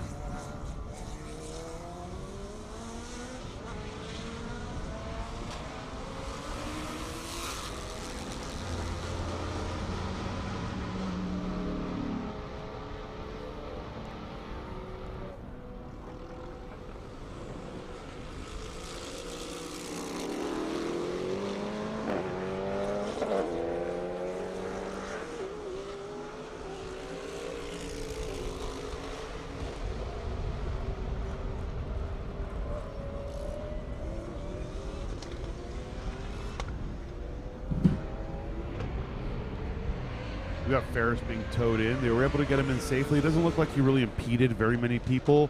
Man, Eric Fleming, guys, a 2:13.245.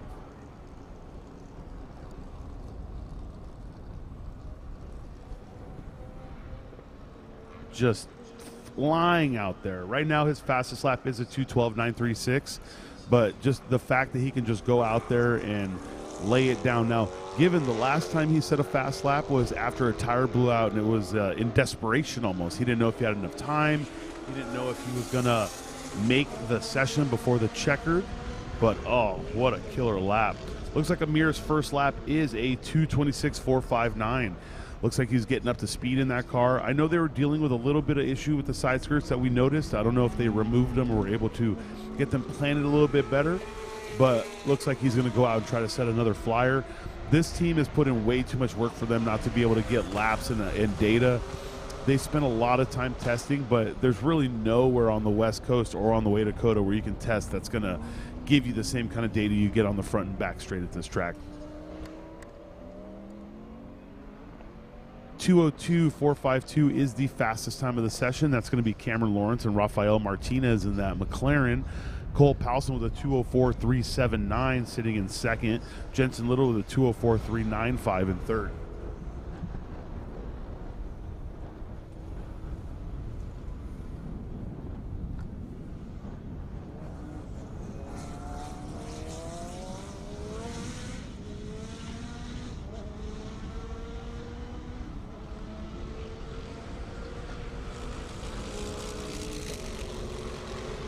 There's Mark Austin setting his fastest of the event at a 2:11.322.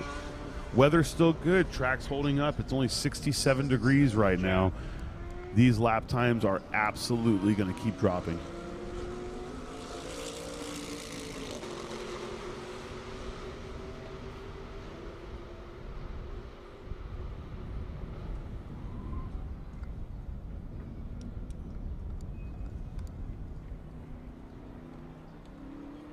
It does look like we have a car off. I'm not sure if that's Jensen Little or Jason Chin. If it was all silver, it's Jensen Little. It's just a little hard to see from up here.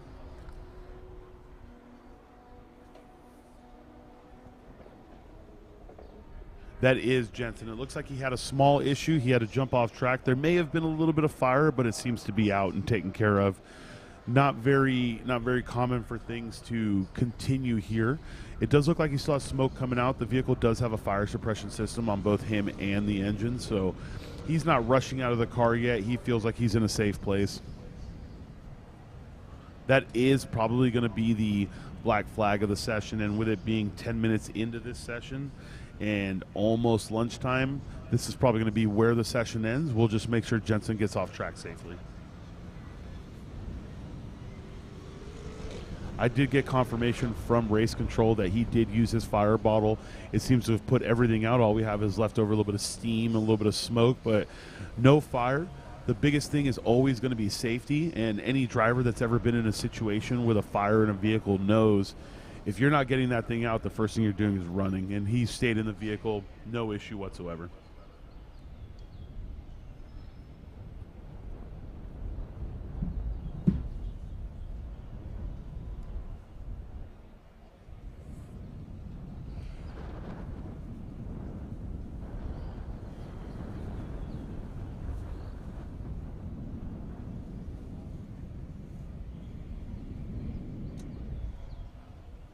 This is going to be a standing black flag. I'm going to go ahead and make the assumption, and you never assume, but I'm going to make the assumption that this is probably going to be the end of this session because most of these drivers were going to do their 2 laps, 3 laps, and go in. They're going to have to get Jensen out of this car, and they're probably going to flatbed it back if it's not something that they can get back together or started back up. Life is cooling the car down, though, so if they have the opportunity to do another lap, if we have it, they are ready to go back out. I see Mike the Mastermind there on the laptop. That's always a good sign.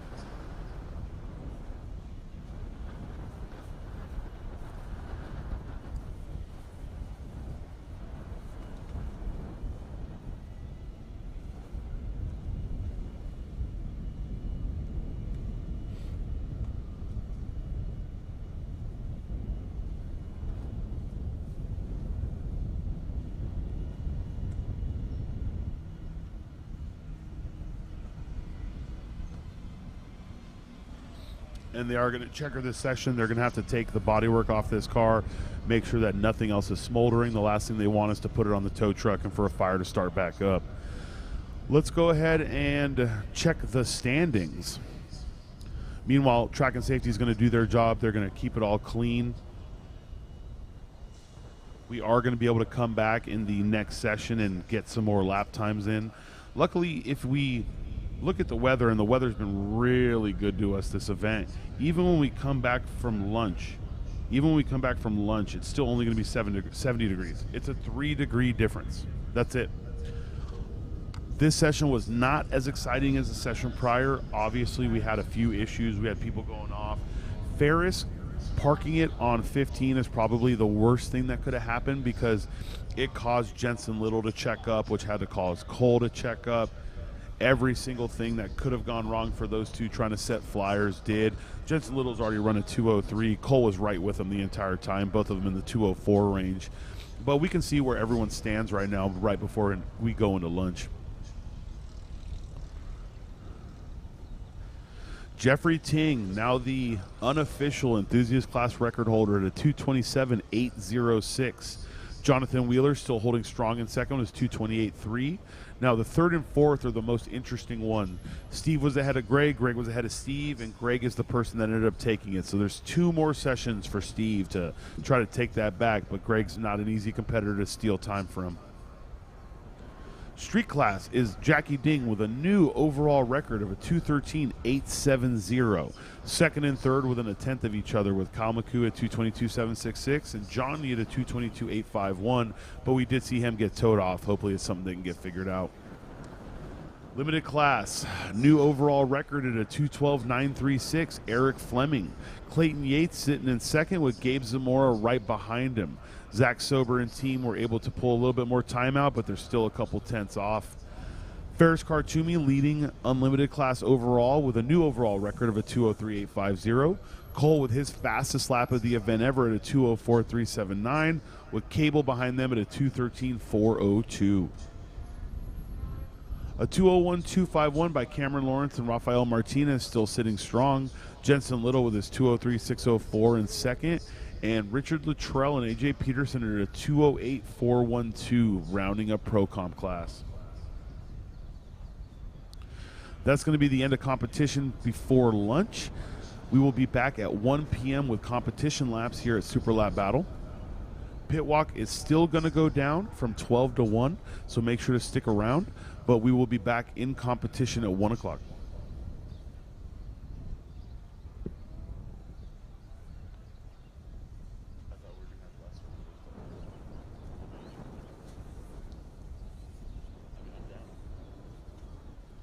Stick with us. We'll be in the pits in a few minutes, and then we'll head to lunch. Okay, guys? So make sure you stick with us.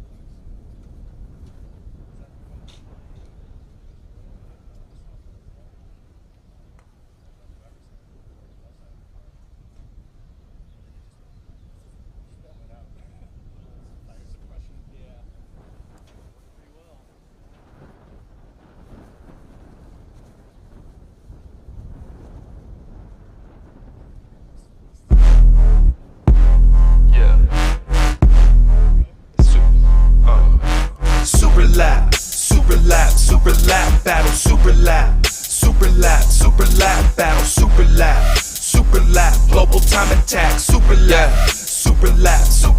battle. We just came to race and push it to the limits. Got the downforce horse heavy with the Yokohama's gripping.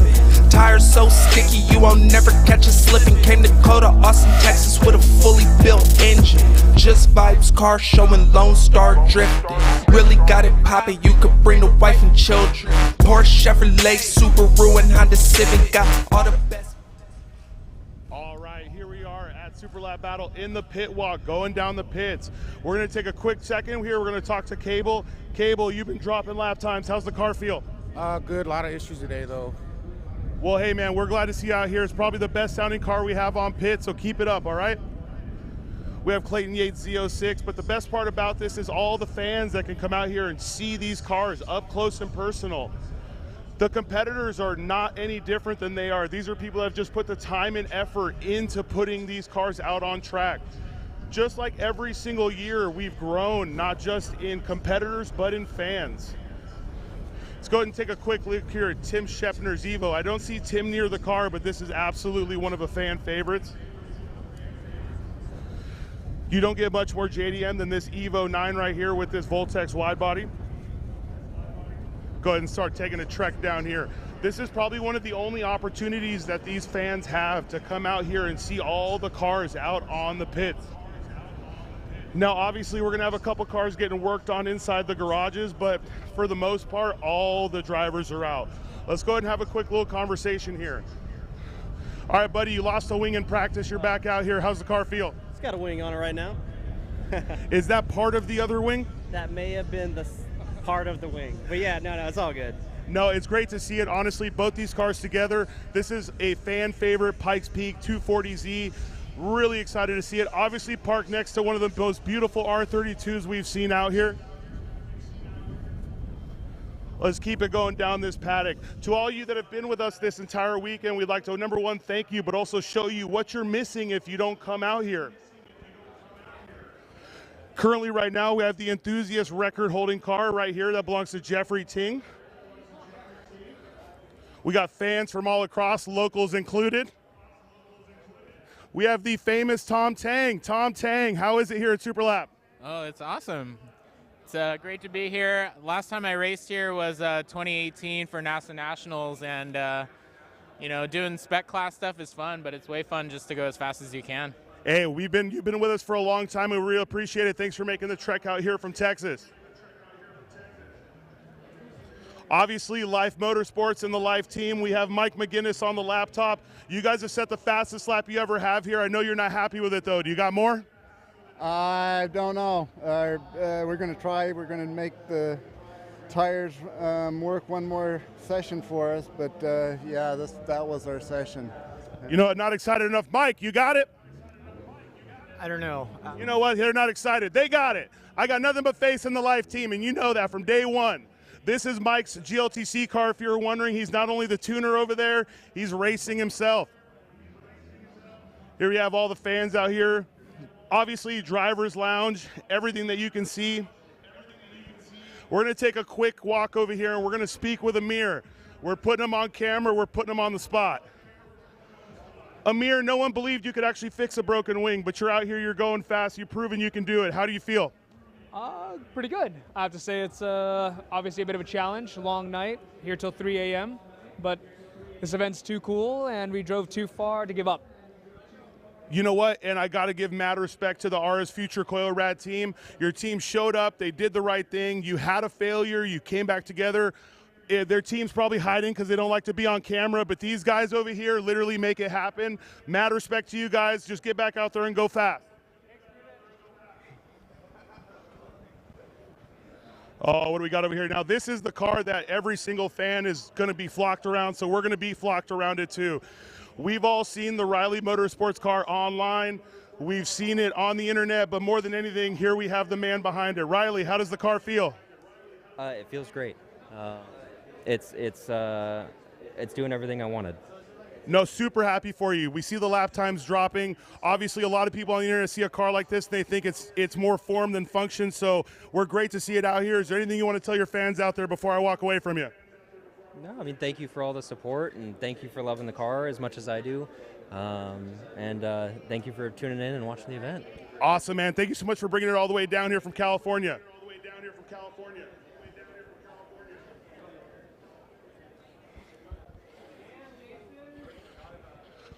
Look at this. We got a whole grip of fans around these cars. IAG Performance, Devin Hoffman, I know you've been having some struggles, but how do you feel today? You know what? I feel good. We're being consistent. The car's not broken, and it's a good day to be at the racetrack. It is always a good day to be at the racetrack. You got to give them love. This is a brand new setup. Obviously, with any brand new setup, you got to get some things figured out. So you're doing a great job out there. Keep it up. The Spoon Sports car, you're never going to be mad about that. I don't know where Nick is, probably hiding somewhere. There we go. All right, fan favorite.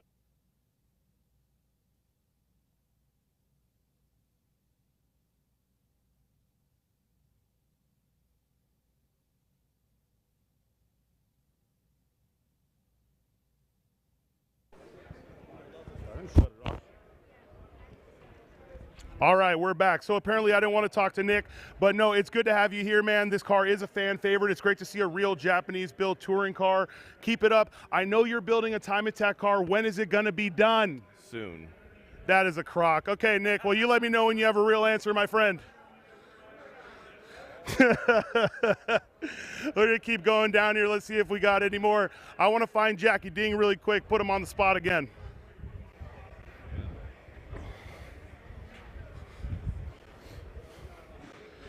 Obviously, a whole bunch of beautiful GLTC cars out here. The GLTC pace car over here. Found him. Hi, Jackie Ding. How are you doing? Doing all right. Having fun. Lots of fans, huh? So I got a question. Was that all of it, or is there more? There is more, and I think we have a small splitter issue. We're going to have to double check it and make sure it's safe to go out again, because I don't want to disintegrate at 165 down the back straight. Okay, I respect that. I know, and Jackie's going to get a little bit of my time and love, I know that you have been fighting Amir's records back and forth when you guys fought each other. You took it, but you only took it by a couple tenths. You want to crush it, don't you? Yes, but there's a lot of respect, go around, because what a guy, I love this build and love his moving on. It's just awesome.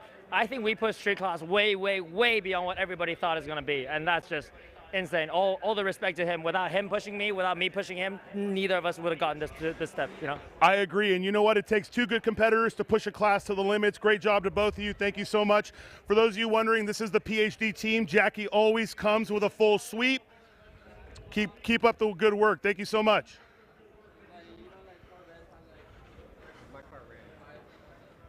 All right, so now we're getting over here. Let me see if I can find Greg. Greg. That was dangerous. You almost lost your podium spot. How you feeling? I'm feeling pretty good right now about it, but I know that second session, it was pretty dicey on that first lap. Well, and honestly, you guys were back and forth with each other, so I got to say, keep up the battle, but if nothing is guaranteed. You thought you had it locked in, and he's right there. No, it's definitely been a fun battle, and I am enjoying it right now. It's a lot of fun I'm having today. Awesome, man. Super happy to hear it. Let's keep on rocking.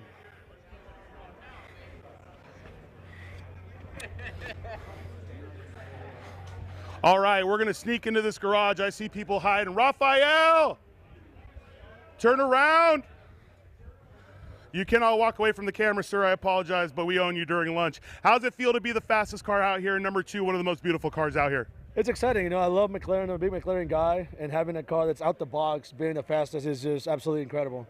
So I had a long conversation with a few people that know you. This is new to you, though, right? Like, you're new to this. It is, yeah.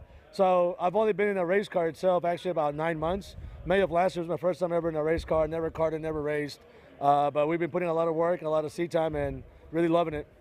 Hey, super glad to hear it. Keep killing it out there. Good job, man. And thank you so much for coming.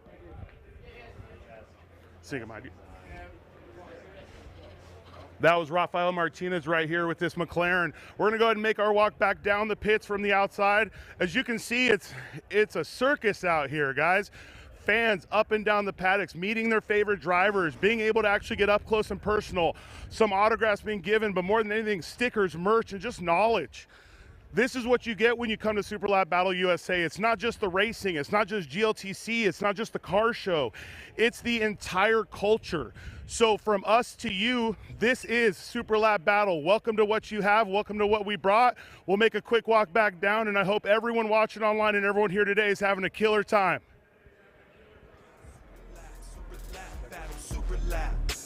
Super lap battle, super lap, global time attack, super lap, super lap battle. We just came to race and push it to the limits. Got the downforce heavy with the Yokohama's gripping. Tires so sticky you won't never catch us slipping. Came to Dakota, Austin, Texas with a fully built engine. Just vibes, car showing Lone Star drifting. Really got it poppin', you could bring the wife and children. Porsche, Chevrolet, Subaru, and Honda Civic. Got all the best vehicles up in here trying to get it. Really put the pedal to the metal when it's go time. Drop the green flag, going fast, man, it's showtime, yeah. Got the grandstands filled up like, yeah. Got the padded lit going up like, yeah. I just want a trophy in a turbo like, yeah. This is super lap battle time attack, yeah.